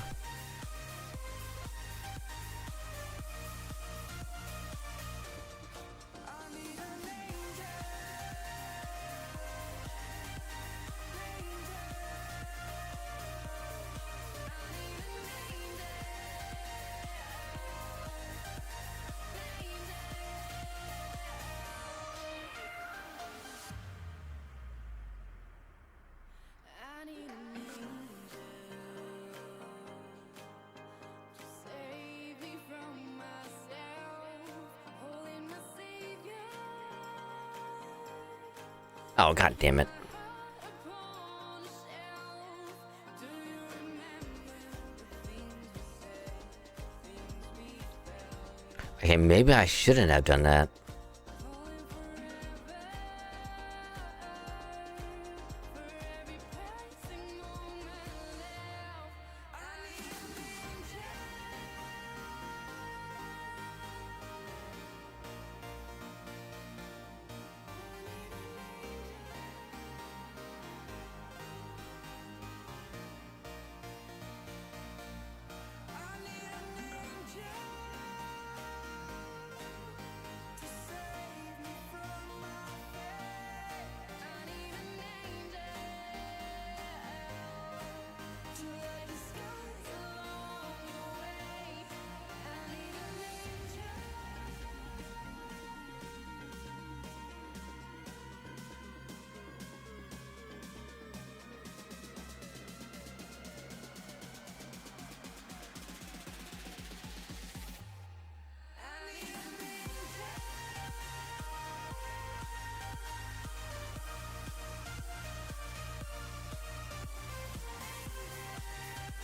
I haven't used Morgan in a while.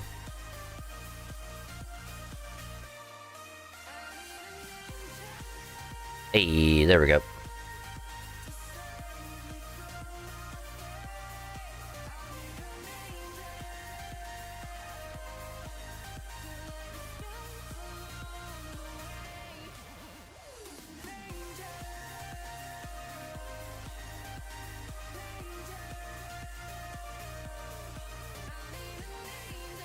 Paldea really does impressive work. I can't believe it.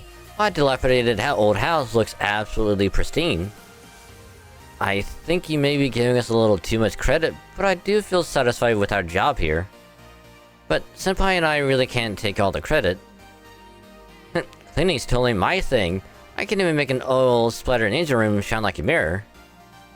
And kitchen cleanup is one of my greatest talents as well. Cleanliness leads to living prudently. It's true, we could never have finished this quickly without you two. I always knew you were a hard worker, Marine. Yeah, fuck you, Rasputin. I don't trust you, bitch. Well, I can't possibly thank you enough. I've wanted to try cleaning every corner of this place before, but there's only so far these arms can reach. So I'm afraid my cleaning sweeps here have always been somewhat lackluster, since Chichen Itza is quite literally built on the back of ancient ruins. Most dinos don't mind since they're nature lovers to begin with, but dirt and dust accumulating in corners has always irked me. I even thought about moving to a less civilized environment, just so I wouldn't have to worry about keeping it clean. Is that why you were living in that cave so far away from the city? Oh no, I had other reasons for that. I primarily wanted to get away from the nature-loving dinos. But never mind that now. I was hoping you and Dragonstein could tell me more about proper human history. I believe you said there was a city called Chichen Itza in your world too, yes? What was it like? What sort of civilization did it belong to?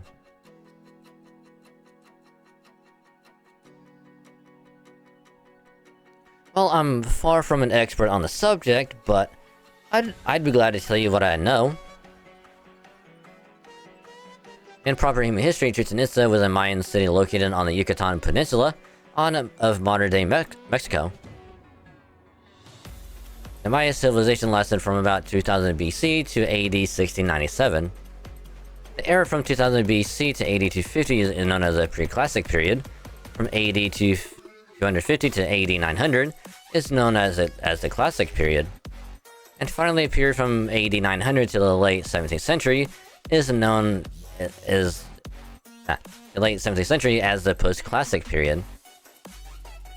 Each of these periods is said to have experienced their own decline and subsequent rise to prosperity. As far as Chichen Itza, it was built by the Itza people, Mayan for water sorcerers in the post-classic period. The Itza are thought to be either outsiders of the Maya civilization, or the descendants of Mayans who managed to escape the fall of their central hub. But wherever they came from when they arrived in the peninsula with this abundance of natural wells, or cenotes, as they named it, or cenotes, they named it Chichen Itza, or the mouth of the well of the water sorcerers. The Itza people are also worshipped a god of wind and water they called Kukulkan. The same god is known as Quetzalcoatl in Aztec mythology, which came later. Oh my god! What? You mean to tell me that Mayan mythology and Aztec mythology are different? Oh my god. It's almost like the Greeks and Romans. Like, they both are pretty much the same, and yet they're somehow different.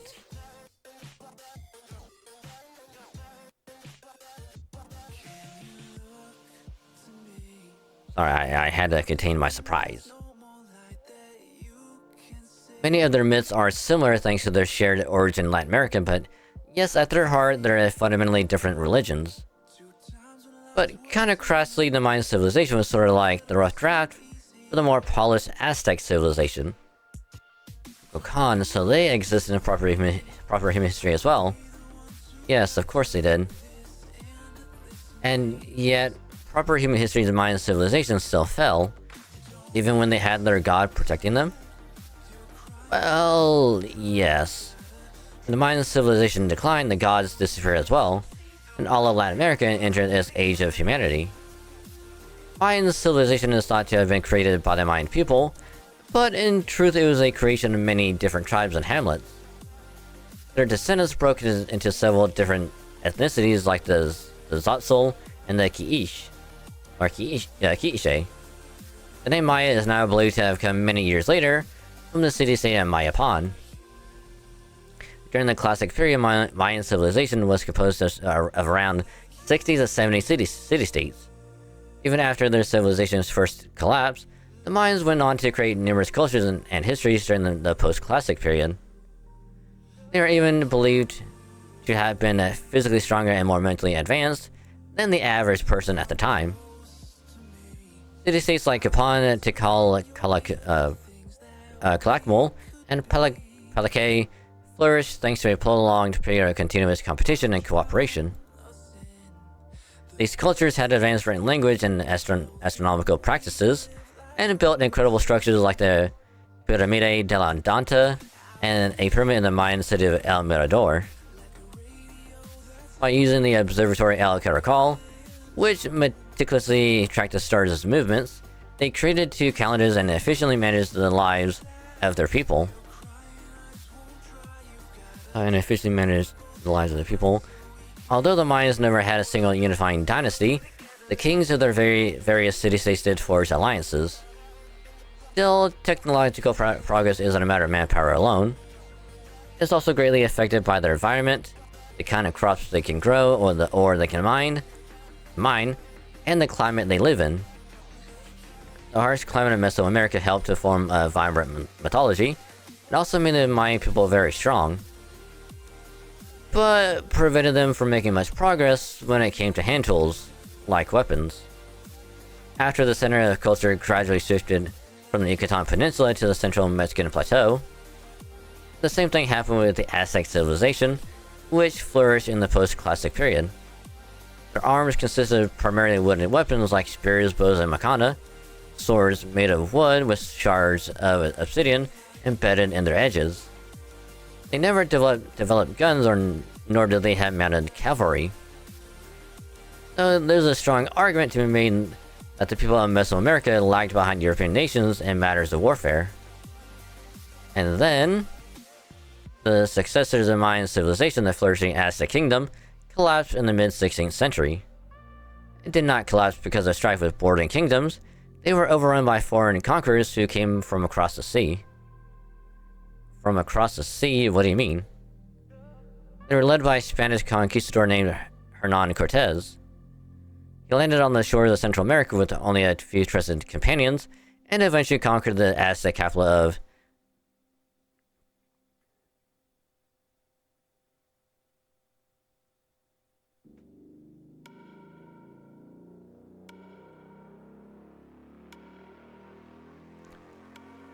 I remember there's a way to pronounce this, I just don't remember it.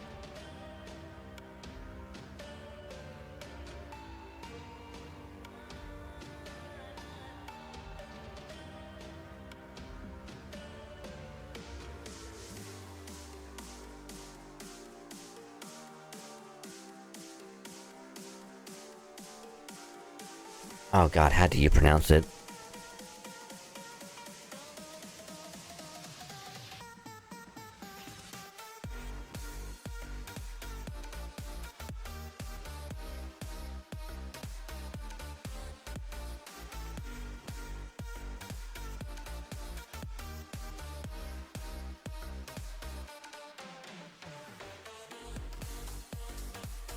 They conquered the Aztec capital of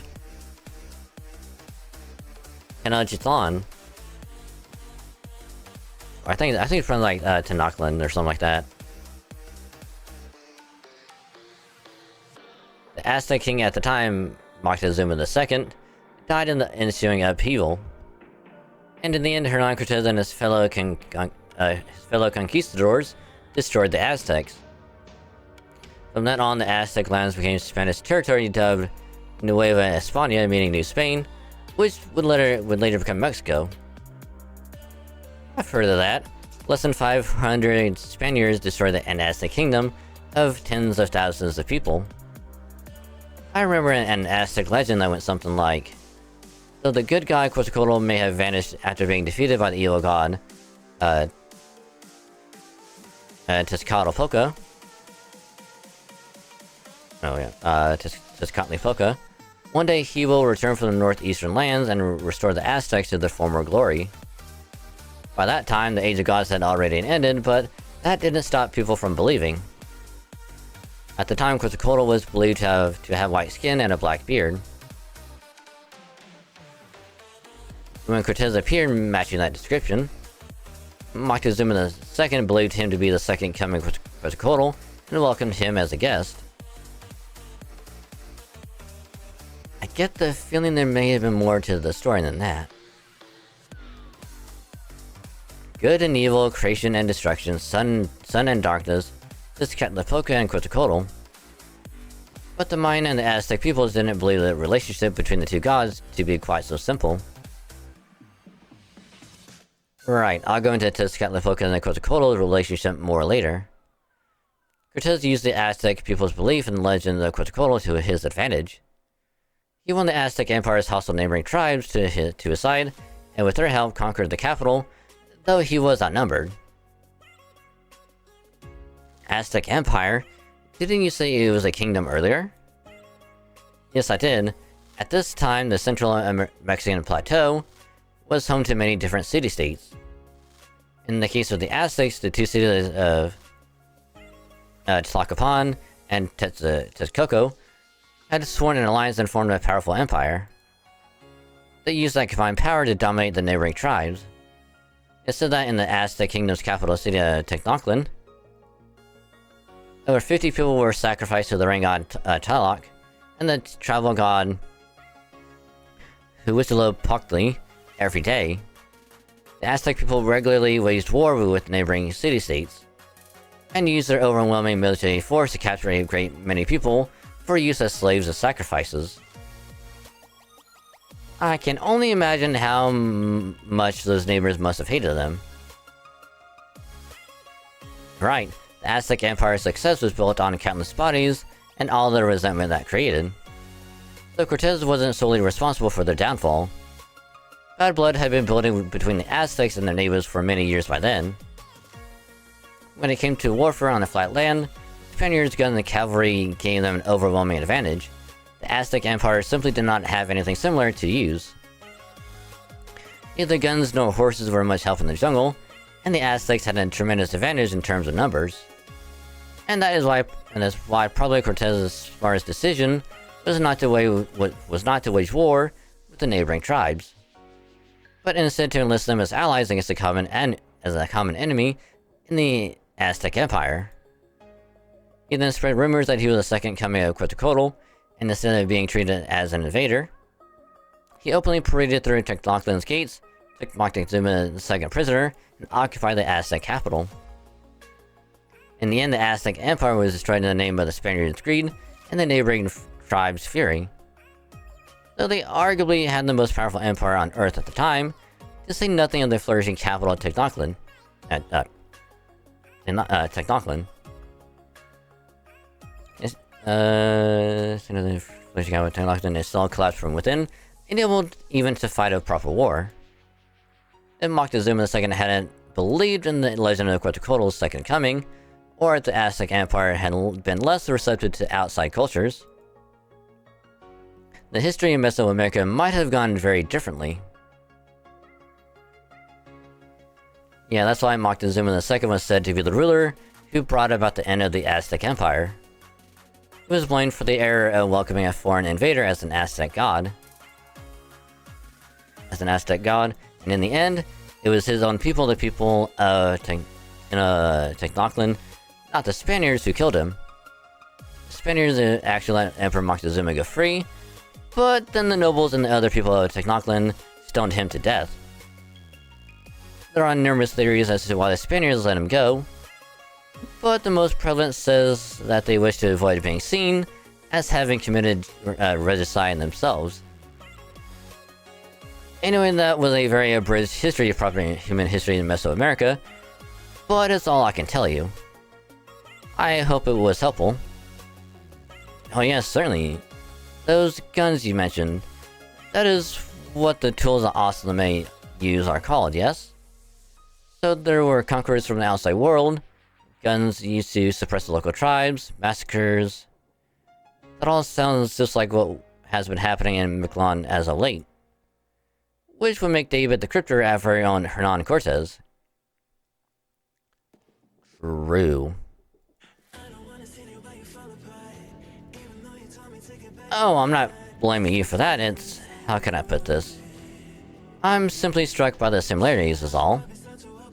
We have our Golden City, Chichen Itza and Kukulkan, the teachings of the sun, and proper human history had an altar city also named Chichen Itza, and the Kukulkan who was a god of wind and water. We also have our subterranean world named Mictlan, and you have your underworld also named Mictlan. As I told you back at the cornfield, we never had a concept of such a thing as a god. We learned about that from David the Cryptor. Our teachings of the sun Kukulkan only came to be called a god because of what we learned from him. I feel as though this notion of gods fits much better now. Not to say one is real and the other is false. I'm merely saying that thanks to new knowledge and perspectives, what has simply existed until now has been replaced with something wholly new. It's all very exciting, though there are still some parts I don't clearly understand. I think I'd like to learn more about these gods of proper human history next. That is, Tezcatlipoca and Quetzalcoatl. It is rather late now, though. Why don't we call it a night and I'll show you to your room, to your beds. Let me ask you one thing first. Teppy, you dinos clearly don't belong here in Chichen Itza. If anything, your lifestyles here seem to be based on those of people from proper human history. Who built the city? The being you called the King of Dinosaurs. Oh no, the King of Dinosaurs only showed up quite recently, so he has nothing to do with Chichen Itza. No, it was Kukulkan who built Chichen Itza. In fact, it's said that Kukulkan, the sun god, built the city to see overall in Mictlan. Huh. Ah. Interesting.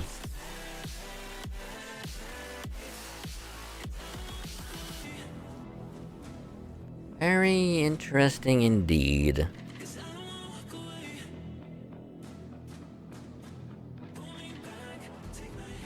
But at least now we're in section 5.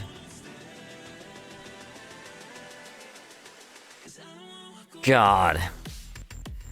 I like how she was like, hey, that's the abridged version of you know, what happened in like the Aztec and Mayan civilizations. I'm like, motherfucker, that was not abridged at all. You pretty much just described the entirety of what happened.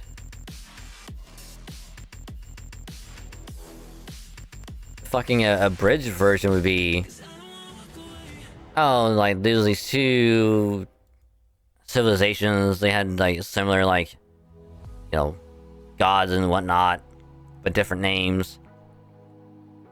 And then it's like one got wiped out, the other one came after. And they were there for a while, and then they got, you know, conquered by like people from across the seas because they exploited the Quetzalcoatl's second coming. And then done.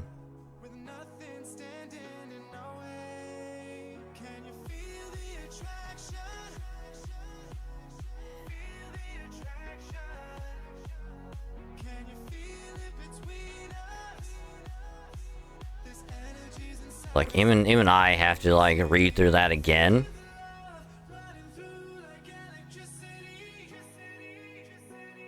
But basically, Teppy is just like, hey, tell me more about these mythologies you guys had in your history. Oh, everything is very similar in terms of like what happened there and what's happening here since David showed up. And then the awesomeator this, where this? Oh, the city was actually here way before us because Kukulkan built the city.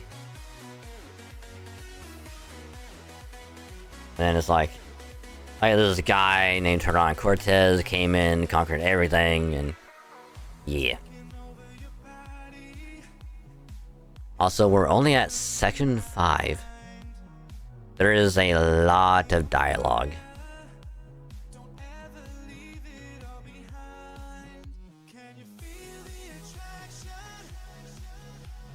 But hey, couple sections of the stream, I mean, not too bad, am I right?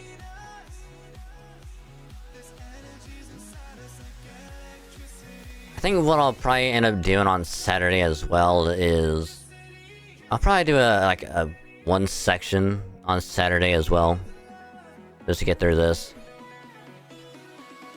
But for now, I myself am gonna take a little break because I need to use the restroom, get a little bit of a snacky snack, and get the Switch up and running so we can do some Pokemon trades. Because by the time I get back from the break and get everything ready, and probably close to like 1:30, and wasn't really expecting that to go as long as it did. Like I was like, oh, we can just do one section to be super quick, get done like one, do break when I come back, and just like maybe this last one won't be that bad. And then fucking, hey, here's this entire history of this one culture that we'll just explain for like 20 minutes. So I'm gonna get everything set up, but for now, break time. So get something to eat, drink, leggies, stretch, whatever, and then we'll do some Pokemon trading when we get back. So, we're back. You take me to a place unknown. I wonder if I'll ever go. My thoughts just won't leave me alone. Give me the strength to carry on. I wanna show you love. I wanna feel your touch. I want it all, but I keep running away, running away.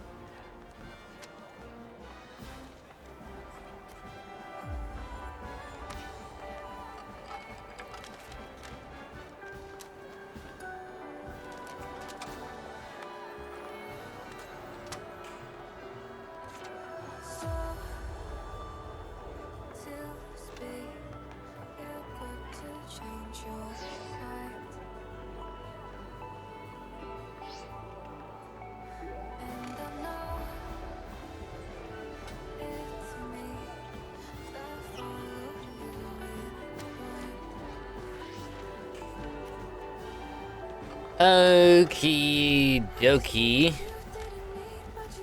My artichokes.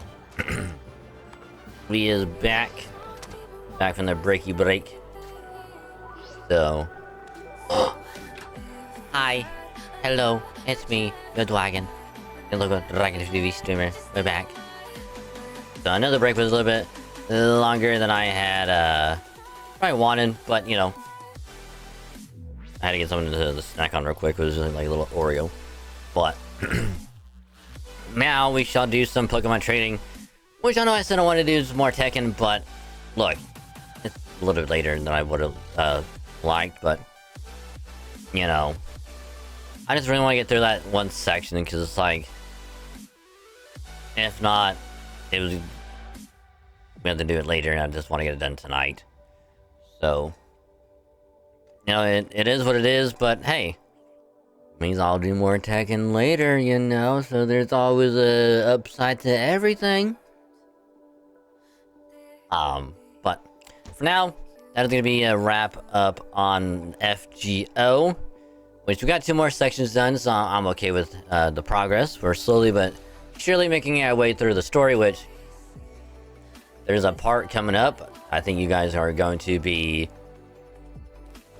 for lack of a better word, flabbergasted by, only because of how shocking it might be. With a certain tan lady. But I will not elaborate anymore because I want the element of surprise to be there. But for now, we'll do some Pokemoning like we did last night. I will keep tabs of how many fake shinies we will get. But first, I gotta catch the rest of the boxes to get filled out.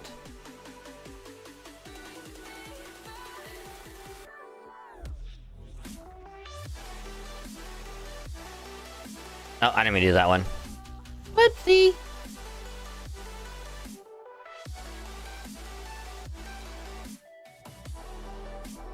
I meant to add an audio source.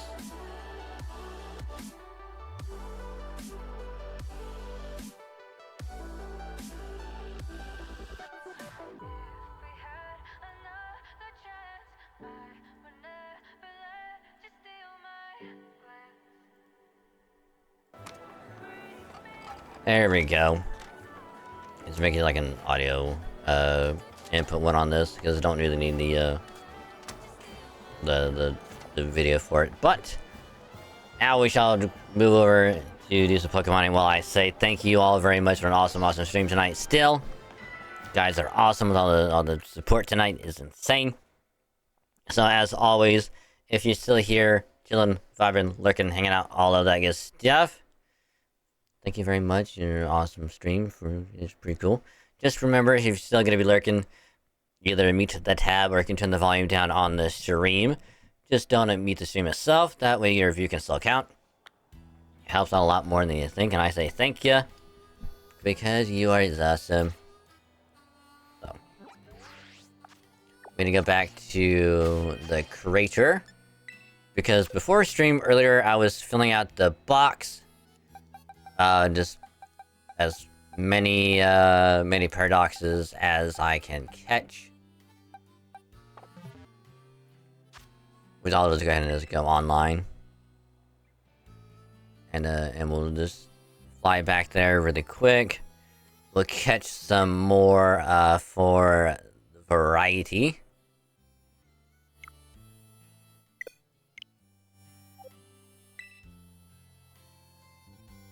Oh, that was server interrupted. What?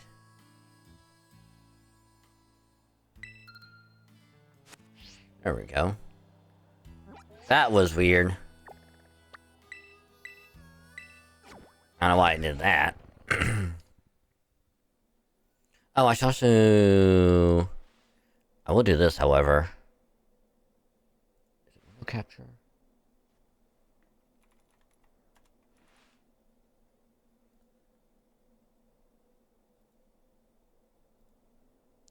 There we go.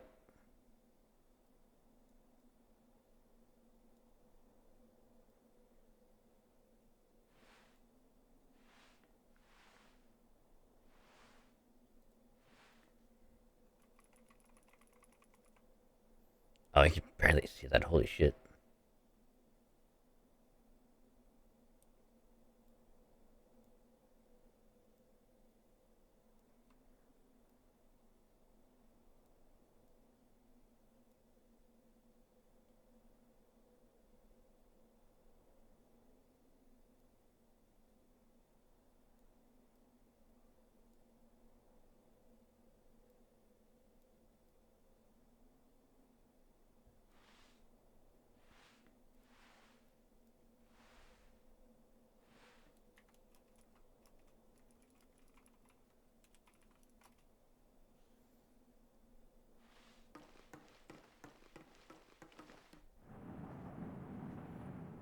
Because we'll do some trades tonight.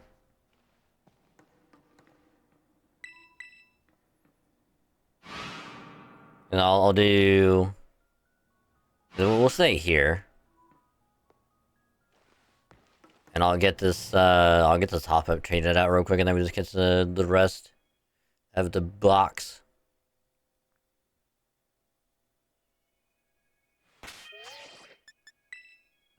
Oh, I can't use it here? Oh no, it was loading. Yeah. No, I can't use it here. What? Alright, I guess I'll just put it in another box then, alright.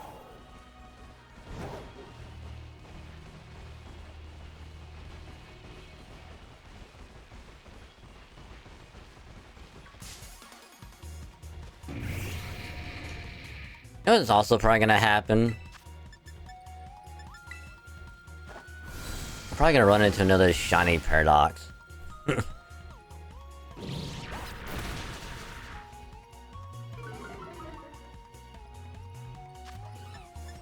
Before I even get the box filled out.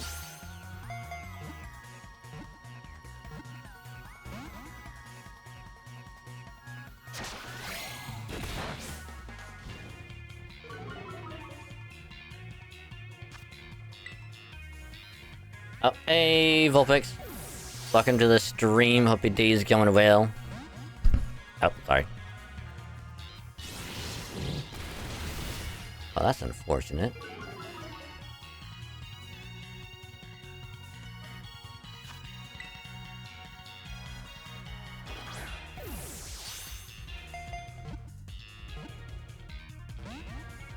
I'm just trying to catch a full box of Paradox.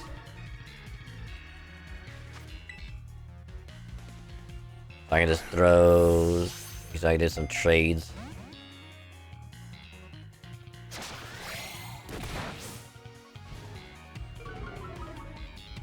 Oh, the thing is being a pain in the ass and it doesn't want to be caught.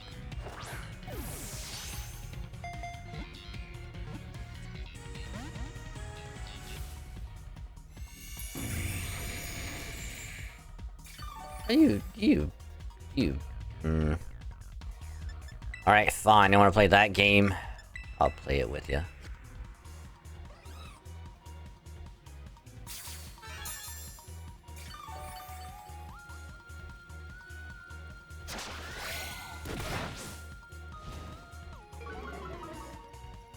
Can you train?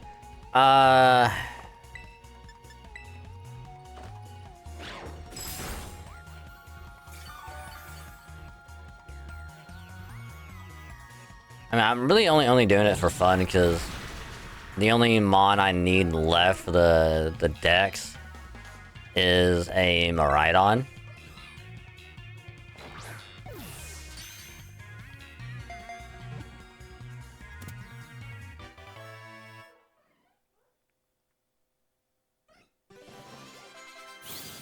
Like, I'm just really hoping someone has it through the surprise trades.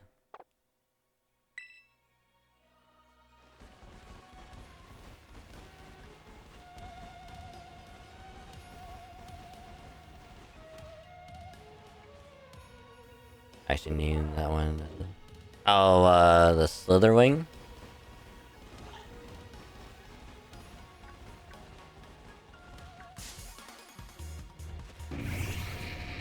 Oh, you're on Violet?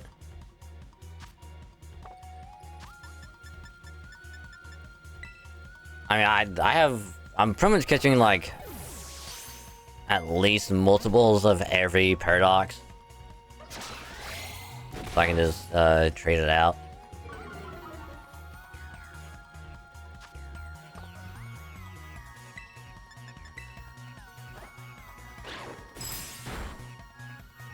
Freeze! Damn it. Let's hoping it freeze.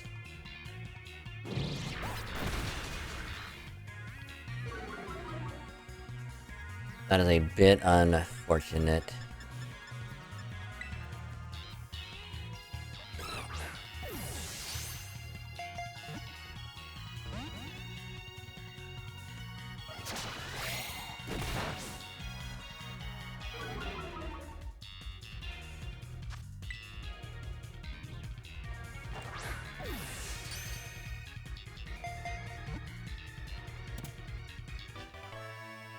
But yeah, I mean, I'm willing to do some trades, but it's really just like the one legendary that I need. Yeah, legendary, like... I mean, it's like what I was telling Q before. Where it's like I want to try and at least have one to keep, you know.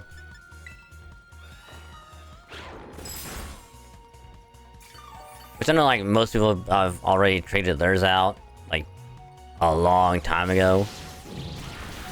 It's like, the chances of me finding someone that still has, like, their spare one is probably, like, slim to none.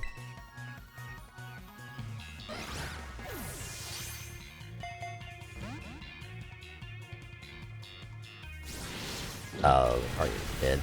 Yep.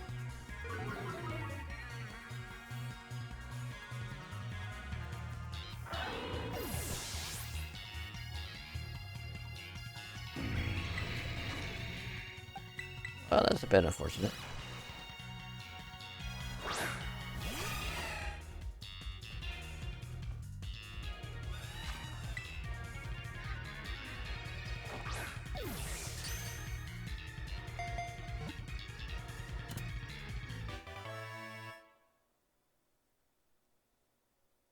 But yeah, like I'm still down to trade you like the Paradox ones you need. Cause I'm gonna get one of every single one. Cause I got that wrong one. Wrong button. Because I have minus the hop-up is moved there. I pretty much have one of almost every single Paradox in Scarlet.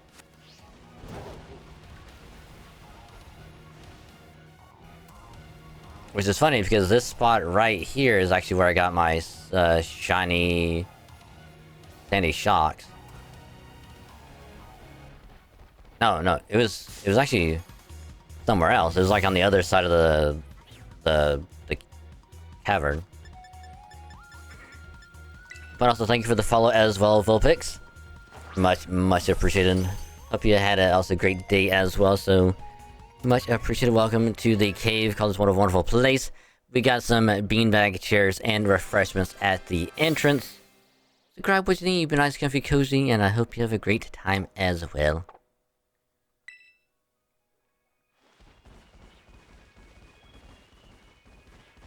I can show you like where I caught the shiny one at. God, fucking... God damn it, Floet! Alright, my Lucario is knocked out. Right. I gotta heal this baby up.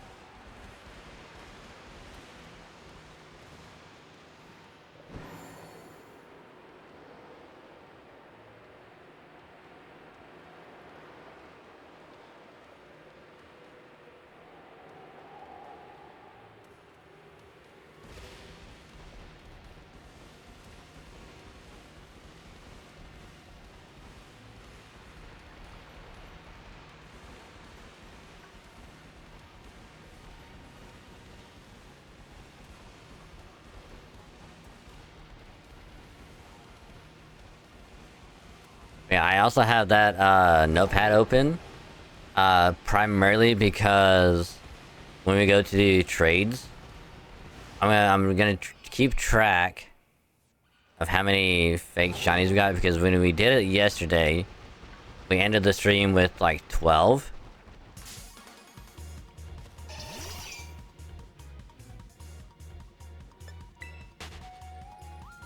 And then I did some more after stream, and it came out to a grand total of 17.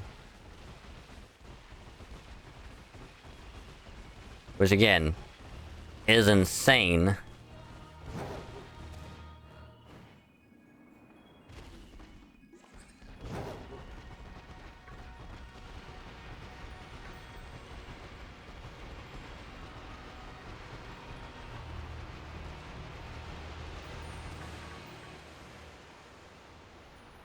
Yeah, the place I'm talking about is down here for anyone who also plays Scarlet or Violet.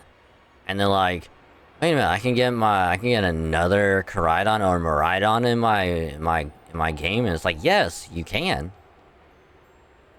All you simply gotta do is when you come down here as part of the main story, and there's the entrance to the lab that is over here, you know, you simply go this way. I just make sure none of those are shiny. Run over here, there's a ramp.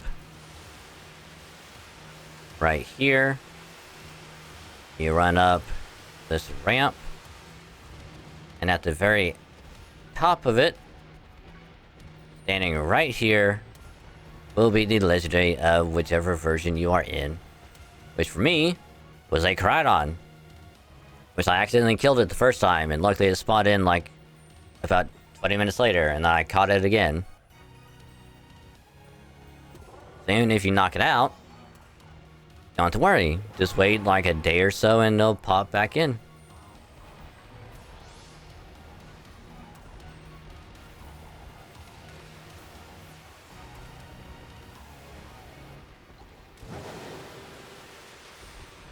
Got me some news. Are you comfy now? Nice.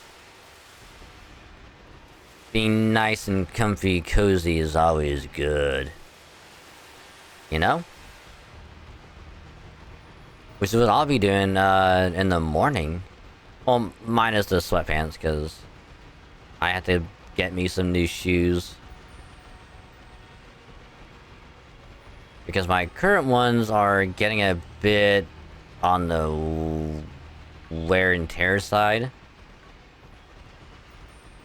Because, like, the bottom of them are starting to, like, smooth out. So it's getting more and more easier to, you know, slip and slide than I would like. And then, like, obviously not to mention, the flap on the left one is, like, starting to come off. So, like, you can actually stick your fingers in the little flap area.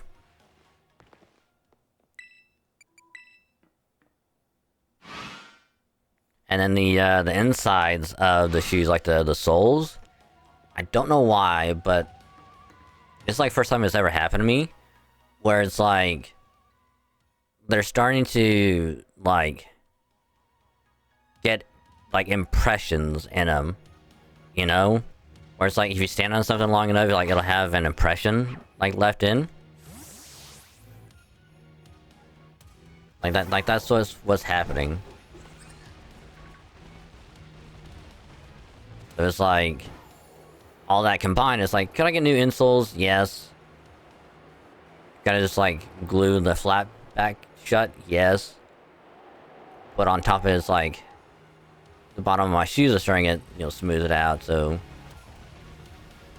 I should probably get new shoes just in case, so I don't slip and fall and hurt myself. Because the Friday after Christmas, we had a truck show up at work. I had to help pull the carts in of all of the stuff that we got in stock. And, you know, me being like, hey, go do this. Because I was essentially told to do it. And I was like, alright, fine.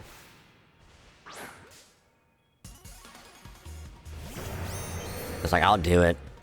And while I was trying to pull everything in the freezer, like, my feet were slipping and sliding all over the place. And it's like, I went to move, like, a stack over. The stack goes one way, my feet go the opposite, and I'm, like, hunched over trying to balance myself so I don't fall over. And at that point, I'm like, yeah, I need new shoes.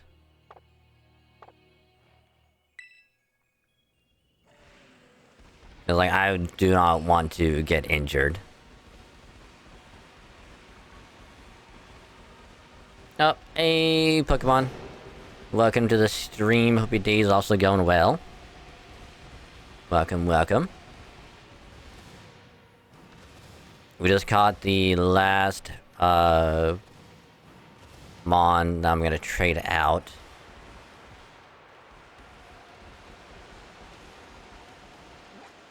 Oh, wrong button. Because I have a full box of Paradox Mons. I'm gonna be trading out because I'm gonna be the Paradox guy for the night. You know? Doing some surprise trades and whatnot. Because the only Pokemon I need to fill out the decks is a Miraidon. So, as you can see, 399 out of 399. The only Pokemon I need left... Wait for it. Wait for it.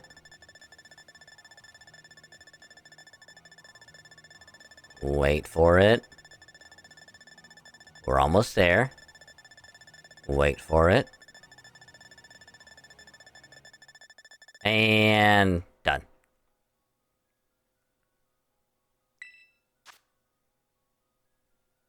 We just need this one.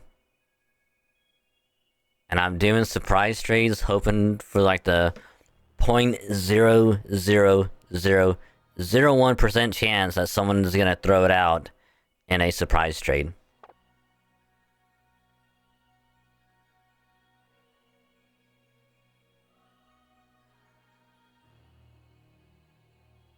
Because good friend Q helped us out a lot with giving us the Violet Paradox exclusive and some of the other Violet exclusive Mons that we don't have in Scarlet, like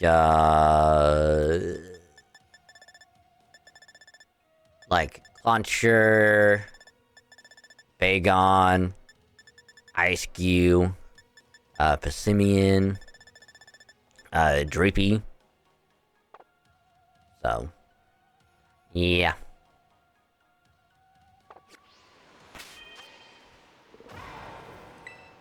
Which I will also show off the shinies I got. If I can find... There you are. So this is the shiny Mass Shift that I just happened to run into randomly. So I got hella surprised and had to catch it. And then my first ever full odds shiny, if I remember where I put it at.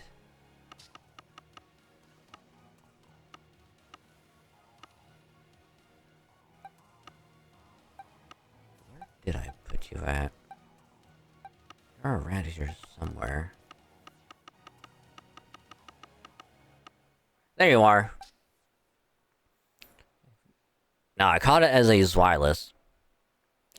And I evolved this baby into a Hydreigon. First one ever, so I had to name it full odds. Which is very fitting since I myself am a dragon, I love dragon, and this one is a dragon as well, so it makes sense. And then the most recent shiny that I happened to catch was my good old Goldie Paradox boy. Which I caught it in a luxury ball because it just seems fitting.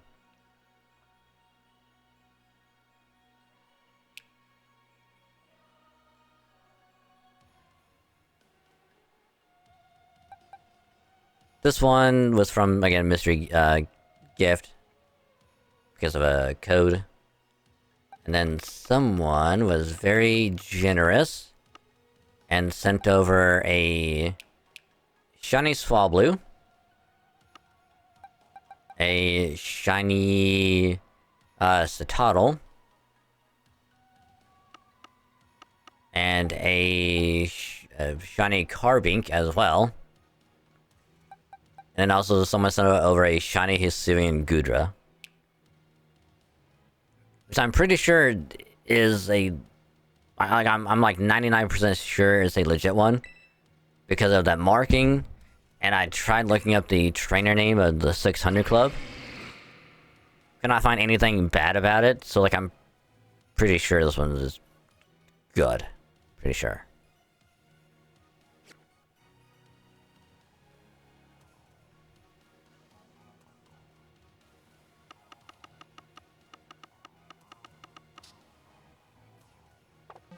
So, we shall make our way back out of here since we have a full box of paradoxes. See if we can't trade.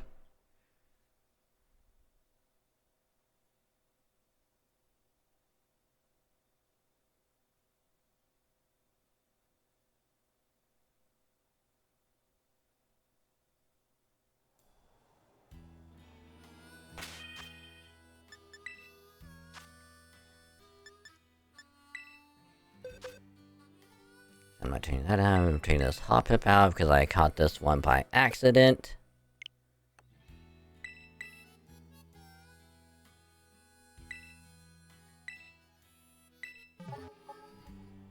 Will this one be number one on the fake shiny? Or will it be something else? Let's find out.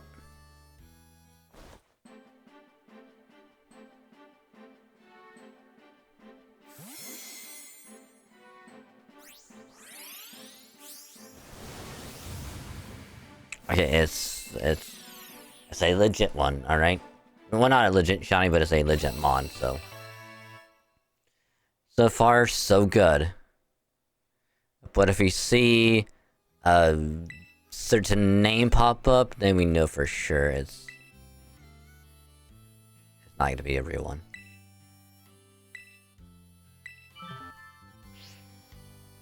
And then I will be... Which I shall get this thing, actually part of the sample real quick.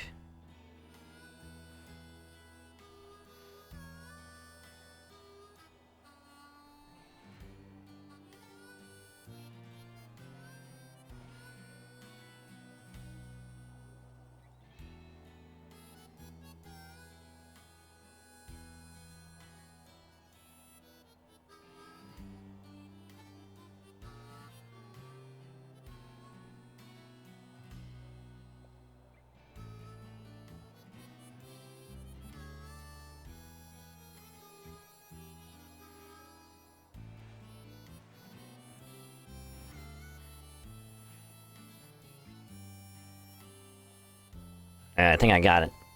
I'm pretty sure I got it. Alright. So remember, if we ever get a fake shiny, this is gonna be me. I will be severely Disappointed!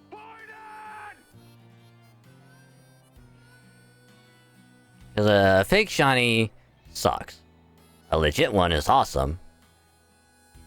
So for anyone that sends out a fake shiny, this is what you're making me. Disappointed!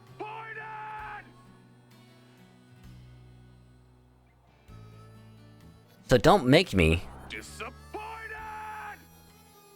Alright? I'll be very sad. And also... Disappointed!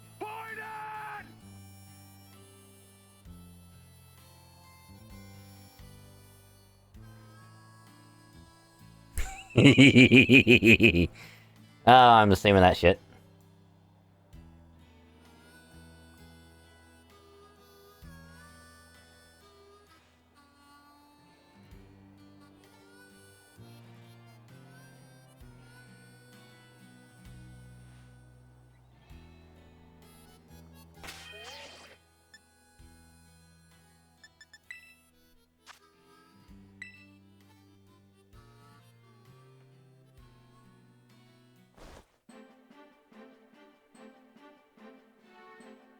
Oh yeah, I also have this one as well.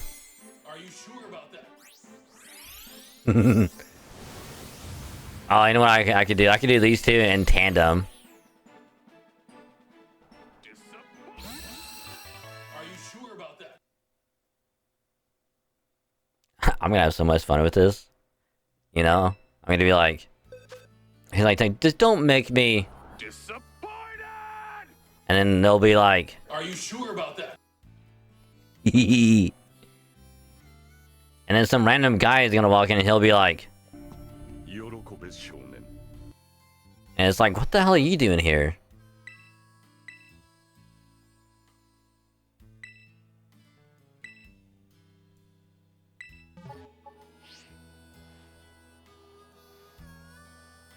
And I don't remember what the other one does. Oh, it's a Wilhelm. Oh. I have an idea. Alright, I have an idea. Okay, I don't know how this is gonna go. Alright. We'll just see how this is gonna go.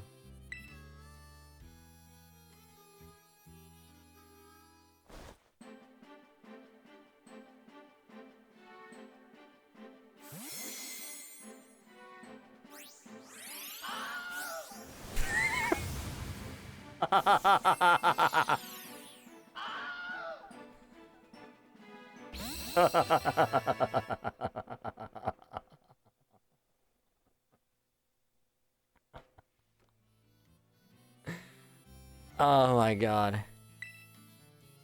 Oh shit.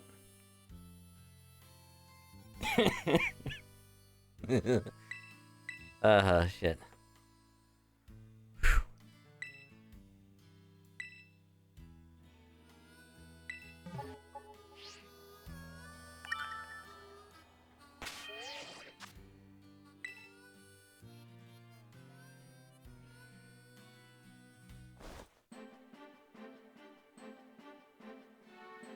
Bailey?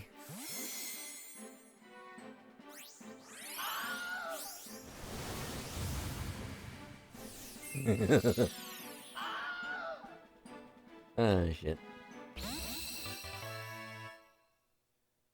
Wait a minute, do we even have a clef key? I think that might be DLC. Either way, let me make I need to make sure. Do we have a clef key?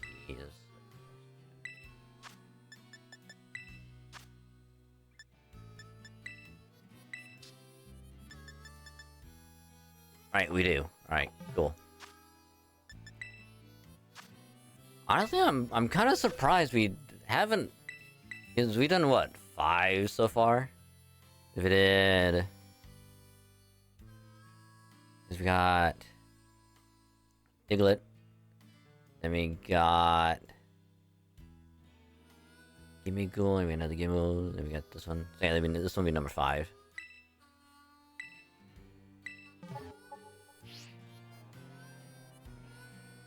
The 4 trades so far, not one shiny. I mean, I probably jinxed it, but, you know. It is what it is.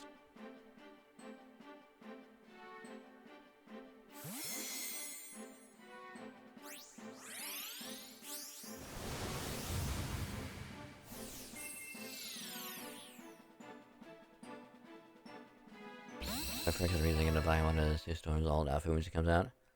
Oh, oh god, what was the one that they named? Because they released, Marvel Rivals released another gameplay trailer, I think today, for her. And they're like, oh, you can also get this new outfit for her as well.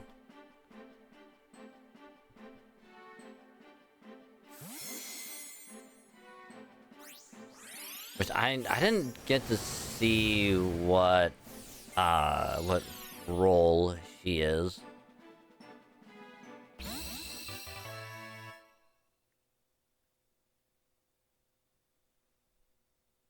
Because if she's not a strategist, I'm gonna be kind of surprised.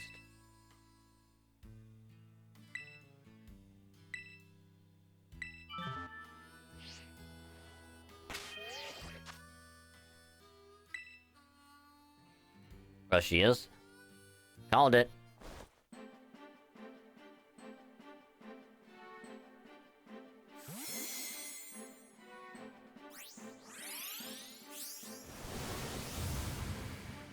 Aww, adorable little Tinkatink. Aw, she's adorable. Then she evolves into Tinka Tough, and it's like, Jesus Christ.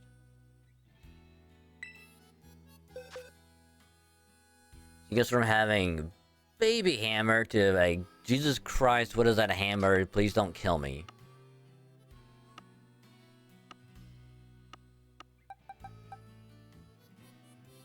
Yeah, like Tinka Tough and then Tinka Ton.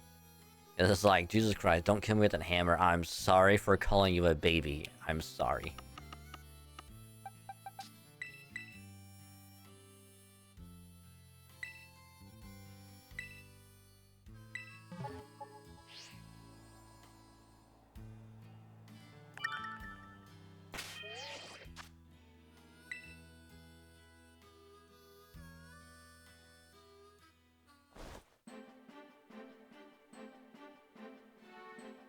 Hey!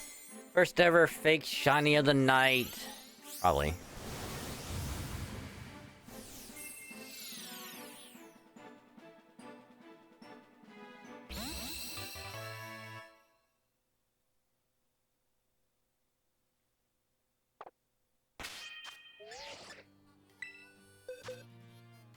Oh no, it's not.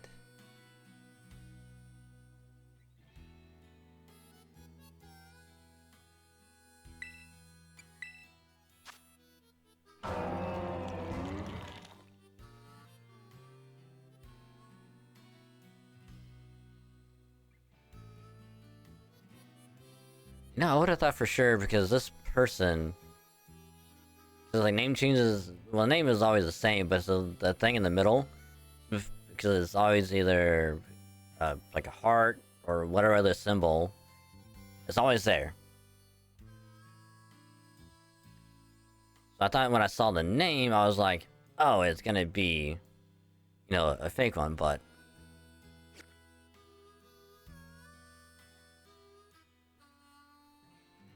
Either way...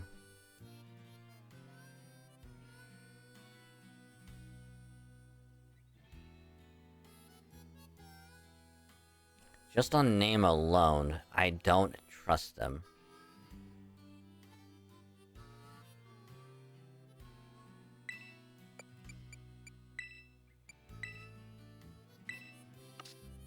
So not as shiny, I just don't trust the person.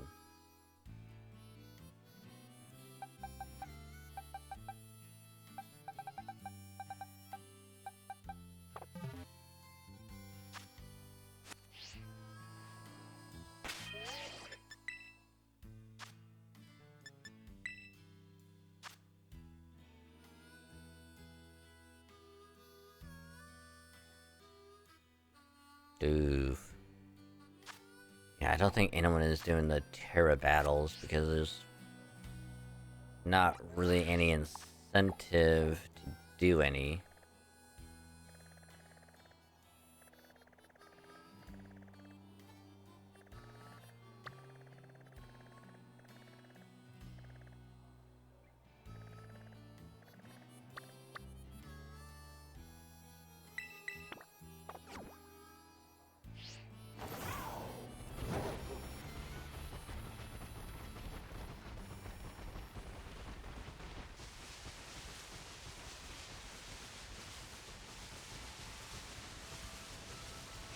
Since the Rayquaza one is over,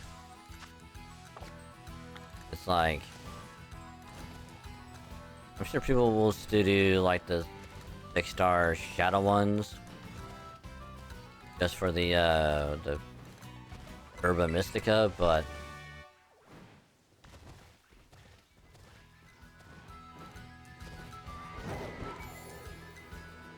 any of the other ones I doubt that it'll even did.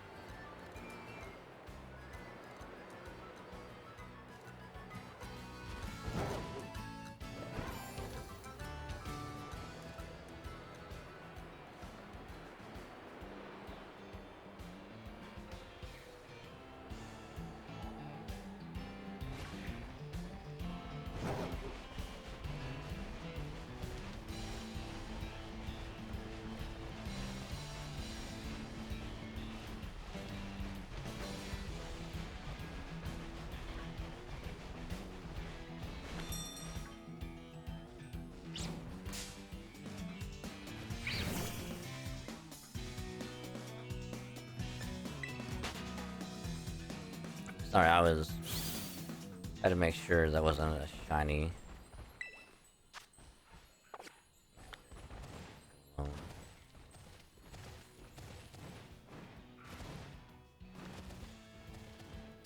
I just really want to see if I can somehow find like the raid den that had the Scizor in it, because I couldn't do one before because none of my mons were leveled up enough. I just really want to see if I can somehow find another one somewhere.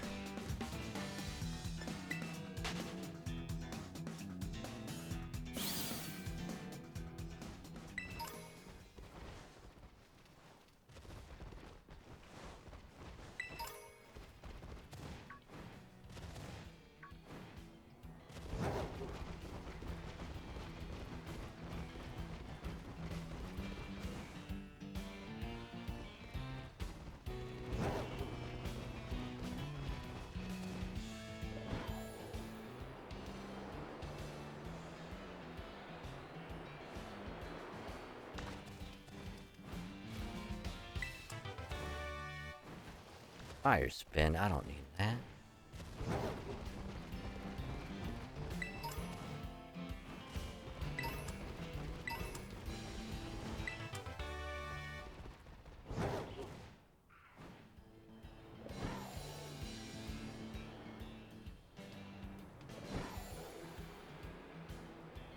We're going down.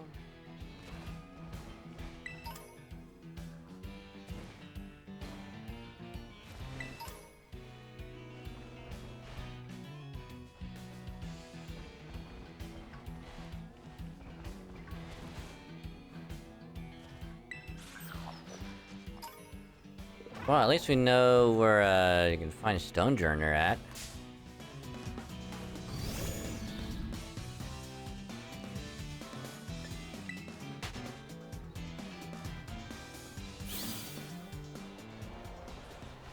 Well, that's cool.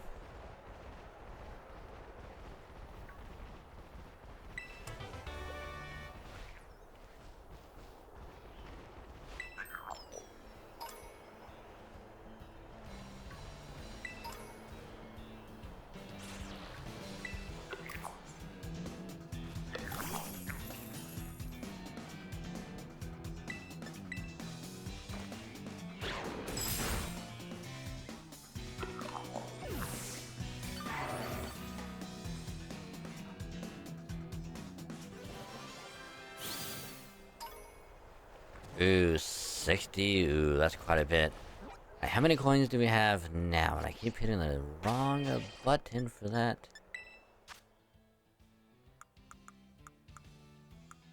We have 590, so we only need about 400 more before we can evolve another,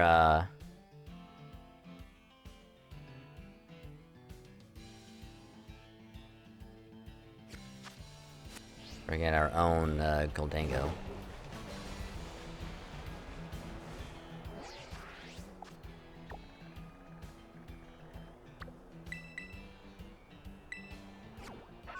Am I supposed to trade for any streamer that accepts? And if it's not a Maridon, then nah, I'm good.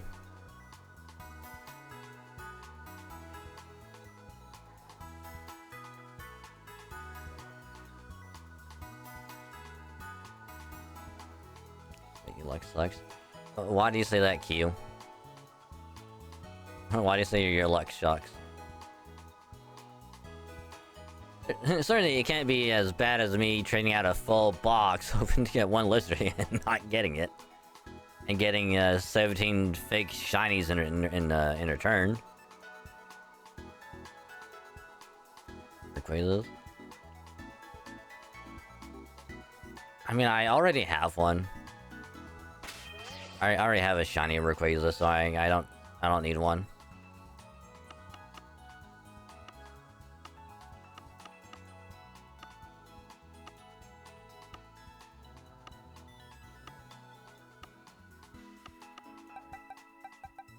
Yeah, I already have my own Rayquaza.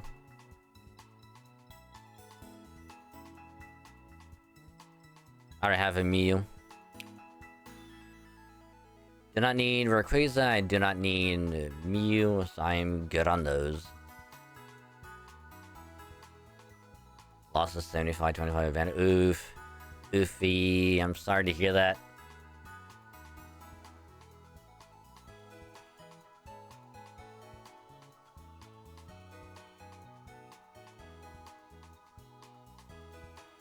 And whose weapon banner are you pulling on?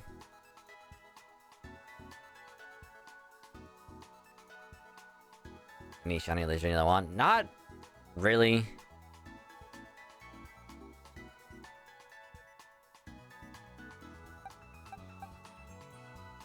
News, lolly back. Ah, okay. I gotcha.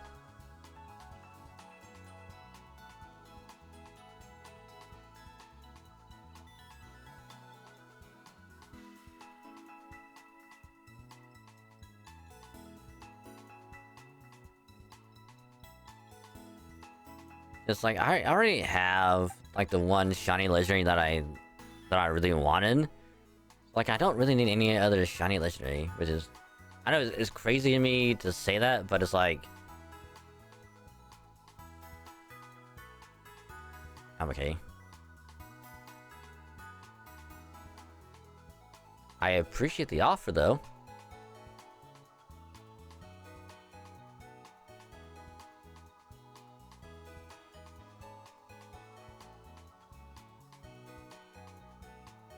Been grinding for a weapon all week. How much time do you have left on the banner though?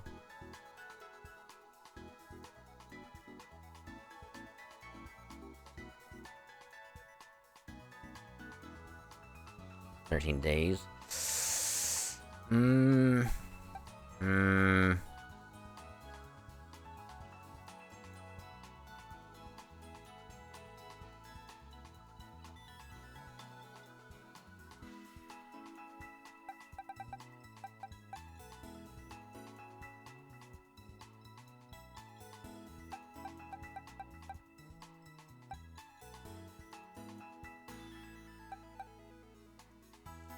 I'm trying to think of how many.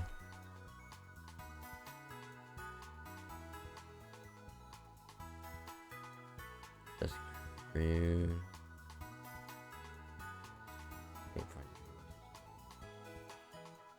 I mean, if you do dailies until like the end of the banner, how many could you get saved up though?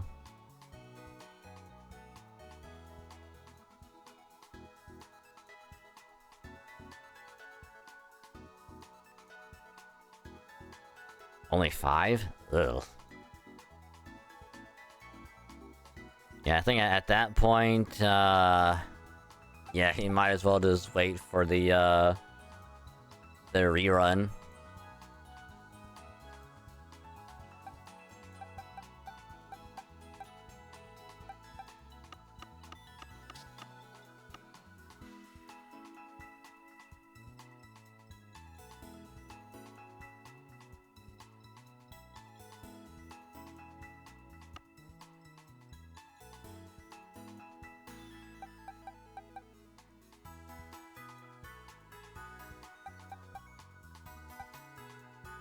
Done all the calculations, yeah.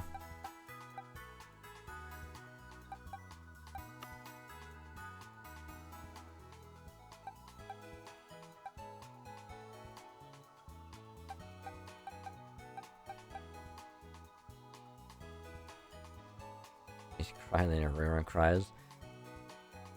Has they not? When was the last when was the last ice person that got a rerun?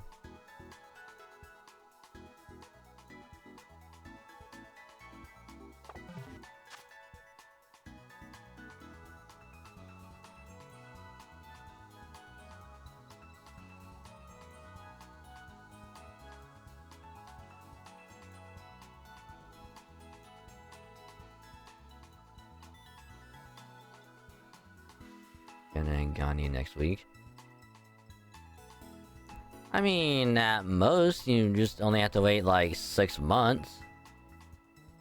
Which kind of, I'm only going off of Star Rail banners.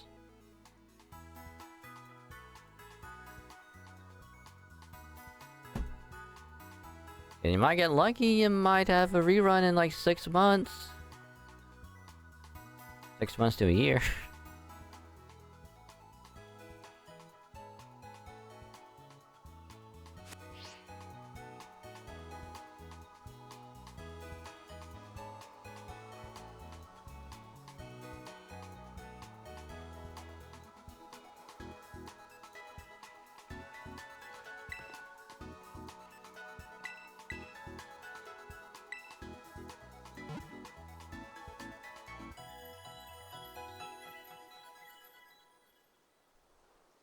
Look at that variety of Pokeballs. So nice, eh?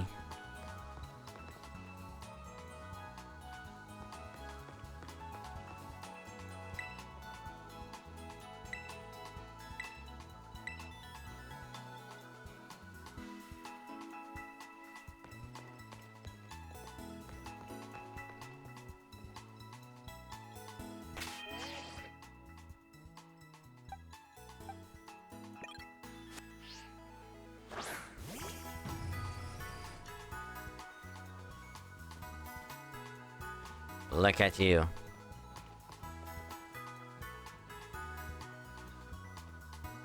Look at you.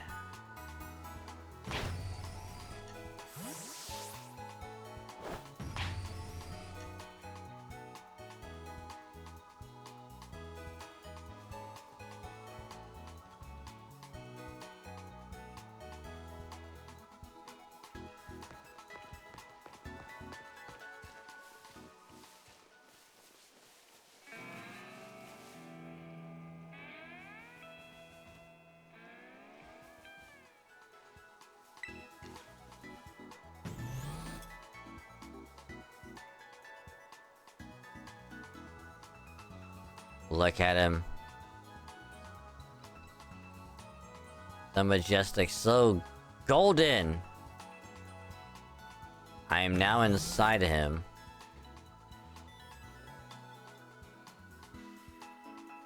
Alright, time to go back.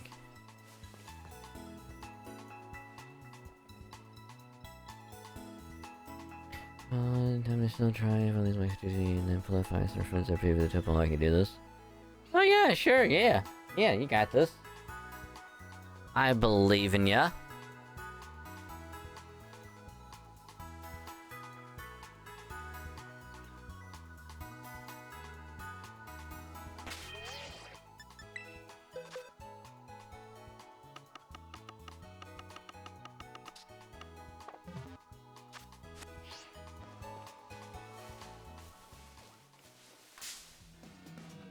I just want to see how many trades we can do. Also 69. Nice. Hey yo. Hey Rennick. Welcome to the stream. Hope your day's going well. How is ya?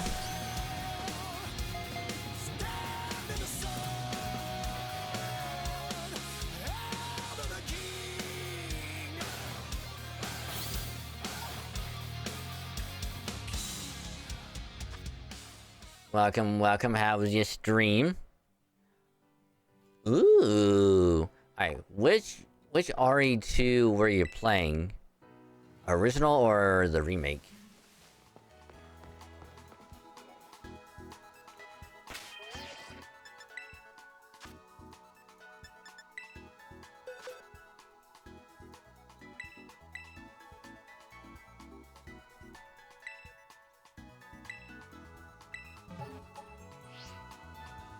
The remake? Ooh, nice, nice. How you liking it? Also, I'm assuming it's also your first playthrough, right?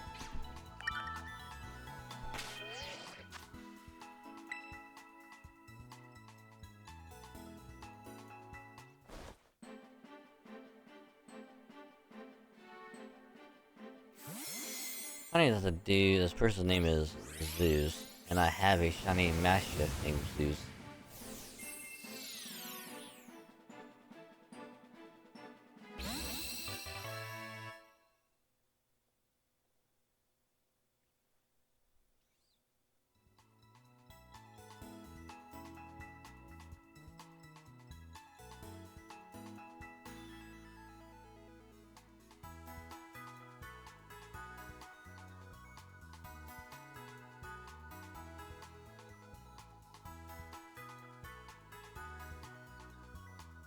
I don't know how to feel about that.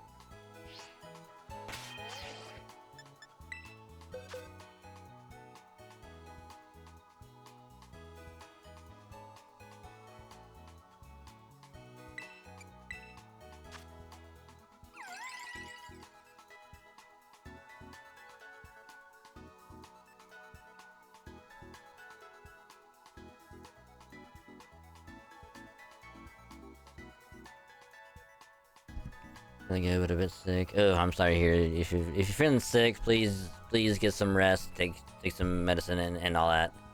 I do not want you to feel any worse than you might be feeling right now. So if you gotta rest and whatnot, please do. Please do.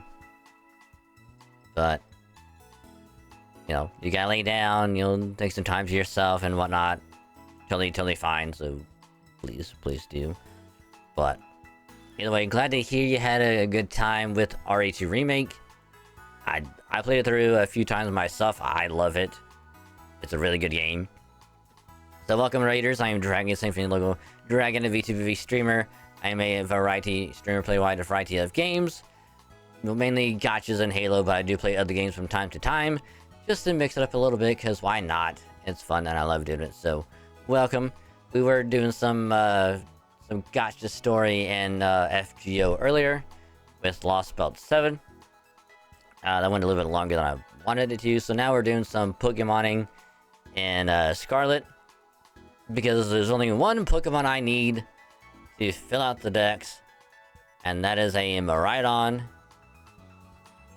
And yeah, so might do a few trades tonight just to see how many we can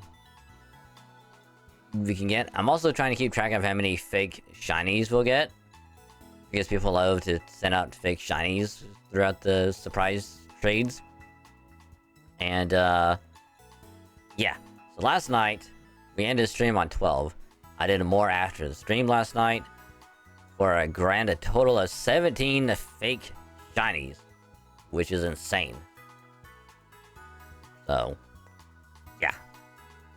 And then right now, I was doing some just surprise trades, because why not? And we landed on this baby right now.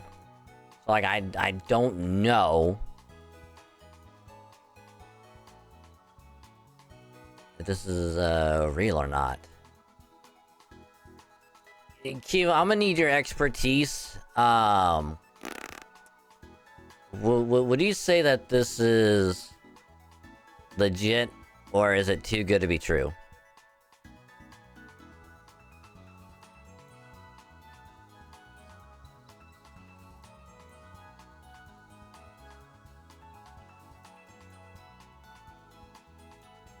This is a level 100 Yuxi.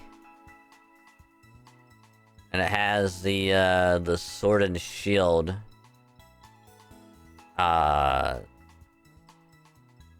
symbol. Which I did look him up. That one means it's sword and shield. The diamond. I can get a better thing. So like the diamond is Scarlet Violet. The little clover symbol, I believe, is supposed to be Sun and Moon.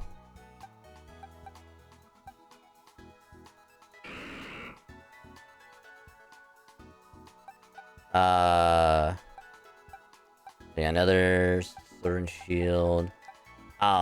This one right here, where it has the G in the circle, that's supposed to be Pokemon Go. So yeah, you see, Pokemon Go. Then from the Gather region. So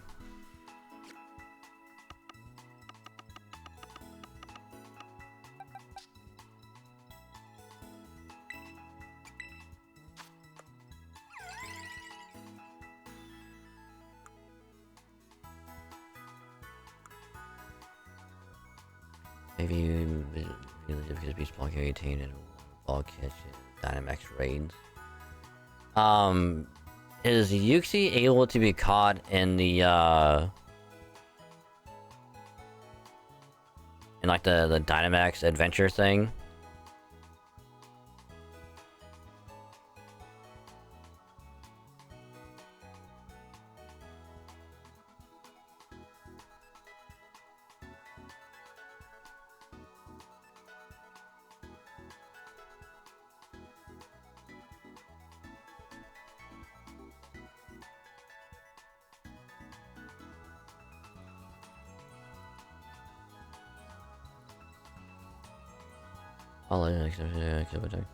Ooh, nice. So apparently this is supposed to be Chinese.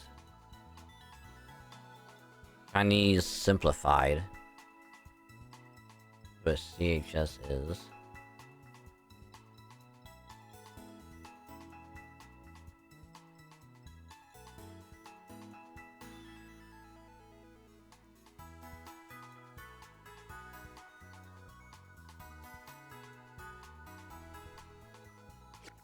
Okay, so let's move this one over here.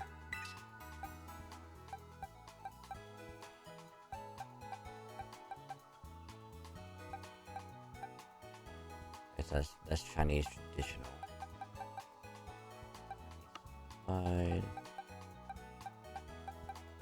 I will say that, like, the one thing I do find interesting by doing these surprise trades is just by seeing like how many mons I can get from different countries. If you got Germany, you got Japan, English, I mean, you know, America, Canada, Korea, France, China.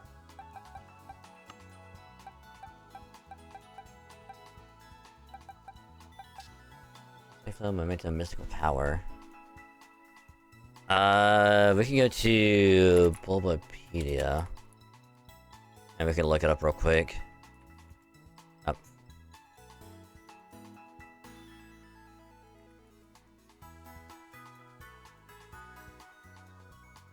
So if you look up the moves, from maybe Gen 8.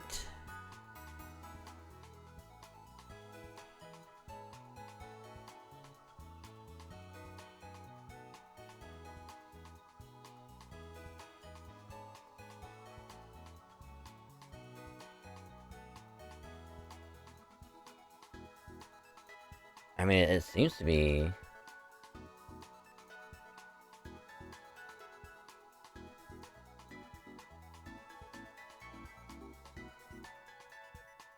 Yeah, Memento, Playoff, Future Side, plus level up.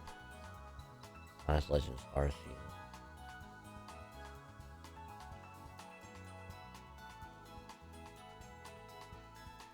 I mean, last 4 in Gen 9 or Mystical Power, Mental Flail, and Future Sight.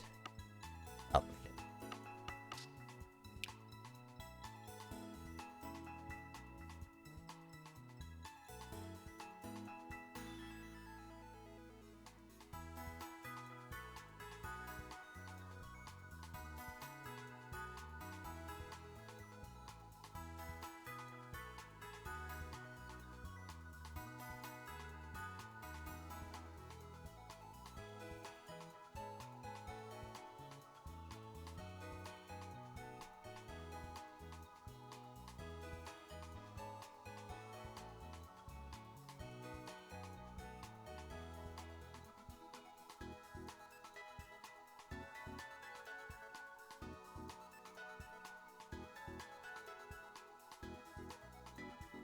Like, I'm not entirely sure how you would be like, if it's like,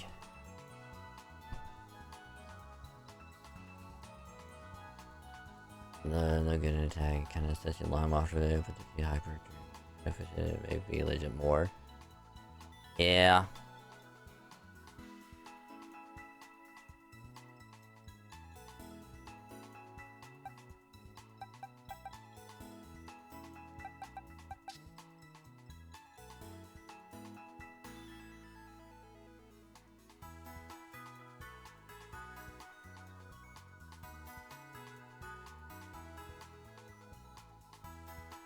Cause like, I don't want to push the thought of like, you know, it could be someone that's like, they're done with Pokemon like forever, so they're like, oh, I'll just trade everything out. So it's like, you know, I'll get rid of everything. So it's like, trade them all out.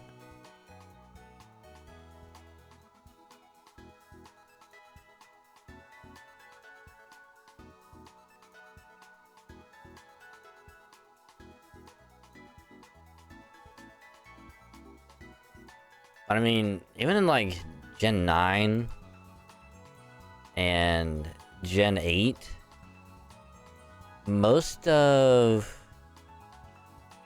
Yuxi's movesets is special, not physical.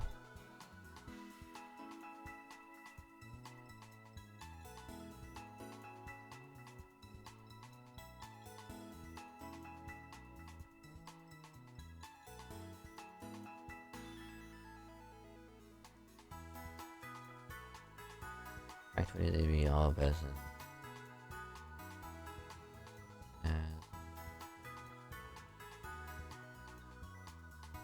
Cyber Train gives the word legitimacy. Yeah, that's why I'm like, that's why I'm like kind of balancing. I'm like that's how I am with this right here. Well,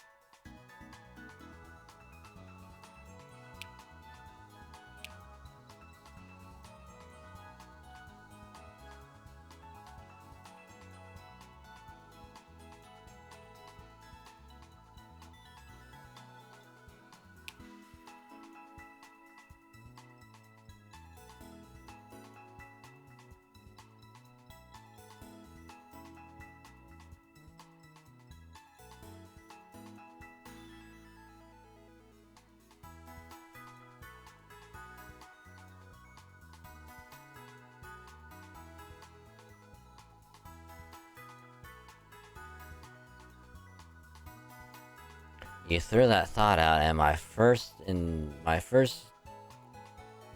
gut feeling was like, what if I just go back to this one real quick and I look at it.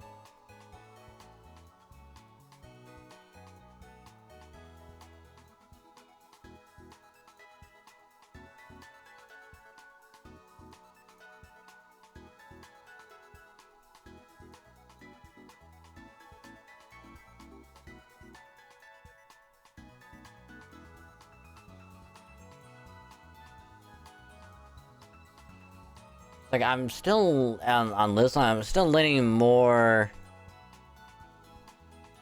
Like, I'm leaning more towards like it's legit, because I can't find anything like. Because normally with like names you can just like do like a quick search and it's like, oh, it's this person from this. It's like, don't trust it. But I can't find anything bad about the trainer name with like, if you search up 600 Club.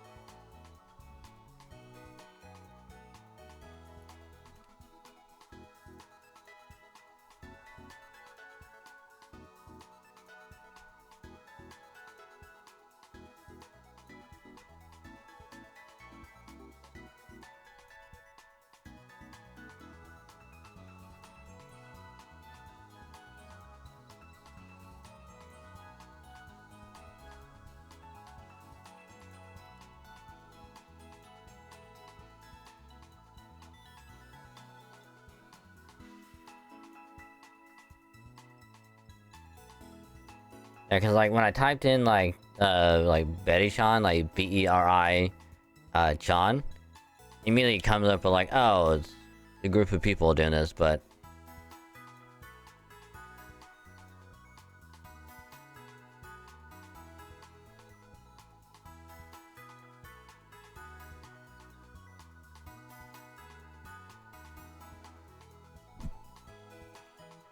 alright.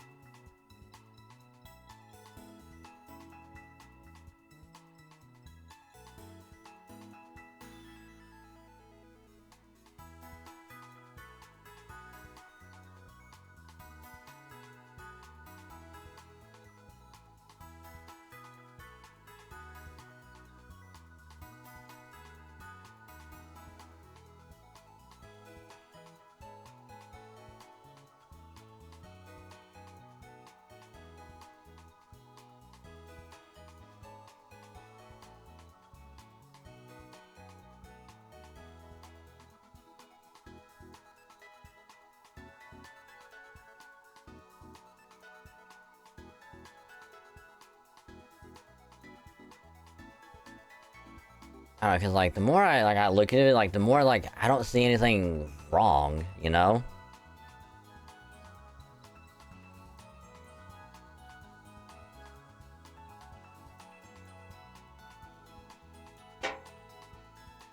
Thanks, Can.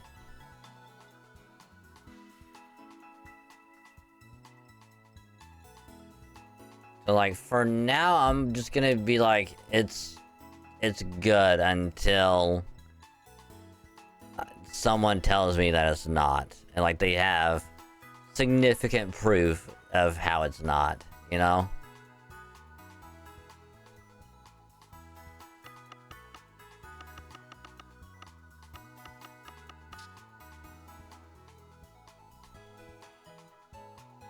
Oh yeah, so I almost forgot to do this. But post-stream, R&R, if you got things to do, whether it begins with eat, so eat, drink, whatever else, please take care of yourself. Please, first and foremost, your health is most important. So please take care of yourself. And if you're gonna be heading out, thanks for checking out the stream and all that good stuff. Much appreciated. Hope to catch you in the next one. But if you stick around looking, I've been hanging out in the chat. Do appreciate the lurk. Just remember, you can either mute the tab, or you can turn the volume down on the stream. Just don't mute the stream itself, that way your view can still count. Helps out a lot more than you think, and I say thank you, cause you're awesome. Nice.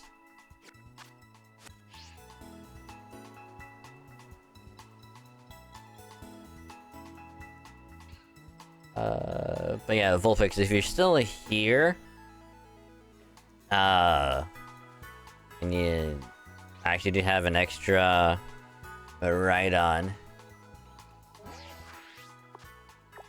just let me know. I can trade, and I can help you with the Paradox Mons that you need, because I have a big ass box full of them.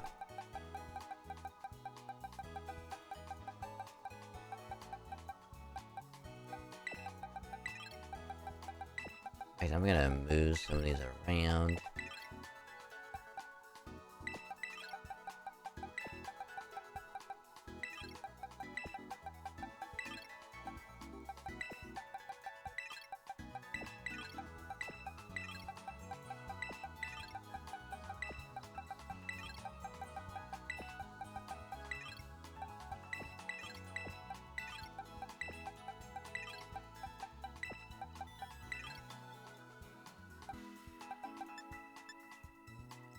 Weird how this is all somehow equally sorted.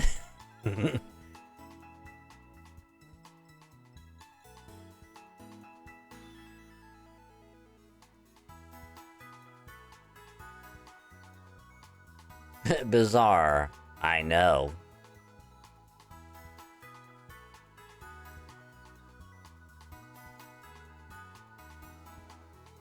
Hold on, I'm gonna do something real quick. We're gonna go back into Area 0. And we're gonna catch ourselves another Sandy Shocks.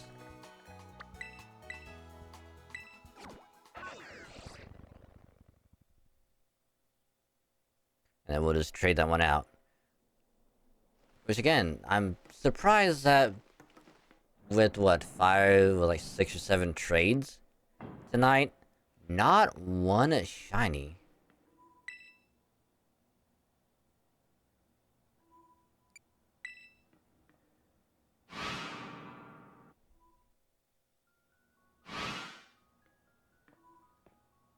Didn't think it was possible, but somehow it is.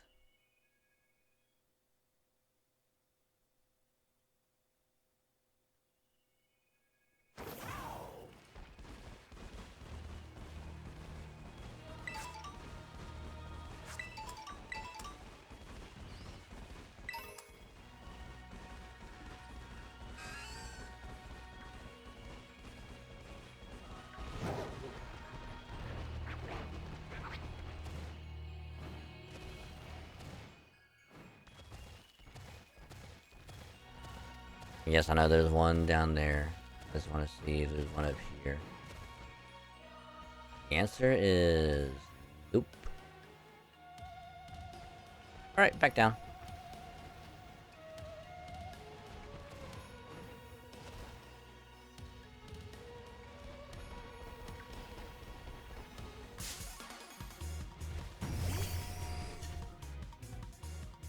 Brother!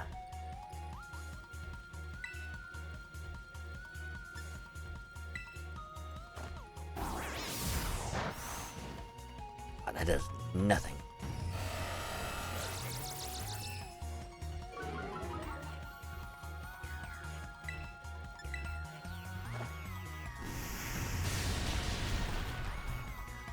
Oh.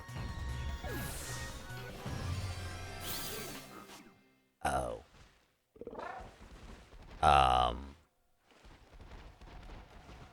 Well.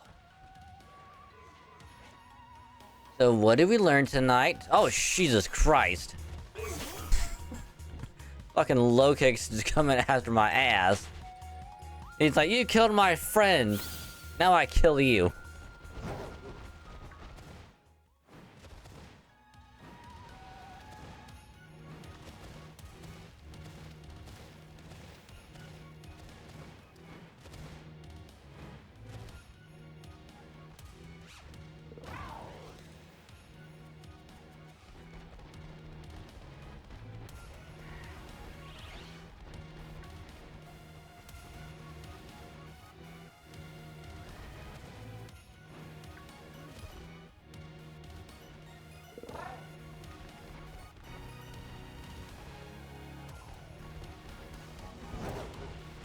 See, I didn't mean to kill that one. So we'll just go over here and we'll try and catch ourselves another one.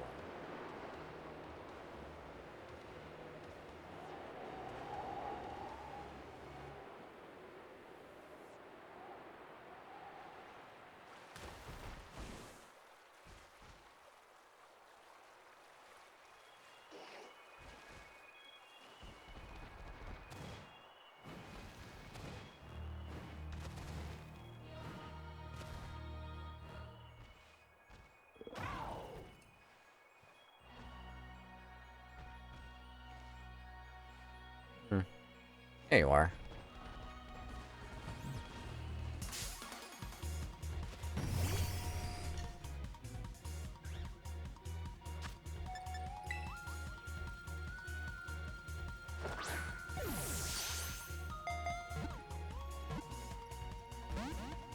Well, that's unfortunate.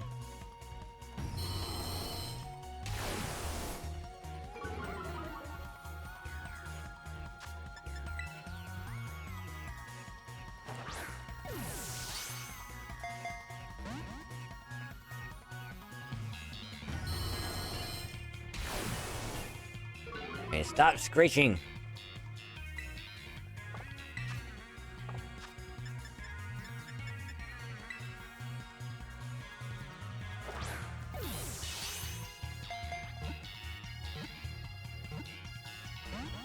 Ooh, so close.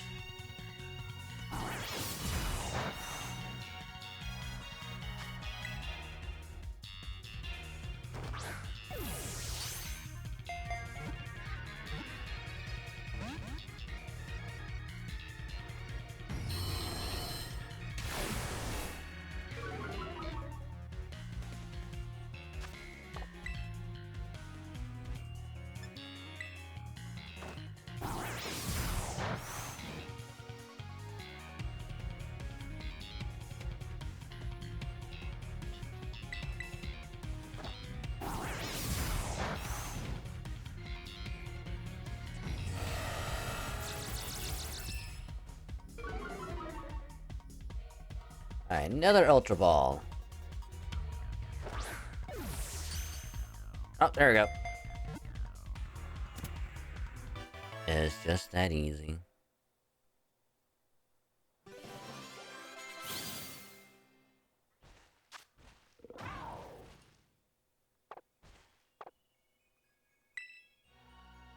Alright, and with that...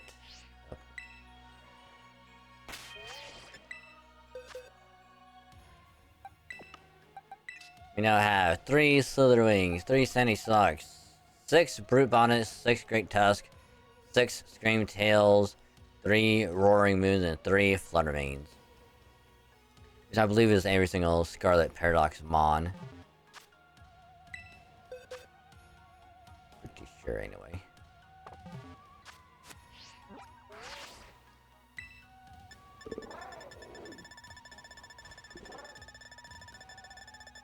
Of course, minus Walking Awake in the DLC ones.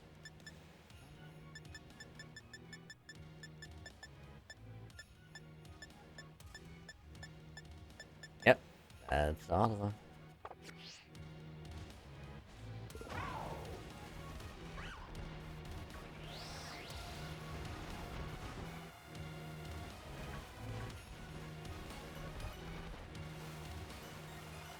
Because I know a shiny Brute Bonnet is supposed to be blue instead of red. I don't know what a shiny Screamtail is supposed to be. Shiny Roaring Moon is supposed to be green. Essentially like a regular shiny Salamence, like same thing. And then same thing with the shiny Fluttermane is the same as a shiny Mischievous.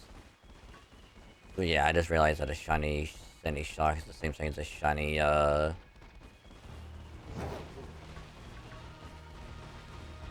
Magneton.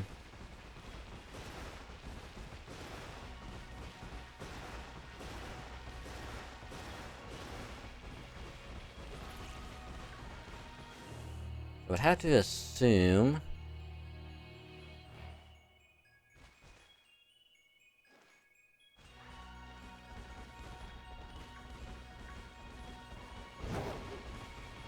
shiny Screamtail would have different colored eyes.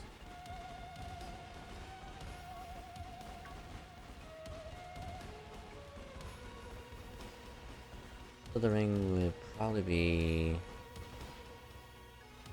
what, gold instead of orange.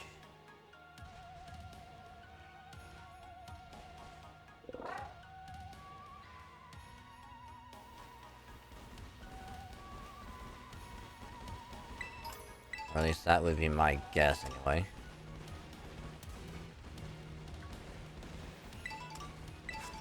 As far as a shiny Great Tusk, I have no idea. What does shiny Great Tusk look like?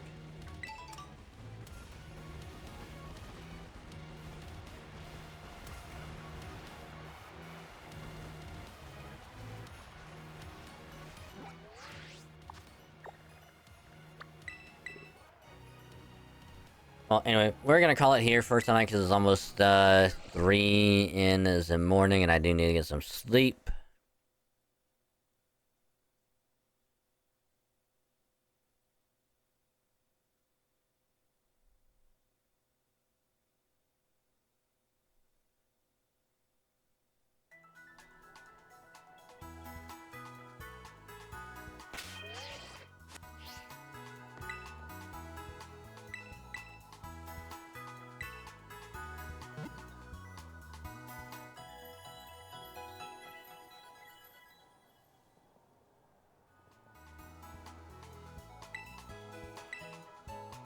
And then, I'll trade out most of these, throughout the day. But I will keep at least one of all of them. Actually, I'll do this. I can keep that one. I'll just do this, because I can just catch one of everything again. Won't be that much of a hassle.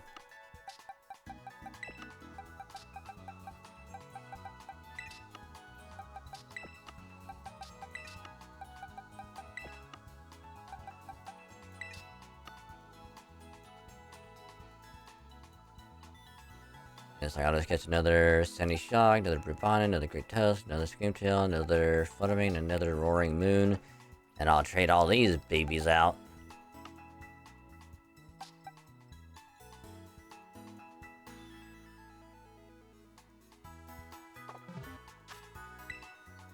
But we shall save for now, and wrap it up here. So, again, well, folks, do let me know if you got that spare Maridon.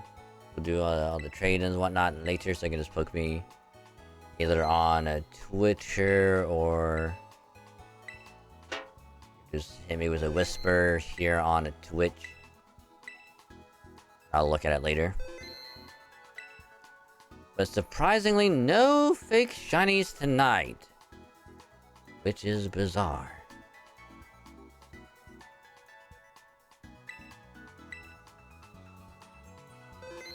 Very bizarre, if I do say so myself.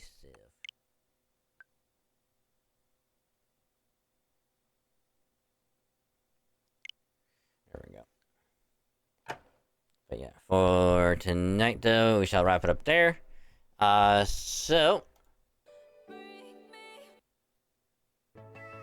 as always, thank y'all very, very, very much for an awesome stream tonight. I had a lot of fun with going through Lost Belt 7 story again. We'll go through more of it next week, and we might do some Pokemon trades throughout the month and whatnot. Just kind of wrap it up on some nights. Oh god. But you know, maybe we'll get lucky and maybe we'll get something good. But all in all, not a bad haul. Excuse me. As far as like trades goes tonight, we got a Uxie, which is awesome. You know, wasn't expecting that baby to pop up, so yay. But you know, I'll take it. So now I'm gonna, like I said, wrap it up there. So thank y'all very much for an awesome stream tonight. You guys are just awesome. All the support tonight. So thank y'all very, very, very much. And as always, if you are new, you joined at the beginning, partway through, or you stumbled on in, or if you stuck around from the raid earlier, thank you for sticking around. You awesome, much appreciated. Hope you had a good time with the stream, and if you did, and you want to support the stream, just consider dropping a follow. It is a purple button below the stream, or whatever button it may be. If you're, if it's not purple and might be like colorblind with a certain color of instead of purple, but otherwise it says follow below the stream. You click that, get a nice little notification that pops up here on Twitch anytime I go live in the top right corner. You click that, then you pop over here, get to chill, vibe, and hang out with everyone else. And every follow does help to support the stream, gets us closer to the good old 1K mark. So every follow does help out to support the stream, and it actually helps me out a lot. It means a lot to me, so thank you very much if you do. And you also get some pretty cool follower emotes to use for free anytime you are here. Don't gotta pay nothing for them emotes. They're absolutely free, and you can use them to your heart's content whenever you are here. So enjoy the emotes, and much appreciated again, so thank you. And you want to follow me elsewhere on the socials, because I do have a Twitter and a Blue Sky as well. And I do tweet out, and well, I mean, I'll post whenever I go live on both places. Stream schedule will also be posted on both sites as well. Twitter will always be the pinned message, so if you're on Twitter, you can check it out there. Or on Blue Sky, it'll be one of the most recent tweets. Not tweets, one of the recent posts on the Blue Sky, so you can follow me on both places, because I will both post the same thing on both places. Blue Sky, I'll do it as often as I can. Twitter, whenever I have something to tweet out. But you follow me on both, and if you do, much appreciated. Hope you enjoyed the stuff I post out and whatnot. And in addition to all of that, also do post when a new YouTube video goes up on the second channel, because I do inform on the both places in addition to other areas as well. So follow me there on both, and if you do, much appreciated. So thank you very, very much. Which, speaking of YouTube, you have a YouTube channel for VODs, which I like to call the VOD channel. That way, if you missed a stream, or if you want to see what happened during a particular part of a stream, go there, check it out, watch the VODs, have them as background noise. Either one is fine with me. So if you do drop a sub on the VOD channel, helps grow it out, support it, and all that good stuff, and much appreciated if you do. I'll get more VODs out soon, so as soon as stream is over, I'll schedule more out for the rest of the week, so be on the lookout for that. But in the meantime, you can drop a sub on the second YouTube channel if you want more original stuff, whether it is gacha stuff, Halo stuff, Pokemon stuff, whatever else will be up on the second channel for y'all to enjoy. Gacha stuff being FGO, StarRail, ZZZ, anytime there's a new panda up, we'll have a nice little session, we'll do some polls, and see if we get anything new or exciting from the session. And then I will turn that session into a nice little video and post that onto the second channel, so you can catch the session on YouTube if you want. I'll try and get it done, uploaded as soon as I am able to. So be on the lookout for that. Which the next gacha video is going to be me doing the GSSRs on both GP and NA for FGO from last week. I'll get that ready for Friday, so be on the lookout for that. So there's that one. And then every Monday is when a new Halo highlight will go up on the second channel, because anytime we go to play Halo Infinite or MCC every week, I love Halo. It's one of my favorite series of all time. I'll never stop playing it. It's a lot of fun. So whether we do it solo or with friends, we just play some Halo, have fun, chill, vibe, hang out, and whatnot. And then I will turn them sessions into a nice little highlight. That way you don't have to sit through the whole thing when we play Halo. Get to enjoy a nice small bite-sized bit of some of that good stuff, of like the funny moments, random stuff, good matches, and whatnot. Work on that stuff during the weekend, and then every Monday, new Halo highlight will go up. Which latest video on the second channel was the Halo Infinite highlight from last Thursday. So check that out. Really good. So there's that one. And then Pokemon videos will be uploaded every Wednesday for y'all viewing pleasure. No set time on Wednesday, but they will be uploaded every Wednesday for y'all to enjoy. Right now, we're still going through our first ROM hack called Shiny Gold Sigma. It's a lot of fun, but pretty difficult at times, but I'm still enjoying it. So next episode is going to go up in about 9-ish hours, I believe. 8, 9... It's going to be in the afternoon. So it's going to be number 28. But there's also the playlist of the previous episodes as well, so you can binge all of those for next episode. And then next week is going to be number 29, so I will record that one in the morning as well. So there's that. And then there's also the playlist of the previous Nuzlocke of Heart Gold and Fire Red as well. So enjoy. If that's more you fancy, so enjoy that. And then any other random videos, if I decide to do anything else, I'll let y'all know first. Like, hey, I got some ideas I want to do, and I will record them, edit them, and upload them if I have any remaining free time between everything else during the week. Will be up on the second channel. So again, link right there to the second channel. Sub to it, get notified when a new video goes up over there. And if you do drop a sub on that channel, thanks again very, very much. It really means a lot to me. Helps it really, really grow it out. So enjoy the videos over there. And if you do enjoy, consider spreading the word, let other people know. That way we can get more people over there to enjoy all of that good stuff. And if you do that, much, much appreciated. Awesome. Thank you. Thank you. And then last but not least, have a Discord as well. If you want to join it, just click the link right there. If the link doesn't work, just let me know. I'll fix the link. That way you can join the server, get to hang out with some awesome people, be chill, come vibe, and have an all-around good time. They are pretty cool people, if I do say so myself. They're awesome.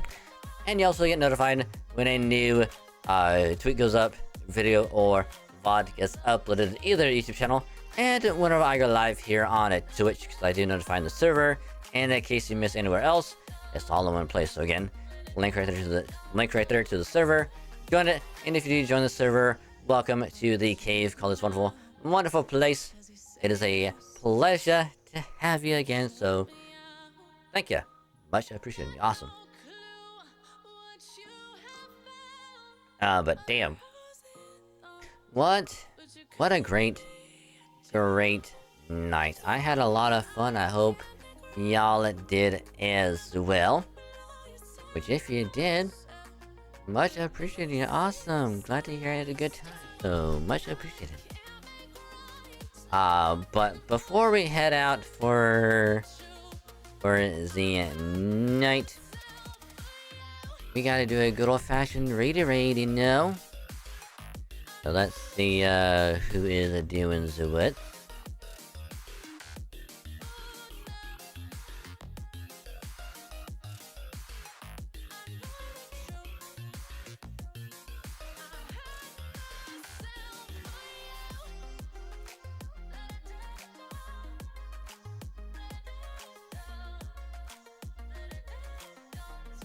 Sorry, we gotta sit through the whole, you know, is this person still going or not, you know, waiting room.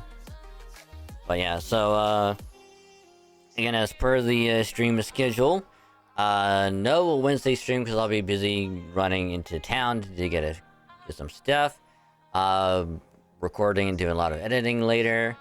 But we'll be back on a Thursday for some more Halo Infinite good times, as we'll continue the Halo Infinite campaign, and then we'll do some multiplayer as well on Thursday. So be on the lookout for that. So, but for now, let's go ahead and raid this individual because we haven't raided them ever. We almost never have a chance to rate them, they always rate us. But we'll get this baby started anyway, so yeah. So again, thank y'all very, very much for an awesome stream tonight. Pleasure to have all of y'all. So we're gonna be rating our good friend Terra, who is currently playing some Crossroads Inn. So if you just like good streams, chill vibes, and other stuff, they also do like D&D stuff from time to time. So if that's more your alley, consider supporting them. They do great stuff. If you want to check that stuff out, they're really cool. So yeah. And then if you also have 100 channel points, or if you are subbed, you're gonna be using the huggy emote and some hugs and good vibes their way. So just copy and paste that. Write a message right there.